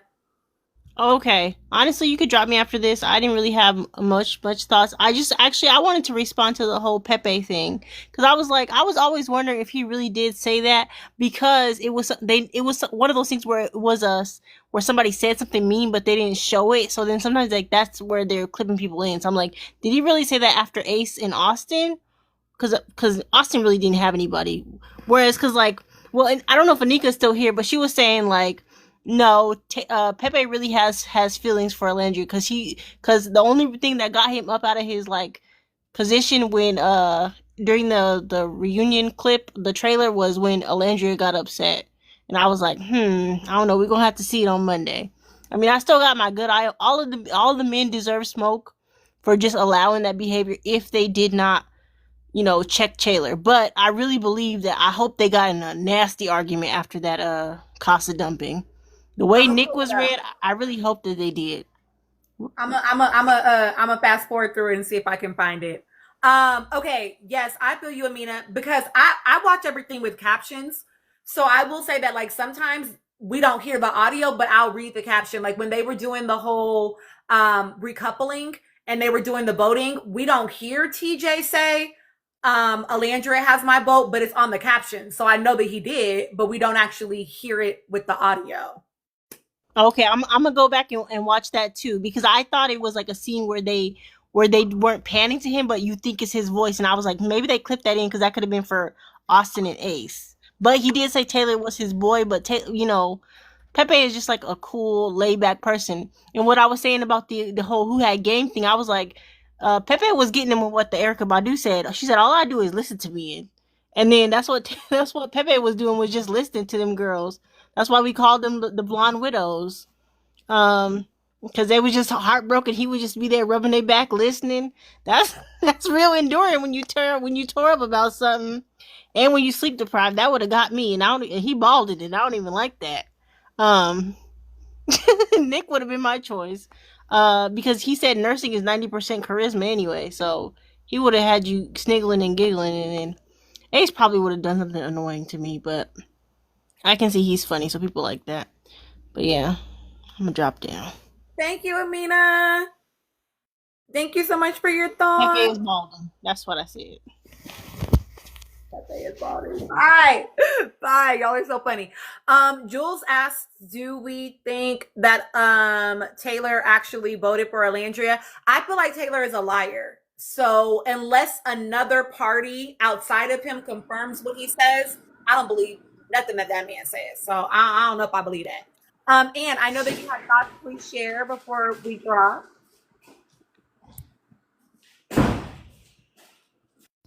I'm here. Sorry, I was cleaning in the kitchen. I think Taylor lied about defending Olandria. I specifically remember an episode when he wanted her out. He even said, like, let's vote Olandria out. And at that point, I agreed because I wanted Coco to stay. And he had just connected with Clark. And I'm like, at this point, Olandria is not getting it. He don't want you. But turns out they just gave her the pick me edit. But what I wanted to say is I agree with what Anika said earlier. Jeremiah is like the nerd who was a late bloomer and then he turned cool. I like Mr. Book Club. I have nothing against him. But maybe he does have issues when it comes to women. Like, particularly like Jessie Wu like made a video and saying like, like the way she framed it is almost as if she thinks that he fetishizes the foreign Latinas, because they had that's what he said his type was. And I think that's why Ace made an excuse to vote him off the island. Like, he was repeating old patterns with Helga, which I didn't see that. I saw him slowing down a little bit. And yeah, I think Ace is a hater. But he has every right to be at the reunion. Like, y'all made it seem like I'm the ringleader when this was a group decision. And I think when they first came out, they all did ET and Access Hollywood interviews. I believe it was in the Access Hollywood interview. Nick is like, y'all gonna see a video and I'm gonna be vindicated towards my friend Jeremiah. But it seems like Jeremiah wasn't trying to hear it. He wasn't even trying to talk to Nick after. He felt betrayed. So it is what it is. The last person I want to talk about is Taylor. I just watched the Teen Vogue interview. Yeah, and someone said what is the tension in the comments. They're like, oh my god, the tension is so, like, you can cut it with a knife. I agree with that, but also seemed like Helga's energy was off. She was spaced out half the interview. And then it's because, and somebody said in the comments, I don't know how true it is, that this came out after she did the Call Her Daddy interview, and that's why everyone was so uncomfortable. Is there any truth to that, Tina? Yeah, that it was after the Call Her Daddy interview. Mm-hmm. Okay, guys. Okay, thank you so much for that. I want to point out what Tina was saying about, I didn't even see this part, how Taylor was flexing his money. Yeah, I got her nails done. I had someone come over to the house to do her hair. Yeah, and then she better move it to Oklahoma. All that money I done spent on her rodeo outfits. And so this is so cringy that, you know, that interview came out a month ago, and his toxic behavior and patterns are already showing. According to Tina, they were showing on the island, but I never really saw it until you pointed it out. The part where he's like to Landria, maybe you're not liked. Ha ha ha ha ha. Like, he hides his abusive behavior behind humor. That whole thing that people were like, oh yeah, reaching, it's not DV. He pushed her, he was being funny. And then I watched the video for myself. Okay, when you shrug on someone jokingly, that's one thing. But you shoved her face out of the camera multiple times. And those shoves didn't look like a friendly shove. It looked like you were trying to harm her under the guise of a joke. And then you made that video like, oh, you think that's a joke? So he can joke, but he's not allowed to reciprocate. Yes, that's a word. Thank you, Violet. She mushed her face. So you can joke, but you're not allowed to take a joke. Oh, you think that's funny? I'm just gonna return your your LV bags tomorrow. And she's just sitting there laughing. I think she's learning to cope with humor as well. I don't like that. As someone who's grown up with a narcissist, I know what it's like to be financially abused. And that's something that we need to discuss more. Because when it came to my dad, he's very bare minimum. I have 2 sisters, so he got stuck with 3 daughters, and he hates women. He's a misogynist. I think that was his karma. He didn't spend very much money on us. And whenever we asked for money in school, we're lucky if we got half of what we asked for. He did the bare minimum for us. And I'm just like learning about financial abuse. I'm like, oh, that's a form of financial abuse. My mom would work, and he would put my mom on an allowance, and it would be like $20 a week. A few years ago, maybe in 2019, I helped my mom finally make her own account so that he wouldn't control yes, we're about to have a new panel. I'm going to rotate out. Yeah, so that he wouldn't control her finances anymore. So I see the signs, and I've been there because I've lived it. Like I said, maybe I'll make a video about this. Parental domestic violence is not spoken about. So I see the signs when I see it, and I'm not trying to reach. Clark, we're trying to warn you. Sis, run. I know we're going to hear your story soon. In that thing about Jonathan Majors, last thing. We're going to hear Megan talk about her story soon. Just wait on it. Abusers don't change. They just change their victims. Just wait on it. And I love my girl, Megan. But, sis, you acting like a real pick-me. You settling. And for the love of God. I don't believe in God, but you do, sis. Please don't get pregnant. Please. You're 42. I know you're ready for a child now. She has said it. Please, please, please don't get pregnant. And also, Christian women. I don't know if you've seen the whole thing about Adrienne and her husband, and now Megan and Jonathan Majors. Christian women, please stop making dumbass decisions about dating, and sorry to be harsh, and then put God on it. As a former Christian, I'm fucking offended. Stop putting God in your bullshit ass decisions. Please stop putting your pick-me-ism and bring God into it. You made that decision. Adrienne married a known cheater who had 2 babies outside babies within the marriage. Apparently this man is way worse than Chris. Yes, Adrienne Bailon Houghton. Yes, the former cheater girls. Look it up. It's all over TikTok. I'm pissed. And then now we got Megan with Jonathan Majors. You can never make me like Jonathan. You abused that white girl. And then, of course, Blue was saying that. This is really the last thing. Sorry, I'm ranting. But Blue was saying that whenever you want to rehab your image, who do you run first? Black people and the LGBTQ community. I'll rest my case. Yeah. Thank you so much, Anne. Okay, Nurse Brain and the hair. Hold on, shit. Sorry, their hair verdict. Do y'all have any final thoughts before I bring up my new panel?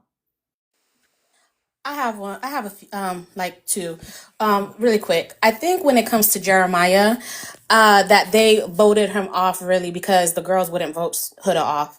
And I think they just wanted one of them off. And I feel like that's kind of maybe like the final straw in what happened with Jeremiah.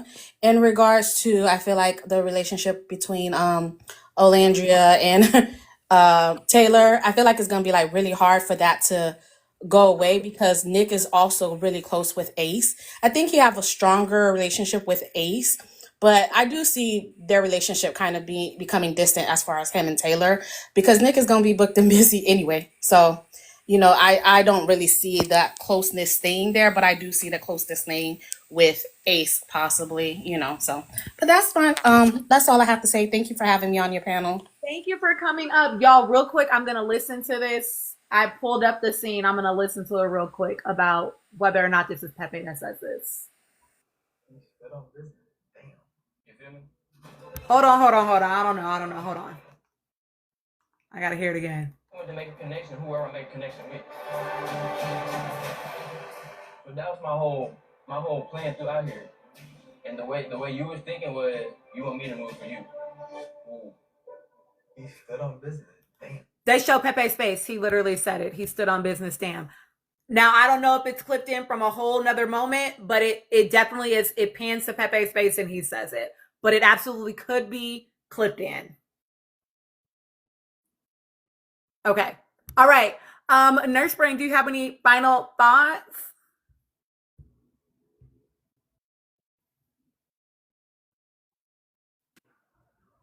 Oh, I thought so too, Michelle. I think I saw someone say, I don't know if it was in reference to what I said about Shelly, about her having to go interview for interview. I don't know.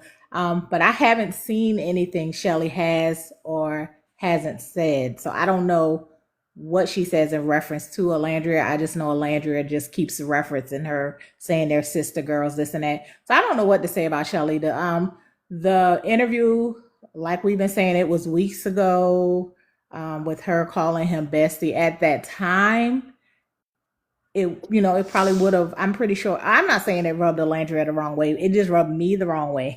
But we're weeks past that. They've been photographed together. They do things together. I don't really think it's an issue. I don't know, as far as the Sierra thing, even the picture, they saying that was old. So they saying that was an old picture. So, that's Sierra just trying to manipulate her narrative. I think that's Sierra just trying to make her money too. And she's using Shelly to make it, to be honest. But yeah, that's really it. I have a lot of thoughts, but I try not to talk too much about the things in the villa because we're past that. You are totally fine. You can say whatever you want to say, Nurse Brand. So let me think. So with Alandria, because I love Alandria, but I do feel like, I don't know if y'all remember this scene. I think it was during the stand on business. Well, for one, once Taylor picked Clark, that should have been it for Alandria. I wouldn't even give him the chance to explore any further because she could have went home that night. And even Sierra said during the stand on business challenge, she told Alandria, essentially, when he picked Clark, that basically was him picking. And so I don't know why Alandria just gave him any further option to explore her after that. So on that, I blame Alandria for that part. Yeah. Okay. 'Cause Go ahead. I'm listening. Oh no, I was just gonna say, because if it wasn't for them saving her, she would have went home that night. So I don't know why I even give him time to explore. I don't care who got in your ear and maybe said this or maybe said that. And I don't even think Shelly probably got in her ear, because Shelly even said, as far as that man goes, F that man. So I don't know why she left that option open for Taylor. From day one, when he stood the couple with Sierra, she should have started exploring. Yeah. I mean, I think that I will say this, right? They told us in the interview with Kiki that Shelly was the one that was like, at least have a conversation, don't just like do your usual, which would have been for her to be like ghost on him. And I do think that, again, I'm not gonna give that man a diagnosis, but I'm suspicious about some things. And me too. Neurological things. Neurological things. And charisma would be definitely, I think he's more charismatic than we realize when he's engaging with them. And so I do think it is hard for them to believe that he's the man that all the rest of us saw outside of the villa, right? Because we're getting the edits in of all the other stuff. Not to agree with whatever it is, call me Kate, but like I do, we're talking about what's that boy's name, 3D. So I do think that he definitely was giving them a persona that is not real. We all know that, right? But they don't know that.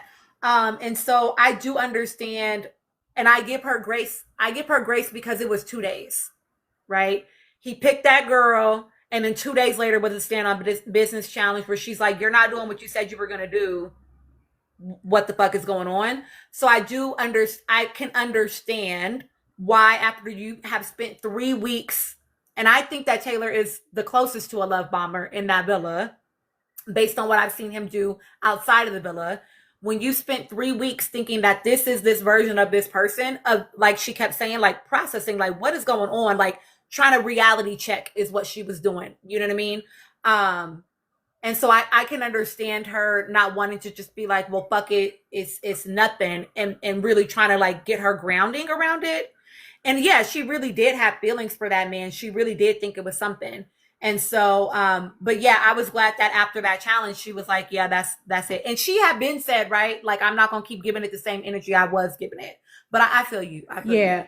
And in that Kiki interview, though, when she said Shelly was encouraging her to continue to explore him, I thought she was talking about in the beginning when she was having reservations about him, when she was, when she was having reservations about him in the beginning, and Shelly was saying, well, that's the best connection you have here, so can continue to explore. I don't think it would, because she even said she thought about, letting it go because she thought about letting it go, but she thought the other guys would be mad at her if he got sent home.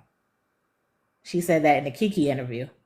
And so she I just think after him picking Clark, she should have just let it go as far as with him.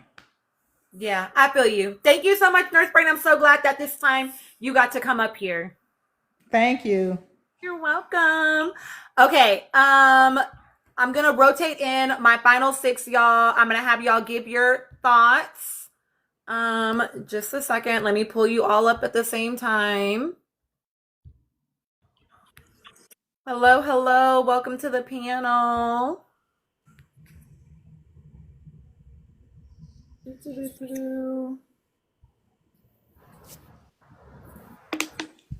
Hello, thank you for having me.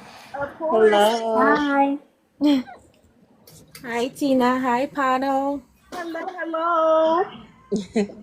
All right, y'all. Okay, we have one more that's gonna hop on with us, and then I'm gonna let y'all share your thoughts, and then we're gonna wrap this live. So please, I'm gonna go from bottom to top because I think that's the order that y'all like came into the queue.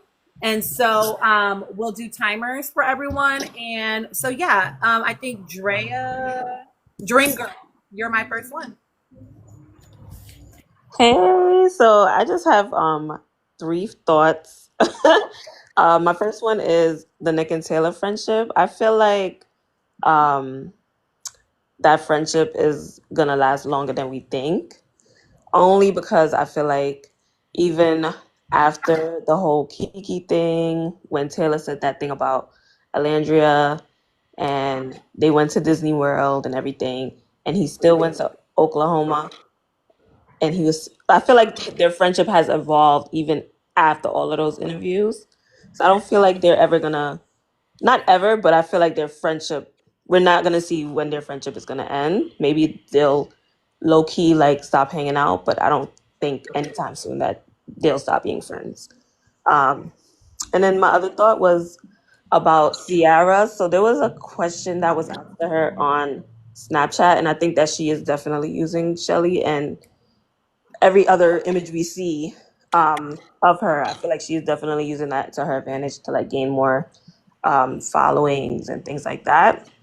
Because she said that she owns a talent agency with another person, and that she also manages influencers. So I think she definitely knows what she's doing when it comes to like social media and things like that. And then my final thought is the Shelly and Alandria friendship. I think like their friendship is deeper than what we think it is because of what the interview that they had for Teen Vogue. If anybody has read it, like they've had like deep conversations compared to like everybody else, and they hanged out more than anybody else in the villa. So I don't think like she sees what we see as fans. And that's my final thoughts. Thank you so much for sharing your thoughts. Yeah, I actually agree with you. I do think that Shelly and Alandria, based on like obviously we know what happened weeks ago, right? But if we're looking at their more recent stuff, like this Teen Vogue interview,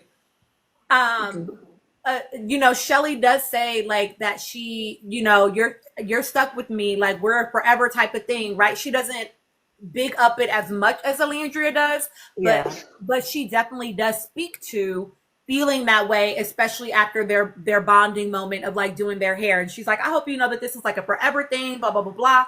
So I do think that she is close. I think that people have to also give, a little bit of credit, just a smidge of credit, right? To like the fact that Shelly has posted Alandria. She's never posted 404. Right. Right. So like she is also letting us, and she also is not really posting in general. She's not really saying too much in general. You know what I mean? Yeah, I agree. Like she has, sorry, I'm probably gonna go, but just a second. But I do agree with that. Like I think her not posting and not saying anything is just giving off the fact that she doesn't care. Like it's like this Beyonce thing where she's just not really showing like her personal feelings or like whatever's going on within her life after the villa. But I feel like she sees it and she's just not like making any comments towards it. But I think that they are still like close as friends. Yeah. And that was my final thoughts. Thank you so much for having me. Thank you for coming up. Thank you for hanging out in the queue for so long, y'all. I try to like rotate out my panel, but I do always prioritize my subs being up here. But I saw I had a whole, 7 more people that wanted to come up. So I wanted to let y'all come up and share your thoughts. Thank you so much. Definitely. Thank you. All right. My next friend, Pataj, tell me if I'm saying your name wrong. Correct me, please. Share your thoughts. Yeah, it's Patage. It's Haitian, but my name is Mary. I'm so happy to be here. So I listen to you. I get on your live quite often. So I'm like your really balanced views. So happy to be here. So here are a couple of things of thought that I have. I think I really like Jeremiah. And I think he's at least from what I've seen when he's outside the villa, he's quite a book nerd, and I like that he's very articulate and knowledgeable in that sense. So him in the villa, I think like he really at the beginning he really really liked Huda, but the thing was I feel like he's like this type of guy that is like his first love or kind of thing. Like he was trying to like okay. Like I think a couple of people said that before. Like it's like, oh, I'm cool now. I'm good looking, and people find me very attractive now.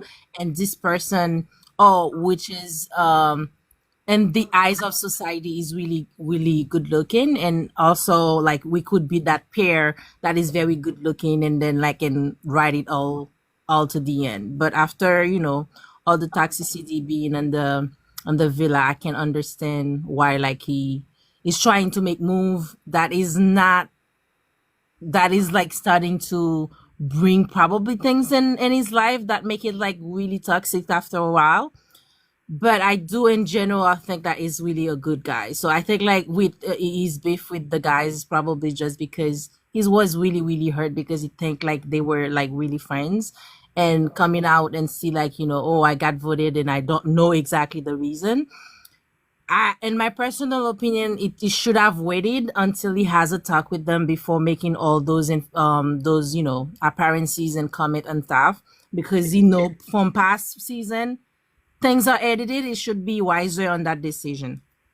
As far as Ace, I don't think he was jealous of Jeremiah, because I think at the beginning Ace thought that because he had a lot of girls coming to you and attracted to him, so I don't think it was that he was jealous of Jeremiah because of Hoda. I think probably he just know how the game is, how the Love Island universe is.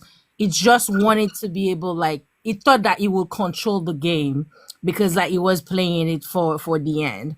But when he saw, like, okay, this couple is just like gravitate, and they can see like at the beginning everybody saw that they did look like they liked each other. So that way I think that's what make it complicated. But I don't think he was ever jealous of Jeremiah because of his couple. Last thing, I think Olondria and Shirley are pretty good friends, but I do think Olondria put more effort in that friendship than Shirley is.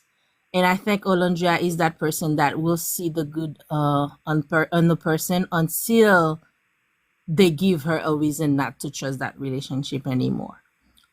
When she sees it personally, not when people tells her and whatnot, but she will continually to trust the relationship until she finds out, okay, it's not working for me, and you're not the person I thought you were. Yeah, a lot of things about Nick, but I'm running out of time. So thank you so much for having me in your panel. Thank you so much for sharing. I love your name. I agree with a lot of what I actually don't think that Ace was jealous of Jeremiah. I don't think it was ever about Jeremiah. I think that Ace was pissed at Jeremiah for blocking his options. Okay. Because he and Huda had a mutual attraction in the very at the beginning. Yeah, I can tell. But I think what sealed it for me, it wasn't really jealousy. I think he lacked the feeling of being wanted by many people. Because I remember after that case, because he went up and kissed what's his name, Huda. And then when Jeremiah was asking, she told me she didn't get up and stuff like that, and he was laughing. He's like, oh, you don't know what happened, so trying to make doubt in Jeremiah's head. I think it just was playing the game, and it was really liking the feeling that 3 or 4 girls was really after him, was finding him really attractive. So, and when he lose that, he became a little bit angry that not many options afterwards. Yeah. I also user, I saw your question. I don't think that Alandria, I think once 404 stood behind 3D, Alandria knew what it was for her when it came to her.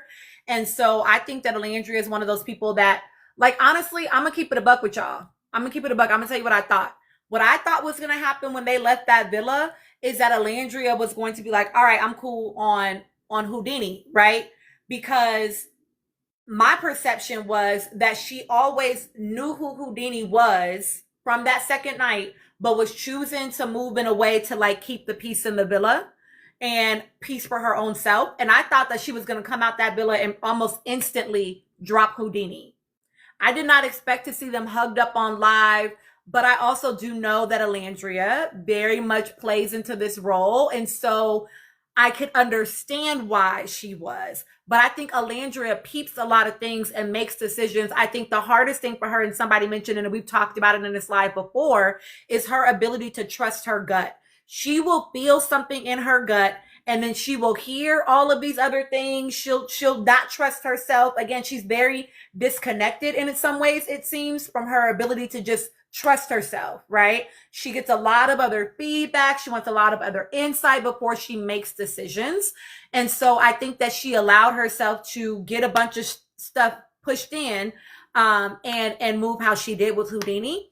But I will say that I'm not shocked that it shifted with 404 when she came out, because they didn't have as much time to recover from that, right? 404 was there for a couple more days after that challenge before she was pretty much gone, right? It wasn't so much more time. And so where they really could have recovered and that could have gotten back in. So I think all it took was, we're out, I have a little bit of distance, and now you're moving funny. Okay, I'm done. So I don't think she has any intention to. I think she's just done. You know what I mean? Okay. Moonlight, please give me your thoughts.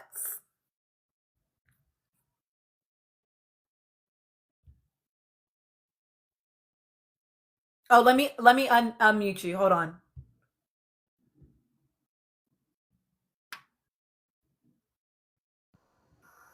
Hello. Okay, over. Hello. Okay. Hey. Hi. Thank you for having me again. Good night, Jules. What was I gonna say? Oh, I wrote things down because your panels are always so legit, so I wanted to be prepared. Okay. So,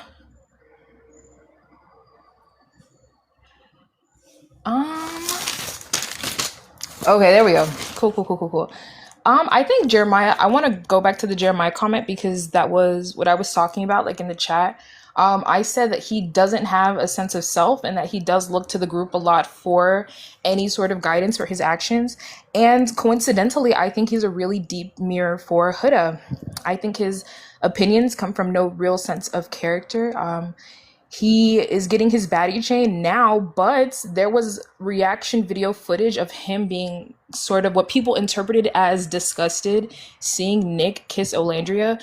And I remember he was getting his lashings for that. So when you guys were talking about whether or not he's a phony, it doesn't point to phony, or unless you do consider this to be phony, it just to me points as like no character, no morals, no backbone. So it's like whatever the popular opinion is, that's what he will latch onto. So being as though like Olandria's a dark-skinned woman and Nick was a white boy, like them in that kind of like romantic entanglement, it didn't make sense to his programming. So he was like, so maybe that could explain that like disgusted feeling. But now that they're like accepted into like the higher group and like the more common space, he does seem to be more accepting of it as well. I just wouldn't trust him. Like I don't see him being, unless he like really steps into like a sense of security, I just don't see him being really like a good friend to keep around.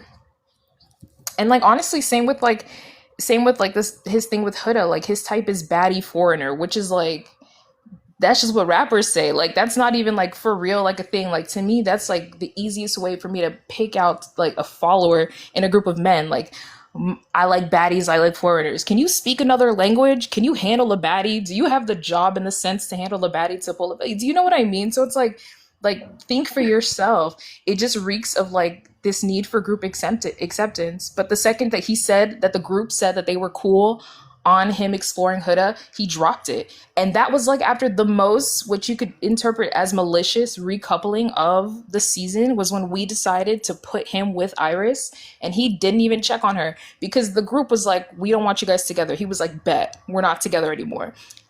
And she was falling apart in the villa. He had been inside of her and he totally dipped. It was bizarre. And so like when I see these things, I'm like, Nick clocked it. He was like, I would have more respect for you, Jeremiah, if you stood 10 toes down in your obsession. But like just seeing you kind of move like this, it doesn't make any sense. It means like you have no scruples. You have no sort of like again, self. And like I also think my last point on this is like I think that with like with Huda, this insecurity, it does reveal a sort of earnestness that makes us want to pity him, that makes us want to kind of root for him and, you know, like hope for the best. Like, oh, he doesn't mean to be kind of a loser. He just, you know, is, and maybe he'll like get help for it. And I do see potential in that. Like the fact that he's in therapy and has been in therapy for years is incredible to me. Like if he can work on that sense of self, he can go for the moon. He can like really be his own person.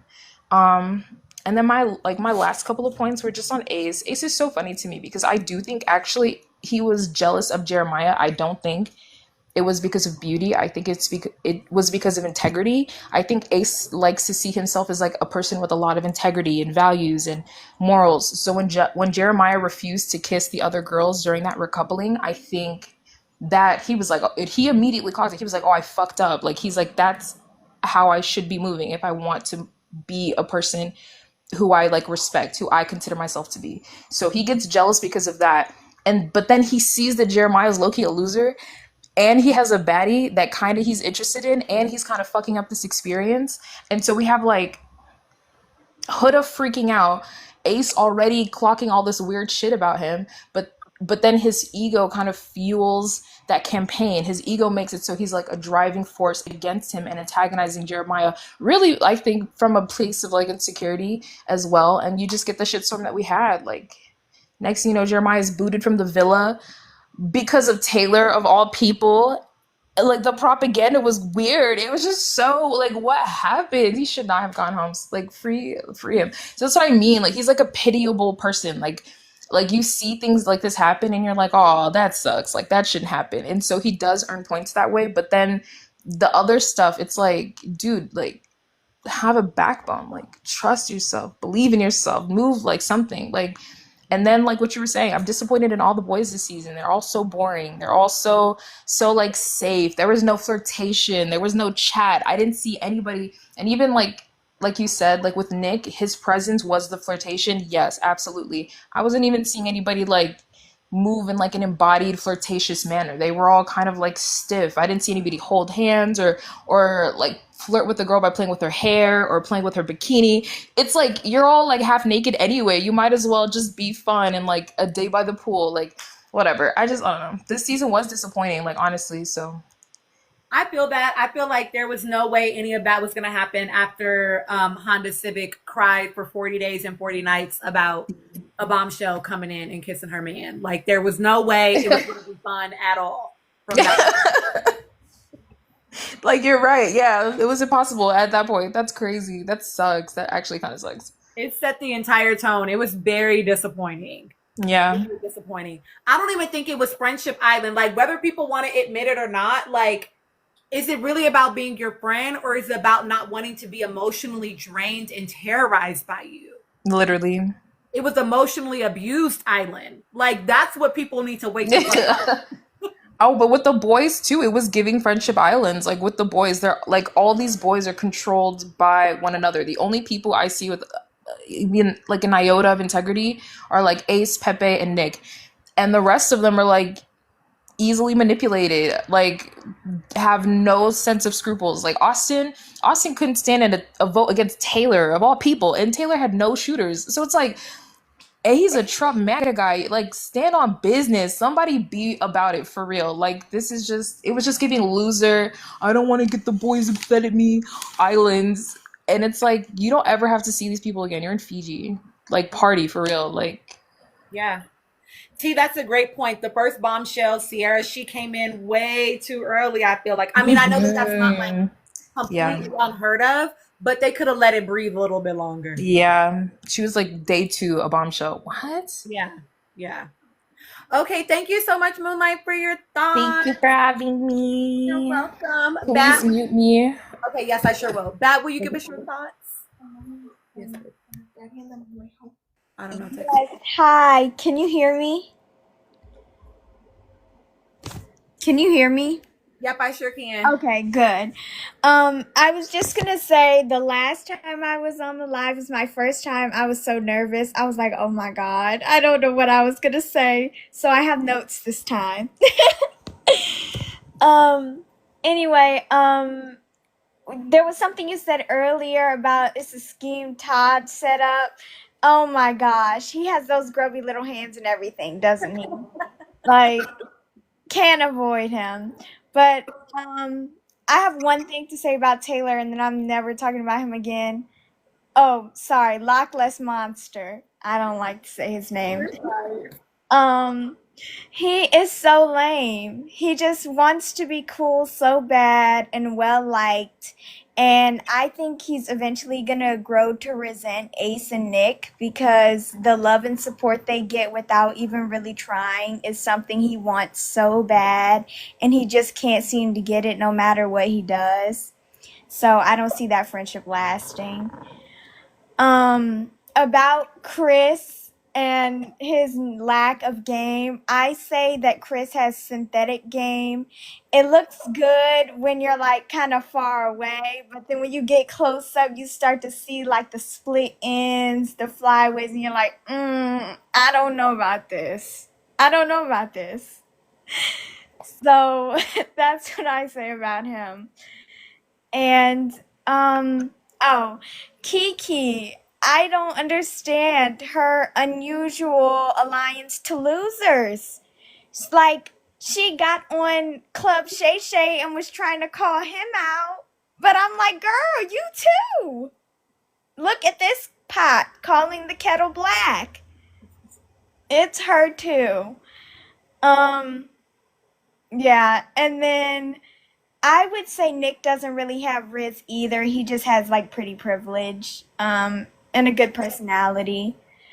And then last thing on Jeremiah, I agree with he needs to get that sense of self under control, he would be so much better off. Like, he just comes off a little lame and wimpy now because he doesn't really have the self-confidence to back it up.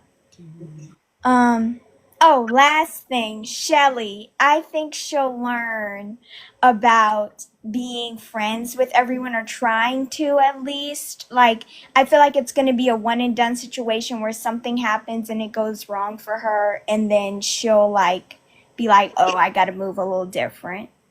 So yeah, those are my thoughts. Those are great thoughts. I do think you're right about Shelly with like, I think once it becomes a parent, and I still think that that's a little bit of a character flaw because y'all heard my whole rant earlier, right? But like, I do think once it becomes a parent, now that she's not in the villa and doesn't have to live with these people anymore, I do think it will be different. Yeah. Yeah.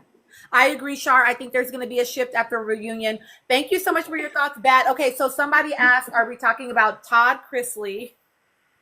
And we're dating ourselves. We're telling y'all how old we are at this point, because no. It's a quote from the show Real Housewives of Atlanta. One of Kandi Burruss's aunts says that it's a scheme that Todd set up, which Todd is Candy's husband. This was when they were dating. And so now it's just like a funny line that people used. They were like, Todd Chrisley, I love y'all. That's so cute. No. So that is who we're talking about. I don't remember which like season and episode it is, but that's what it is. So come to us with the bullshit. Okay. Oh, you sure can. You sure can. Yes. Okay. Mindful as fuck. Will you please share your thoughts? And then yes, you can ask a question.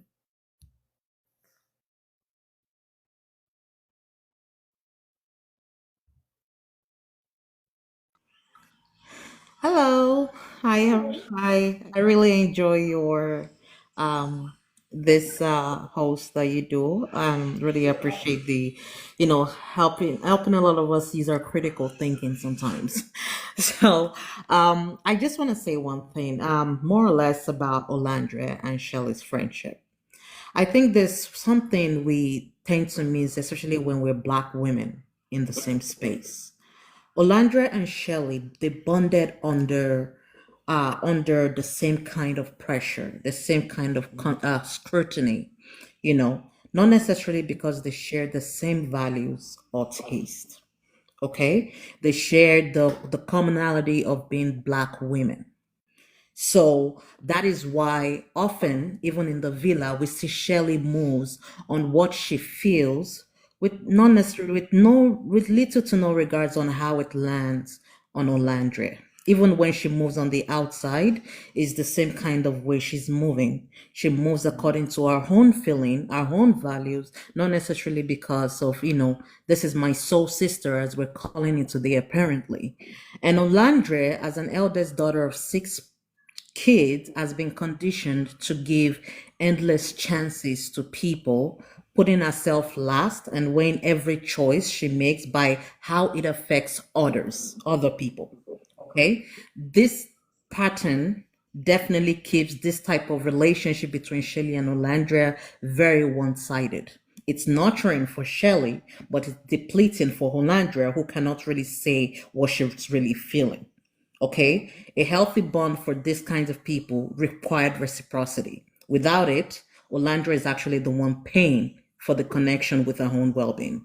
She's always said it, even in the villa, that, I've always had to be strong by myself. I've always had to put other people before myself, right? So it's very, very in character that she is not actually saying what she really feels about the relationship with 404 or with Taylor. She's not telling these people because as the first daughter as she is, as conditioned as she is, she's still considering, I have to put these people before myself. She needs therapy to get out of that zone, obviously. But apparently, I think this whole thing of, Shelley being friends with 404, or, Nick still being close with 404 because Olandria is not saying anything. You have to understand the kind of person you are friends with. You have to understand the person you're in a relationship with. They don't have to tell you, especially Nick in this case. You know the kind of person she is. She's loyal to a fault. She considers other people. You yourself have said it,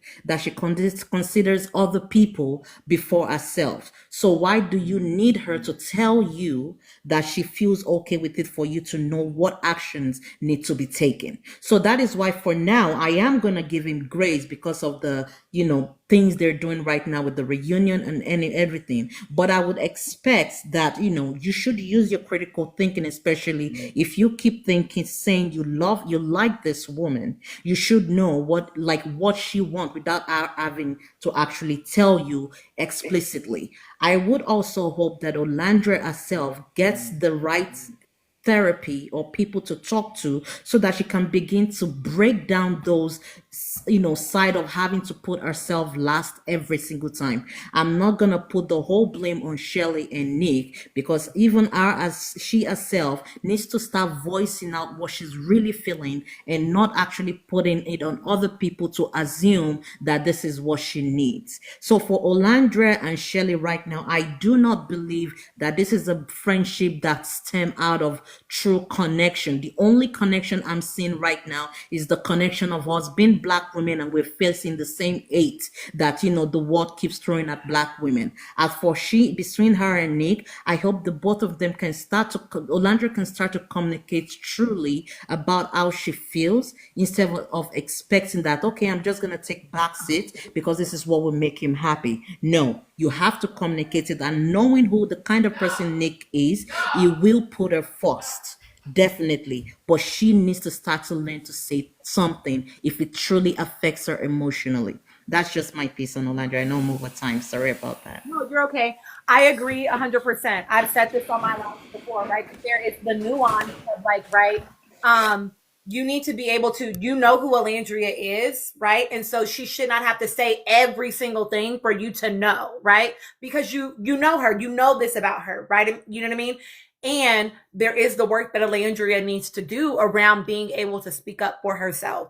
So I 100% agree with that. I think it is it's and I've talked to y'all about this before, right? Like y'all know that I'm a marriage and family therapist, so I see everything from a systemic point of view. No one person is ever going to be responsible for everything that's happening in a dynamic. Everybody is contributing to the way that dynamic is working. That's the way our theories work. So their system as a friend group is working that way because everybody is playing a particular role that's making it play out that way. And to your point, mindful as fuck, I actually did make a video for my subs about that portion of the interview with Kiki where she asked about whether or not they had conversations about their Blackness. And I speak to, right, like there is often a pressure for the Black people in the room to align with each other, because that's what feels when we're one of two, if we're one of, we're going to look for the people that are going to feel like home, that are going to feel familiar, that are going to feel safe. And a lot of times that comes with shared identity. And so I do think that this is why when we listen to Kiki's interview, what Nick says is that initially it was Jeremiah, Ace, and Taylor. Nick was not in the trio initially. This wasn't until like day 3 or 4 that Jeremiah folds out of the trio and Nick folds into the trio. Right? And I think that like divergence is, yes, I think had to do with like Ace feeling away about Jeremiah shutting down his options by being so locked in with someone that he wanted to explore. But I do think also has to do with how culturally they were cultured differently as Black men, right? Taylor comes from a 2-parent Black household and wealth, right? Ace comes from a single mom Black household, and Jeremiah came as a biracial Black man with a white mom. So all of them are cultured into their Blackness differently, but Ace and Taylor were more similar. And so they probably were able to stay more bonded around that. And then Nick was able to fold in. Anyway, I won't get into all the details, but yes, I agree with all that you're saying. I think that separation never happened with Shelly and Alandria. They continued to stay bonded. And I think that that's because very early on in the villa, day 2, Day 2 of the villa, Alandria has her first anti-Black experience with the way that Honda Civic responds to her. And so that was going to only lock her in further to Shelly, the person that she thinks can get it, because all I did was say, not right now, let's talk later. And now here you are, Hula Hoop, having this big old reaction. And she knew that that was rooted in anti-Blackness. And so that further bonded them around that Blackness, right? And when we listen to their stories, they are bonded around the Black girl experience. And that's not to say that that's not enough, but there's going to have to be more. There has to be moral alignment, values alignment, right? Like there has to be other things that align with them in order for that relationship to sustain itself. Otherwise, I do think we see them becoming like fond memories of each other, right? In real life. So I agree with all that. I agree with all that you said. So beautifully done. Okay, my friend, you actually have a question. Lost in Reality.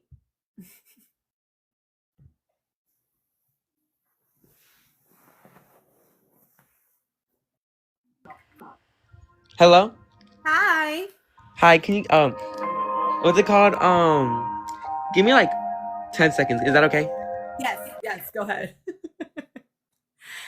And yes, Amina's point as well. They are older sister of larger families. Like I do think that there are things that they, like somebody else said, that was enough for the villa, right? Nurse Brain, it was enough while in the villa. We'll have to see what happens outside. Bees, I do think that like this goes back to a lot of y'all's points, right? Around Okay, hello? yes, let's hear it. Okay, I was gone for half of the live, so I don't know what you guys are talking about. All I heard was Batty Chains and Jeremiah, but I have a question for you, and this also goes to everybody in the panel. Do you feel like Alondra and Shelly bullied Huda during the season? Because for me, I feel like I feel like they did. Okay, feel like they did. Go ahead. Oh, it's because someone muted me, but because me personally, I feel like they did, but I want to hear everyone else's opinion because, you know, like, I don't judge people's opinions, so I just wanted to hear what other people thought. Thank you for your question. I will say that the overwhelming response from the chat is no. I don't have a lot of thoughts. My only answer is no. Panelists, do y'all have any thoughts? Okay, I also have another question. In the season when Jeremiah got voted off, do y'all feel like Ace was the leader between telling Nick and Taylor what to do? Basically, I don't know if I'm saying right. Yeah, that's a great question.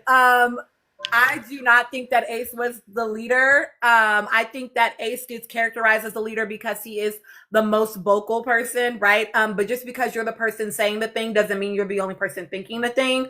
I will say that I don't necessarily think that Taylor was leading that discussion. I don't find Taylor to be a reliable source of information. So if that gets confirmed outside of him, then I will believe him. But just him saying that, that's not enough for me. I think ultimately it was a... Who's a child? I'm 15. Who are you talking to? Hello? Okay, Moonlight, go ahead. Lost to answer your first question, no. No, Huda was not bullied in the villa. What kind of question is that? I think she described herself as like someone who was very emotionally mature, and when she was under attack, people thought that it had to be anything else except for her. But lo and behold, it was just her. To answer your second point, I think Taylor actually led the vote to kick Jeremiah off the island, which is genuinely so crazy to me because he's so meek and like cowardly in so many other situations. But specifically to get Jeremiah out, he really stood 10 toes down. Like he wanted that girl, Andreina. Like he really, really wanted her. Had no motherfucking chance with her. Ridiculous. I hate to see it. I think that he would have been like, even if he wouldn't have been kicked off then, he would have been kicked off like later on in the show. I think that it was always going to come down to Ace. To Jeremiah or Hilga, and I think that ultimately that had to happen. Otherwise, the the energy of the villa, I don't think would have ever shifted. Y'all, I'm gonna be honest, I don't do, it feels a little rage baity to ask Lost in Reality why, because it's gonna stay a no for me. It's not really gonna matter. Do y'all feel like I need to use this as an opportunity to educate? Like, why do y'all want to know that? Chat, I'm asking y'all. Can I add a thought after? Yes, go ahead and add your thought now. Okay. I just wanted to say, I hope I don't sound mean, because I don't mean to be mean. That was like shell shock for me, because we don't really get Hilka supporters here. And I was just like, you should have seen my face. I was paused. Not that, like, everyone's entitled to their own opinion. I agree with you, Tina, not bullying. I really, really believe that next season, if people are going to watch Love Island, there needs to be some prerequisite reading, some dictionaries opened, something to define these words, because the therapy speak is driving me nuts. Yeah. But yeah, no, I don't believe that she was bullied. And I will say I appreciated the soothing music in the background. Like, it kind of settled that initial shock for me. Boring. Okay, so I will say this. All of my people in my chat, I agree with you. Like, as far as like educating young folks around this, that is something I talk about all the time on my platform, like in my videos. That a lot of the reasons why I make the videos I make and I offer the takes that I offer is because, so I have two 15-year-old daughters, and they have friends that watch this show, and one of my daughters watched the show with me, and one of my daughter's friends was absolutely a hula hoop, like fan, and very much against Alandria and Shelly, and watching my videos and engaging with my content, they were able to broaden their perspective and to shift their views, right? And so I do think that there is a responsibility from the older community around education of younger folks. So I can appreciate that. I think it boils down to, I will say this, I do think it boils down to like how we understand bullying. And I think what we need to understand is that speaking directly to someone or choosing not to be in a relationship with someone because you do not align is not bullying, even if it hurts your feelings. I will say that. Mindful as fuck, you wanted to respond. Yes, please share your thoughts. And yes, I want y'all to be gentle. They are 15. They are a kid. Okay, mindful as fuck. I'm gonna invite you to unmute and then share your thoughts, please. Yes, just to answer that question, is that I think there's a confusion between bullying and holding someone accountable. There is a difference, and sometimes that it might look like bullying when we're trying to hold someone accountable. But I think where the viewer needs to look at is the fact that is the fact around Hilda's repeated pattern of behavior. It wasn't the first time. These are the same girls that have saved her twice from leaving that villa. You have to consider that.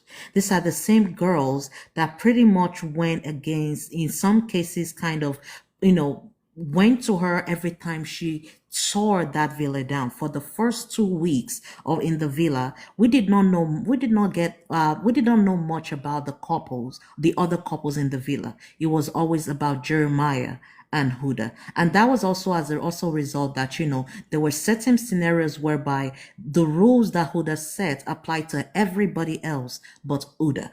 So I think at some point when you live with somebody like this over and over again, and they continue to walk all over you, what you saw as bullying was the girls fed up with the same behavioral pattern and trying to call her out on that behavior and holding her accountable. When you hold someone accountable, it's not always going to be it's not always going to be a happy intervention. There's always going to be one person that is in the line of fire, because it's not just your behavior didn't just affect one person, it affected multiple people in that villa. So I think we should be very careful about just kind of putting that word bullying when it comes to social experiments like this, because we also have to consider how that person's behavior may have driven the other people into having to call her out in the first place. That's all I wanted to say. I appreciate you adding your thoughts, mindful as fuck. Okay, I am listening to you all in my chat. I will say I was planning to get off, and but I'm happy to hold some space for Lost in Reality, because I do take that seriously, right? As an older woman, I do take seriously my role in community. And so but I feel like Dream Girl, you wanted to share thoughts. Oh, I just wanted to add to something that was just previously said about Shelly and Alandria saving her twice. So I do remember, like, one of the times that she was saved, it was because they wanted Taylor to stay in the villa and have Jalen not pursue Alandria. But that was my only thought. Yep. I think that's important to add that nuance, right? That it wasn't necessarily about saving her as much as like, okay, so here's what I'm going to do. Lost in Reality, I'm going to ask you a question, okay? I want to know what space do you, it truly is, I wouldn't say it's a safe space, Bees, but I will say it is a courageous one. I like to use the word courageous because I had an activist use it to describe a space, and I thought that was really nice. It is, oh wait, Lost in Reality, wait, you got banned?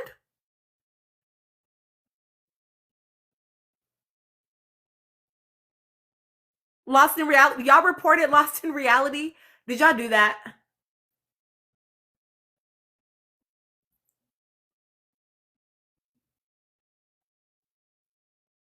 Lost in Reality, I do want to say this. That like, okay, y'all didn't do it. Okay, I'm so glad y'all didn't do that. I don't think, so I will say this. No, they're saying they didn't do it, Violet. I believe y'all. Okay, I believe y'all. Okay, Lost in Reality, are you still here? Will you comment if you're still here? Okay, yes. Well, Lost in Reality, yes, that's what I was gonna say. It's not necessarily a safe space. I'm gonna drop the rest of the panel real quick. It's not necessarily a space, but I will say it is a courageous one, right? So the reality is, like, sometimes it's hard to have like difficult conversations where there's disagreement. That doesn't mean that we can't have them. No, if we can be brave enough in order to have the conversation and to recognize that like there are going to be points of tension and we can still talk through it, then like I'm open to bringing you up and you having this conversation with me. Does that feel like something you would want to do to hear? Because I can only go from like where maybe you are at. You know what I mean? Like I don't want to push you into a space, but if you do want to have the conversation, I'm happy to open it up for you and I to chat and it to be a conversation between us. You tell me.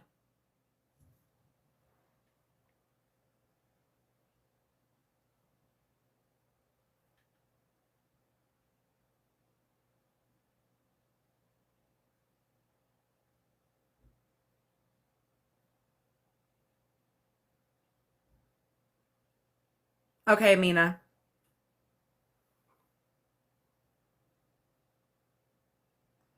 Hi, Sura. We had a friend pop on that that had some differing opinions when it comes to hula hoop, and it was a jump scare because we typically don't talk about her from the perspective that they were, and so people had big reactions.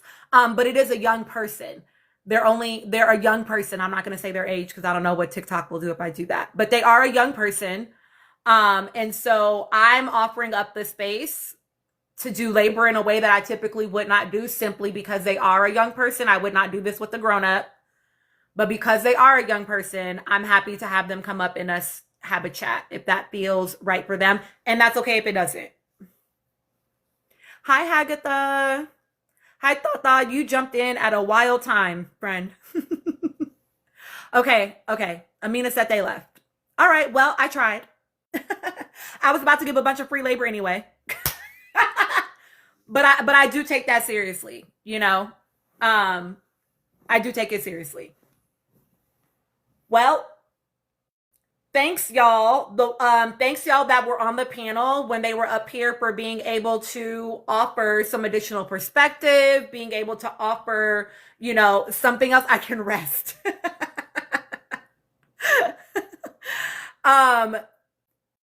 No, I know you weren't. I always assume best intentions, right? Yes, I guess that confirms it, Tata. It has been hours, Lilac. So I was planning to get off and then we had a curveball and I thought I was going to have to stay, but we are safe. Hagatha, we had I'm so glad, Violet. I love having y'all in this space. We had a 15-year-old we had a minor come on that shared that they felt like Hilga Hula Hoop was being bullied in the villa.